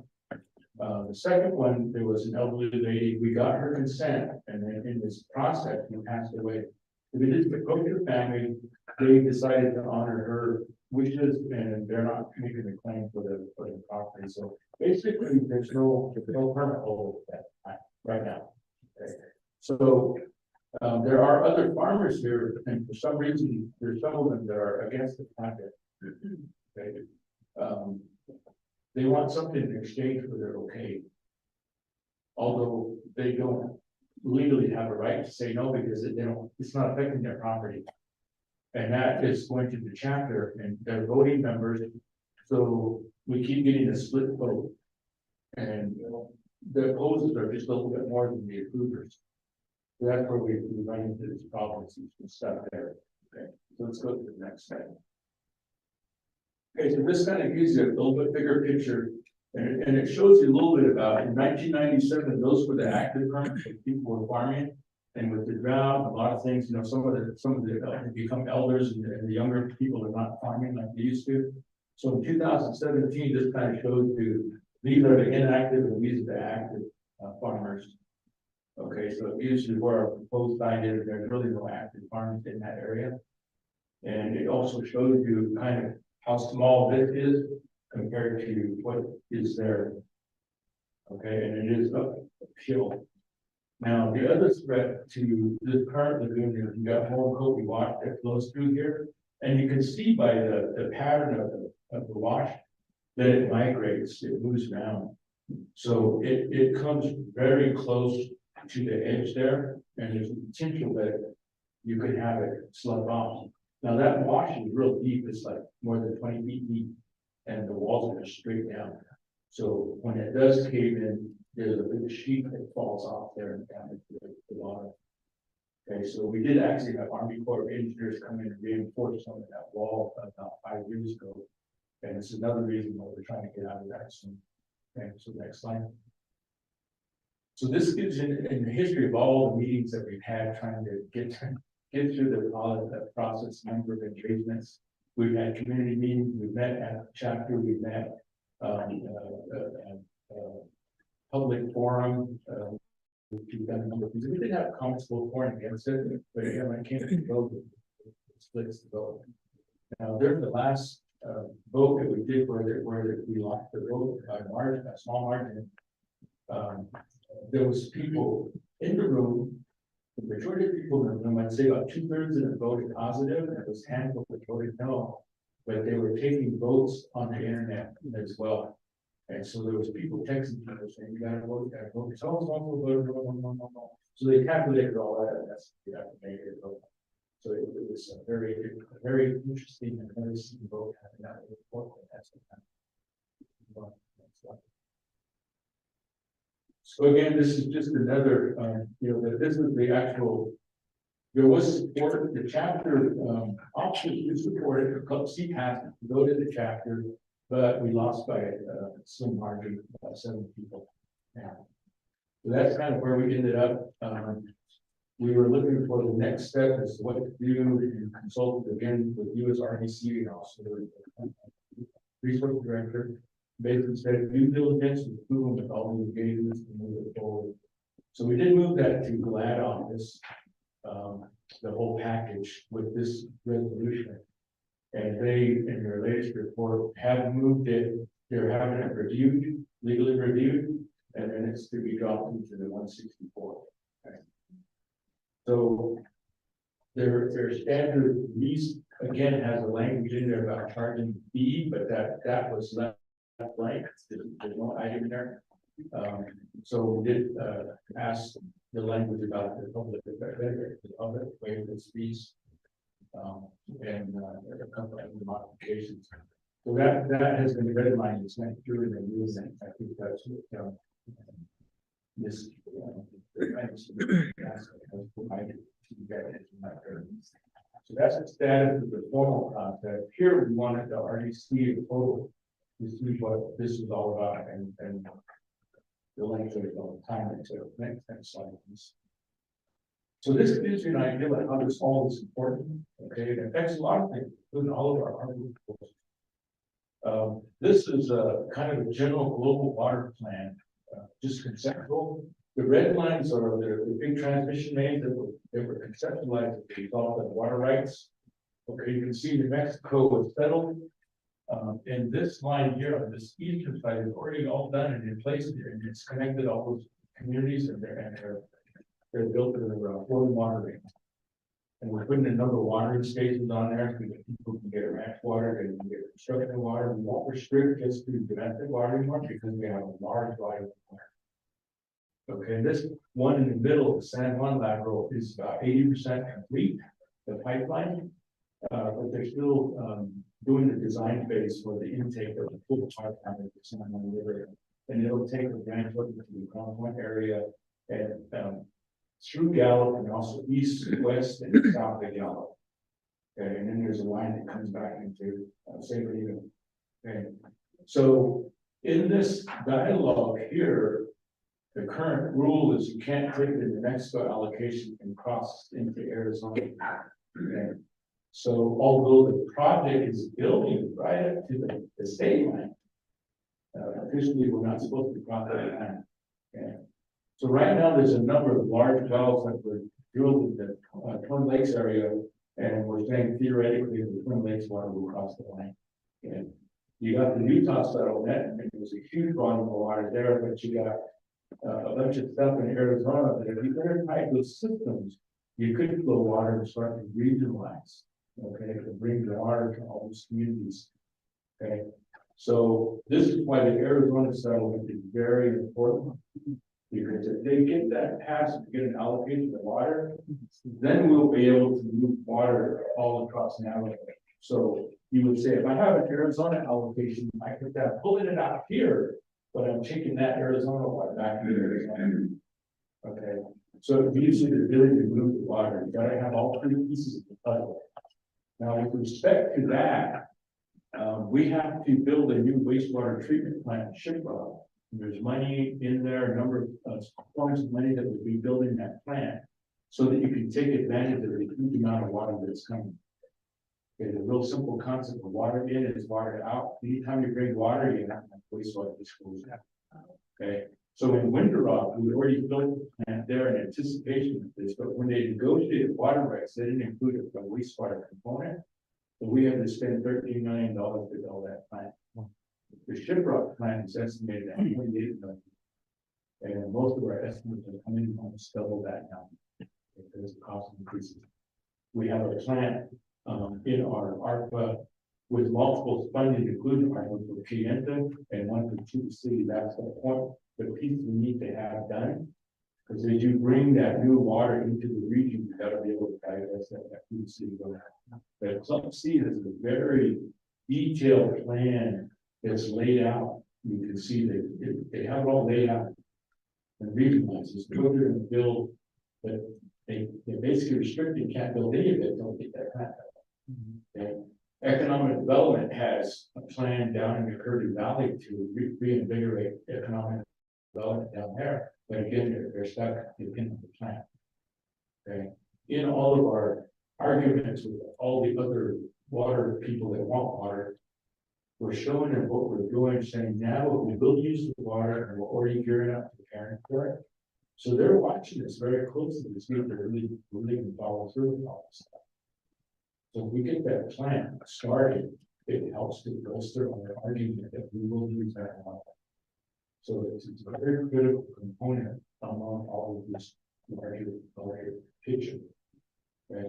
Now, I do have another map that's been updated that kind of shows which lines are already in place, which ones are active, and which ones are in progress. But I'm also put a dotted line in here about possibly coming. All these dots are homes in the IHS system that don't have water yet.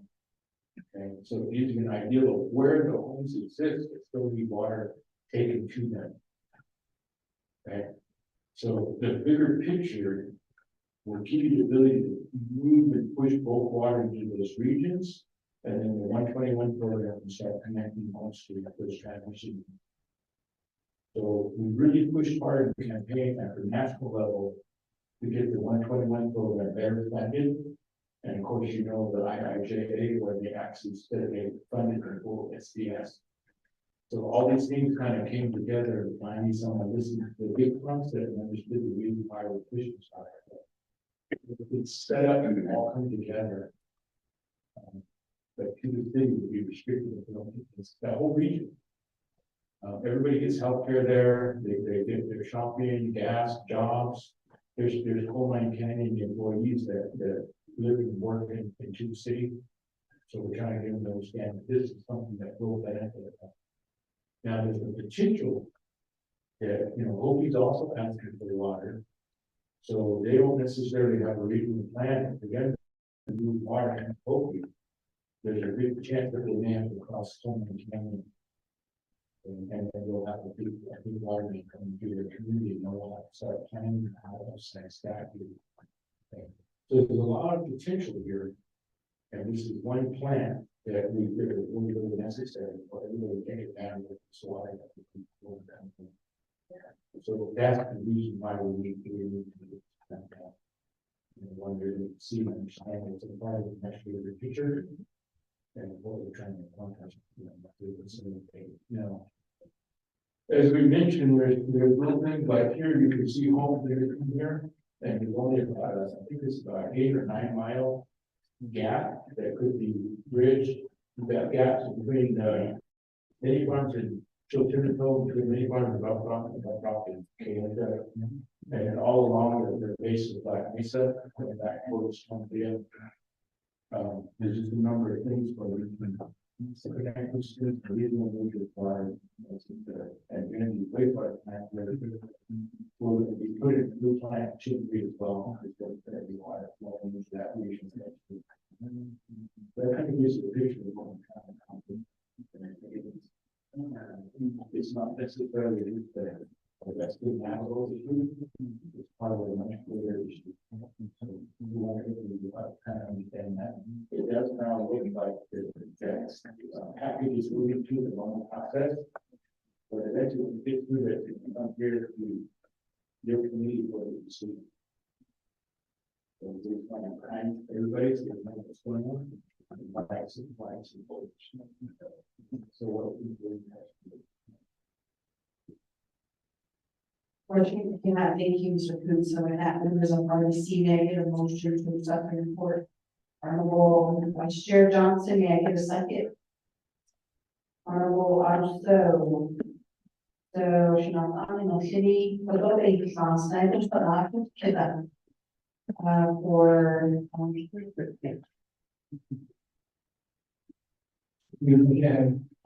you, Madam Chair, Minister Steve, on that. There was time to talk about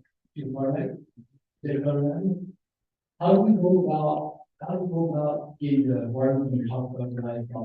I have not heard anything that is being worked on for you. Mobile report is huge. That's why I'm bringing it up. Then this time, Mr. Johnson.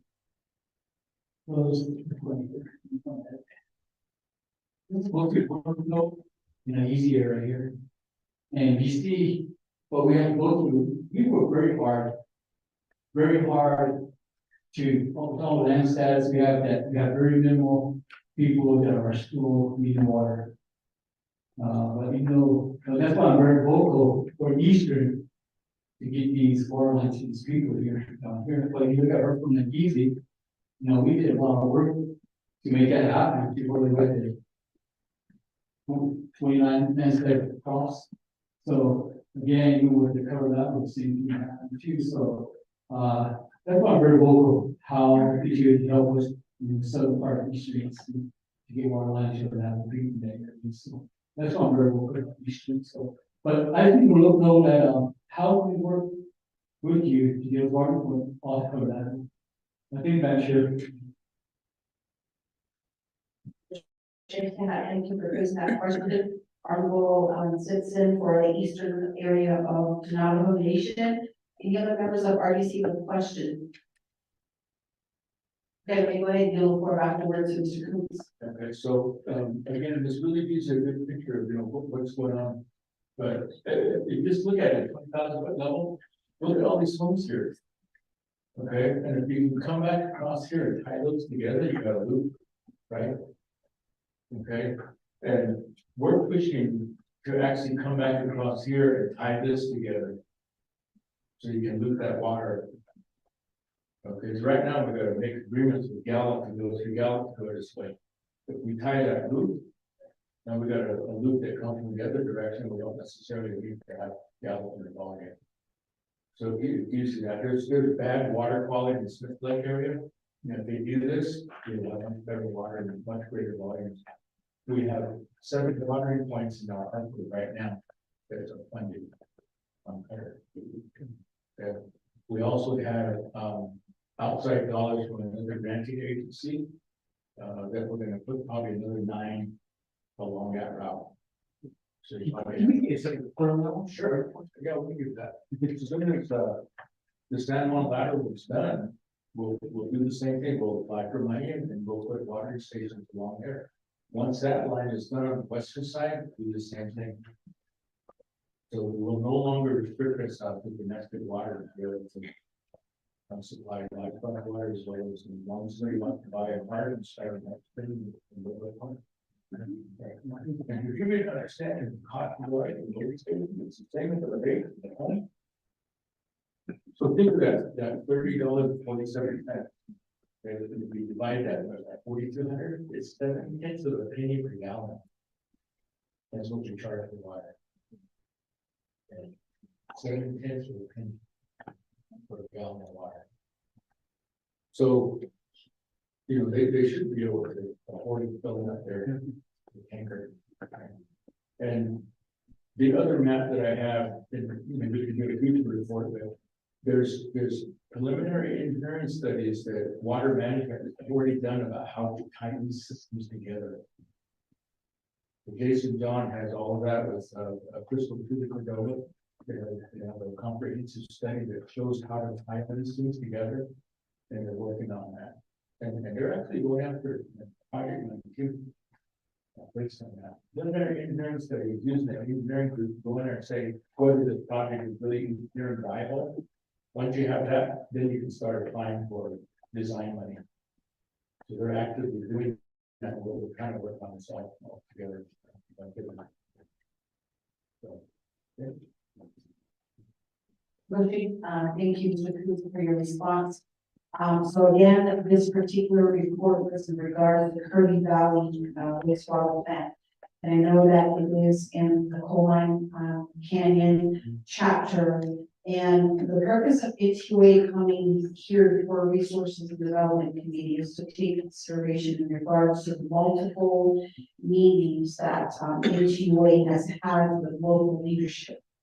But again, there is a resistance, as it was indicated, that there are farm plots which apparently the original individuals that were leasing that farm plot have deceased with no beneficiaries listed. So technically, it's pretty much just open land.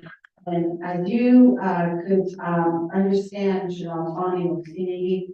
any time population increases or more development is happening in a municipality, a planning department is already planning ahead for bigger sewer increase. In this case, Curly Valley has, with its existing plant, has met its capacity. Now we're planning for more ARPA projects. I believe that the city is looking at a new medical facility as well. So HUA is only planning ahead of time. HUA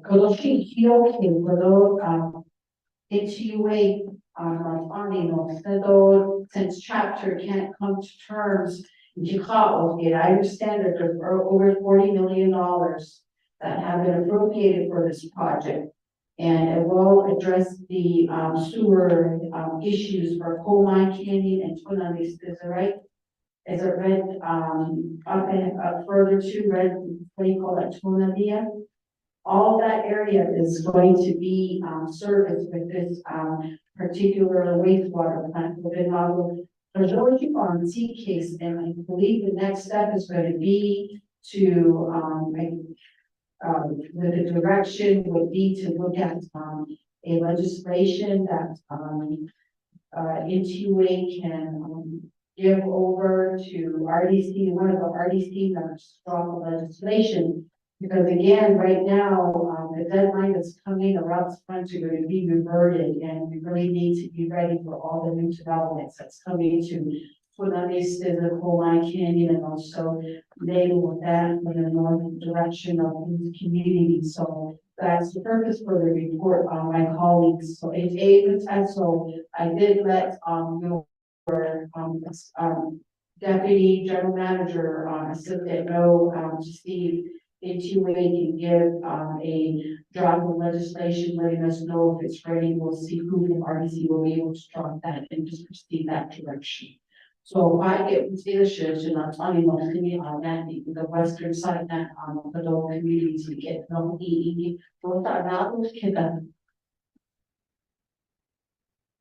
Is that, I know that the discussion pertaining to Curly Valley has been, had a lot of time.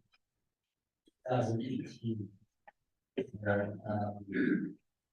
Waiting for funding or waiting for the project to be built. We pumped in the $19 million loan, which came from seats, and then the other shortfall that came to, I think off the seats, and the $1 million down draw had already occurred. So that's the change right away. I think probably the acquisition of the loans for preliminary engineering. So then I know there's funds through ARPA to pick up some shortfalls that's associated with the sewer treatment plant. So I know that you guys had obstacles through the there at the local level. Don't necessarily they didn't support the project, but moving forward, I think through your process of doing your architect, engineering, and right away, you got so far, and we have the resolution, and I would just start working with the rest of the work and see where that goes, because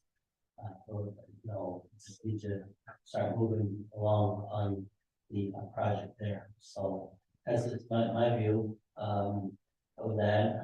We should have been completed a long time ago, and but a lot of the local communication already had happened. The original local level understand the others that we can do. I am aware of the farming portion, and I too is really not too happy with the Bureau of Indian Affairs, how they've been part of this dialogue. And back in, and then and I will repeat this again. Back in 1954, the Nation Now Election Council allowed land withdrawal to happen to the Bureau of Indian Affairs for the purpose of the food supply for the TBC boarding school. And at some point, when policies were put in place to have safe food at schools, the local growing of the foods not having the slaughterhouses down in Curly Valley, also the slaughterhouse. So that took a lot of the farming away, is the farming and raising the animal there served the need to for the Gypsy boarding school at that time. So at that time, we were really very moved to issue individual farming plots to members in the fields. And it wasn't from the actual administrative permit. BIA, in my view, is very rigid. There still has their authority there. And the meeting was said that it was stroke of a pen saying, and friends. And this is the withdrawal that I have land control. The nation gave them the land, the authority to do what that pretty much irrigation project in 1954. And I don't think that there's expiration date on it. The reason why I say this is that I think that resolution which the Bureau of Indian Affairs provided to the land department. All of this is a whole game changer. You don't have to go to grid. You don't have to go to, it cuts out a lot of the process, and the individual that has land control would be the Bureau of Indian Affairs. They would be the consent, but they choose they choose not to interfere and say, oh, the process. But part of them, that grazing permit or that farm permit does not say the Navajo Nation. You look at that farm permit, it says that Bureau of Indian Affairs or United States Department of Interior. So and that's where I think the Bureau of Indian Affairs really needs to if they don't want to have a jurisdiction, why are they, why do they have great, their permitting system down in that valley? If they don't want to own up to those type of responsibilities to address those questions. And they just pass it on and allow other people to deal with it. So, that's just, how I feel. But moving forward, you know, the issue is going through the 164 process. That's the process that Navajo Nation and leadership are looking at whether it is being followed or not. But I hope that I'm hoping it's already in the 164 process. You know, because you got a resolution. You don't say it has to be proved. Don't say it has to be none. Whatever. You have the resolution that's in place, and that's the condition of that the chapter. But again, I'm working on it and see how long it takes. Thank you. Thank you, Honorable Waterstone. So with that, I believe, so Mr. Coops, is there a resolution you're seeking from RDC to tie to 164, or is it already in 164 review process? Just I don't know what I mentioned here. Based on the meeting that we had in the education center, you know, the dialogue that you all had with Mike Long and those guys were there. And one of the former chapter presidents was there, and he had raised this before. And we posed that question to Mike, and Mike responded for us. As long as they did their due diligence, they're taking process and we'll go to the lab, they'll go through the process, and then consider it'll be forwarded to RDC, you guys make a decision. So based on that is where we took the packages we provided to the lab. So it sat there for a while as we went through the reviews. And we had some dialogue with the district and others, and so that started down the process. So we did receive a draft lease, and we're asked to comment and redline it, which we did. We were doing that. So now I understand it's going through the legal review. Once it's done there, we'll pick it up at 164. And that is kind of what this ambassador sent to us. So with that, Mr. Coops, I'm reading what Ed Anderson Ambassador Revive had sent out. So she did say on December 1st at 10:27 a.m. the correct legal survey had been received. The notice was updated into the GLAD track consistent stating survey has been corrected, dropped with attachment.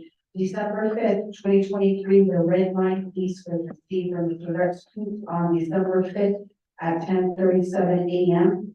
December 5th, 2023, 11:05 a.m. GLAD leasing agent sent the red line lease to Navajo Nation Department of Justice along with a RFS to review and comment before GLAD to officially upload the project into the 164 OSS process. Therefore, GLAD's now awaited DOJ review and notice back to GLAD to proceed with processing of the project requests.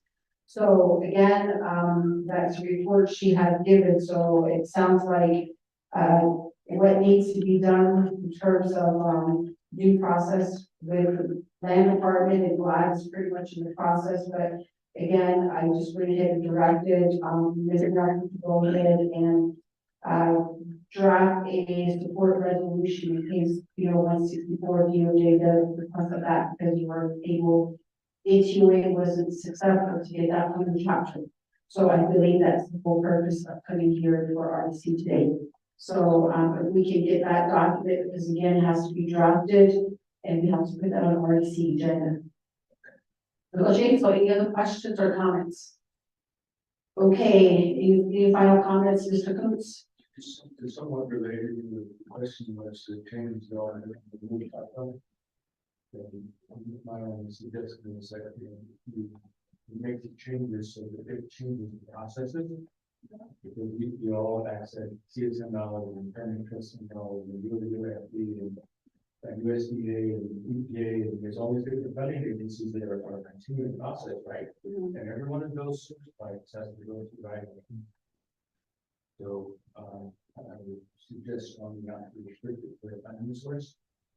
With two types of documents. As you can see, there's a lot of potential here.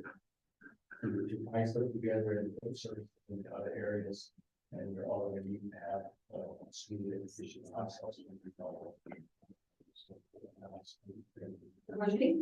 Yeah, it's noted for the recommendation, on the legislation that Mr. Quinn is working on is to allow it for openly to all projects going forward, not just the ARPA. Ms. Quinn, so if you could just, I know that in there, I know it's already drafted that way. So I appreciate it. Okay, so with that, Mr. Tony, can you please take roll call vote on the report from NTUA? And Madam Chairman of RDC, this is the roll call vote for accepting reports for item B. Honorable Shannon Claw, how do you vote? Excuse Honorable Casey Allen Johnson, how do you vote? Honorable Casey Allen Johnson votes green. Honorable Ricky Nez, how do you vote? Honorable Danny Simpson, how do you vote? Honorable Danny Simpson votes green. Honorable Otto, how do you vote? Honorable Otto votes green. Madam Chair, that's 3 in favor, 0 opposed, and Madam Chair not voting. Motion, thank you, Mr. Tony. So with that, motion carries. And going on to item number 7, old business. We have none. 8, close the meeting. So we have any announcements. Mr. Thank you, Madam Chair, and REC here, staff, yes, and the staff. Madam Chair, I need your guidance on this. REC. Not sure how go about maybe to direct it for our next meeting in reference to the agriculture funds. In the past, how the funds utilized, I believe there's 52 projects they are funded.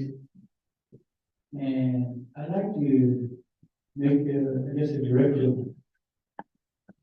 be draft for REC for next meeting, where we have a audit done by nomination Archer General, also Archer General denomination to the audit on those funds, on the AIF funds that funded the two projects. The process, the protocol for taking how we were funded, which department, I guess how, I'm not sure how I will work, but I want to make sure this fund is used properly according to the policy in place. So I will definitely need your guidance and RC also the city council how to draft this record mention. Motion, honorable citizen for bringing that up. And I guess, I'd like to go ahead and defer this to the council. I know that it has been a concern in regards to the agricultural infrastructure fund. Right now, there are some concerns also by Office of Management and Budget. So, if we're gonna do a directive, is it just form of a letter or is it a resolution or a legislation? So maybe some guidance from legal counsel on how we can purchase it. We are oversight over DNR and Department of Agriculture.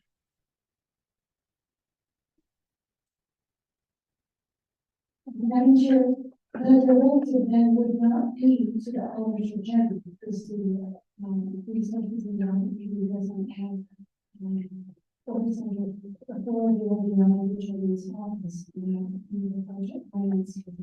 With regard to the agriculture, with regard to the Department of Agriculture, that you are correct. Resources from the focus on the board to coordinate, division of natural resources and, I'm sure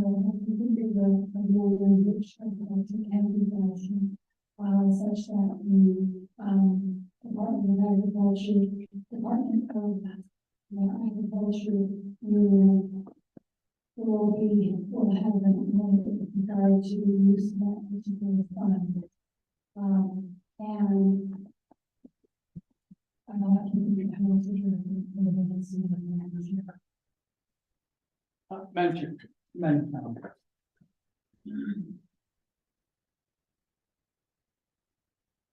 Go ahead, Dan. Part of culture is we have oversight. It's very interesting to where we say certain entities. If we have a problem with the department or the division that oversight, I think as an oversight, we can make those requests.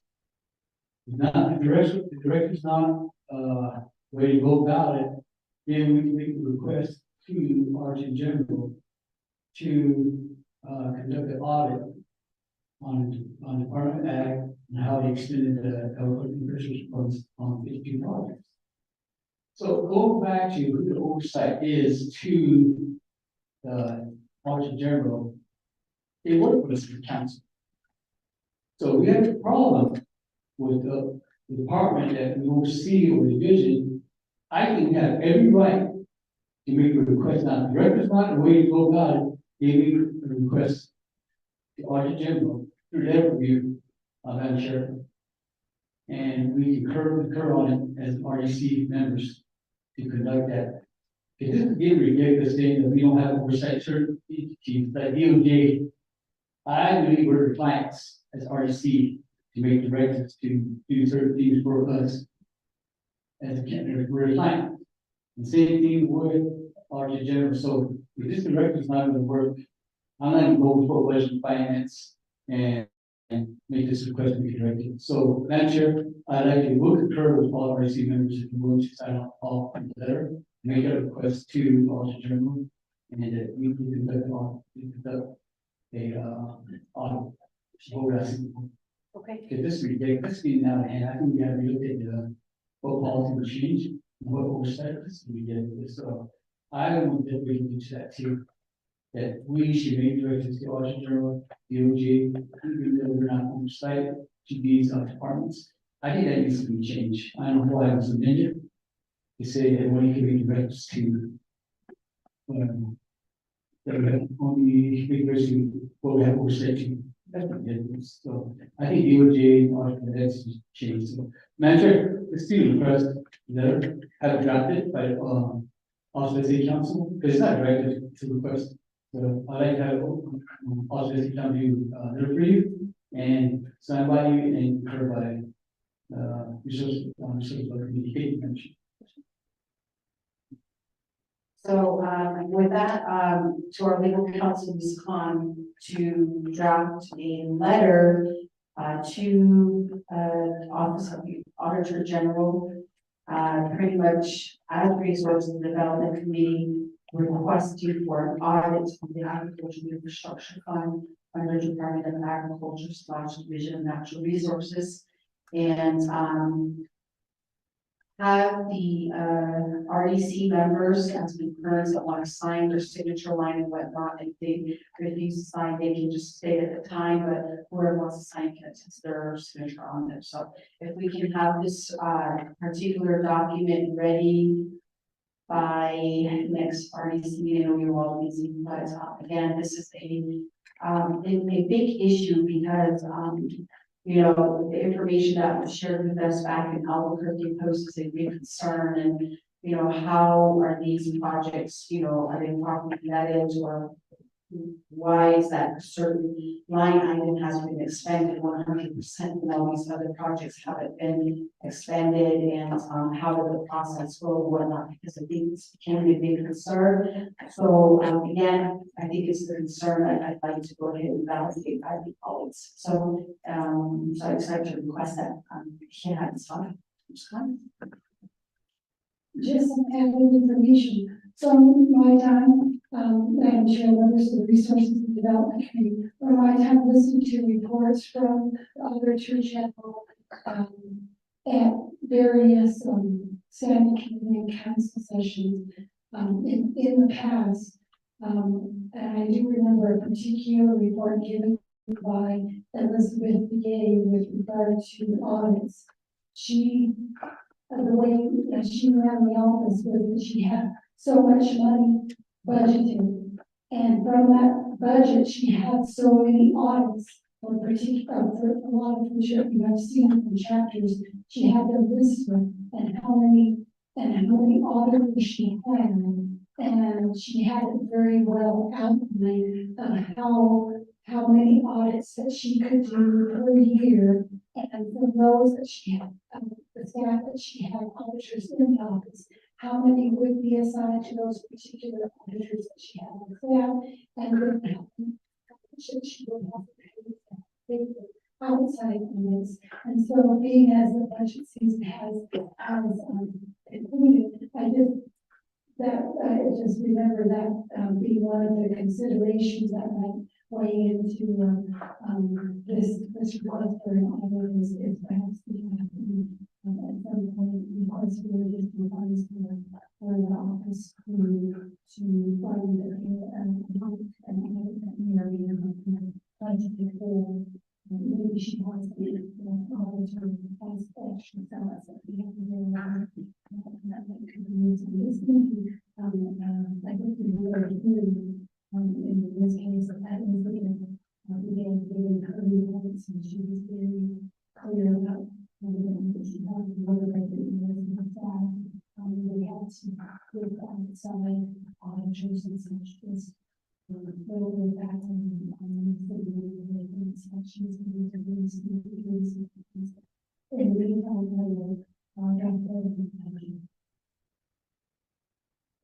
Yeah, thank you, Ms. Khan. One of the other suggestions too is possibly even like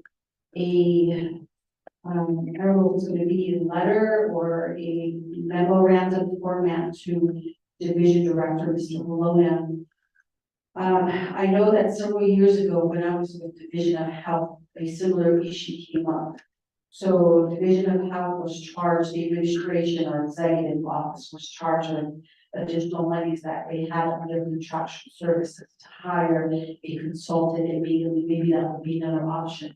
So through that second letter to or memorandum to Division Director Bologna to direct him to find monies within his administration budget to seek a consultant to for an outside auditing firm to do an audit.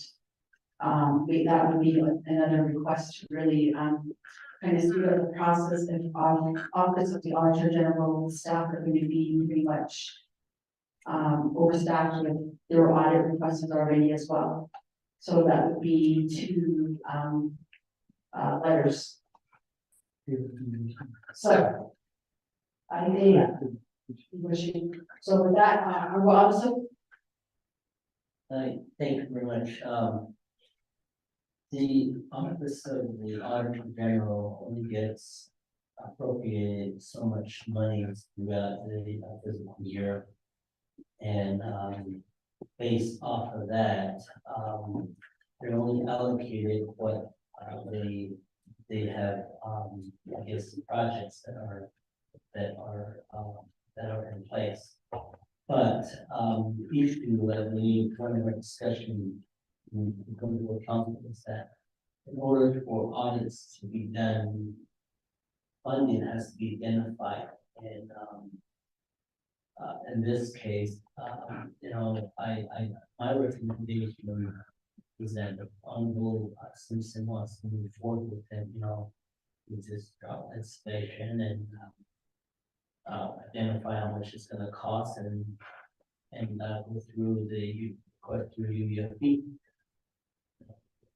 But basically, because this year's funding that has been allocated is already slated for projects that are already in place. Then the other also is that travel programs are usually audited at undisclosed time. So like, I believe last year, the office of the speaker, time came up.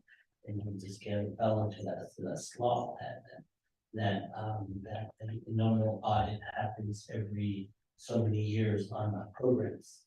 So, I'm not too sure where Department of Agriculture is at on the list of, Department of, or on the list of Auditor General's office to audit the program. So, but the main thing would be identifying resources to actually, conduct this. Whether it's from the UFB or from, sources that is looked at that program, but again, funding would have to be identified, and, if it's coming from sources and in the audit, from the Auditor General, you would have to route Peter P. Paul, meaning that, you know, whatever project you have, you might have to reduce that statement to redirect a certain audit costs to go to this particular audit cost. So that's just the one, my thought, as my colleague has indicated that he wants to proceed with that request or not. Yes, the dialogue is that I think we should have a conversation with directly with the acting auditor general. And that way we have a idea of how the process goes. So that's my thought. Then the other is that the nation has a yearly audit that's done in comprehensive audits. And that's to the revenues that are projected that comes into the nation. And at this time, the audit should cover the premium payment that comes into the nation. And then also, you know, in the audit, should indicate and should alert what if there's new finding pertaining to that premium payment, because when that premium payment is made to the nation, it goes into the general funds or to that particular fund that is set, and that has policies in place on how expenditures happen. And therefore, that if there's a red flag on that expenditure there for that particular line item, a red flag would have came up during this past comprehensive budget to say, hey, there's a finding here. So I think that if we could, you know, other recommendations to look at the current audit that we passed before the comprehensive budget was approved, because that spoke to 2022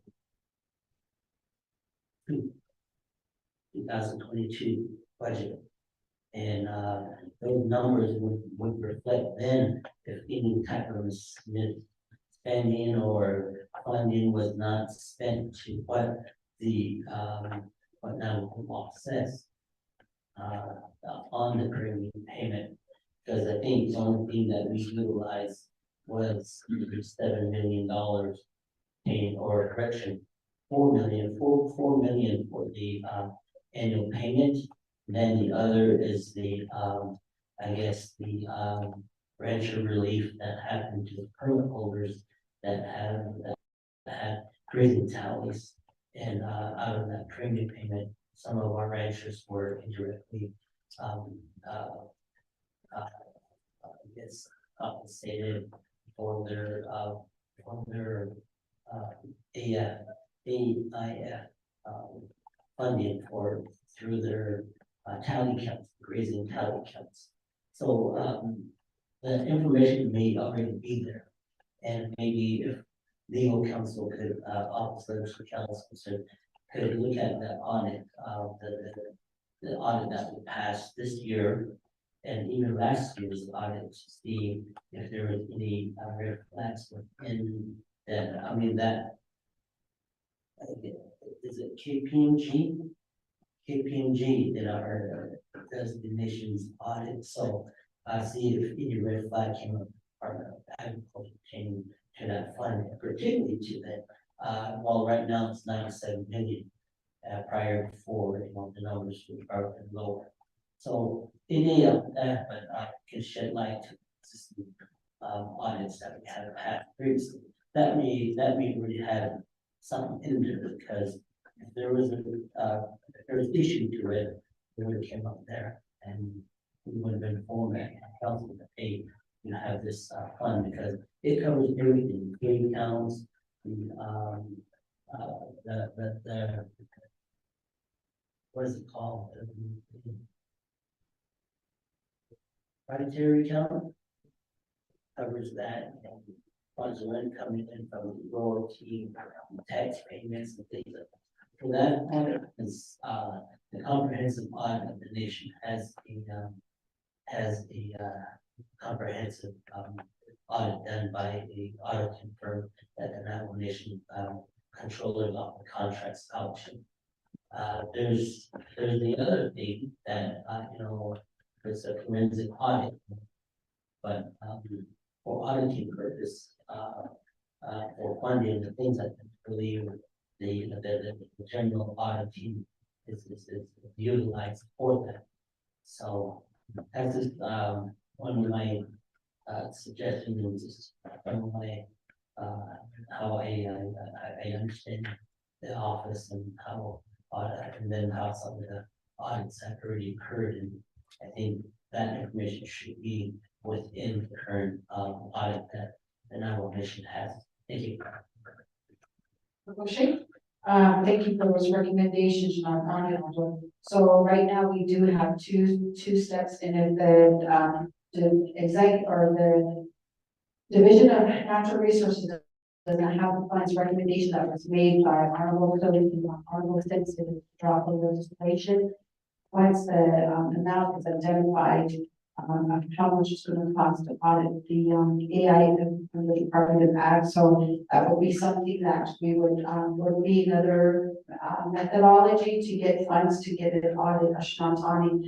Go with that. Thank you for bringing that up, Honorable Simpson. Any other announcement, members of RBC or legislative? Going once, going twice. With that, I'd like to call for adjournment. May I get a motion? Vice Chair Johnson, and may I get a second? Honorable Arsto. Any other questions? Going once, going twice. Mr. Tahi, please take roll call vote for adjournment. Madam Chair, members of RDC, this is roll call vote for adjournment. Honorable Shauna Inclaw, how do you vote? Excuse. Honorable Casey Ellen Johnson, how do you vote? Honorable Casey Ellen Johnson votes green. Honorable Ricky Nez, how do you vote?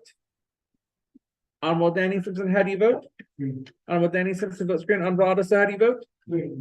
Honorable Otto votes green. Madam Chair, that's 3 in favor, 0 opposed, and Madam Chair not voting. Okay, so then that motion carries to adjourn at 3:32 p.m. And thank you, everyone.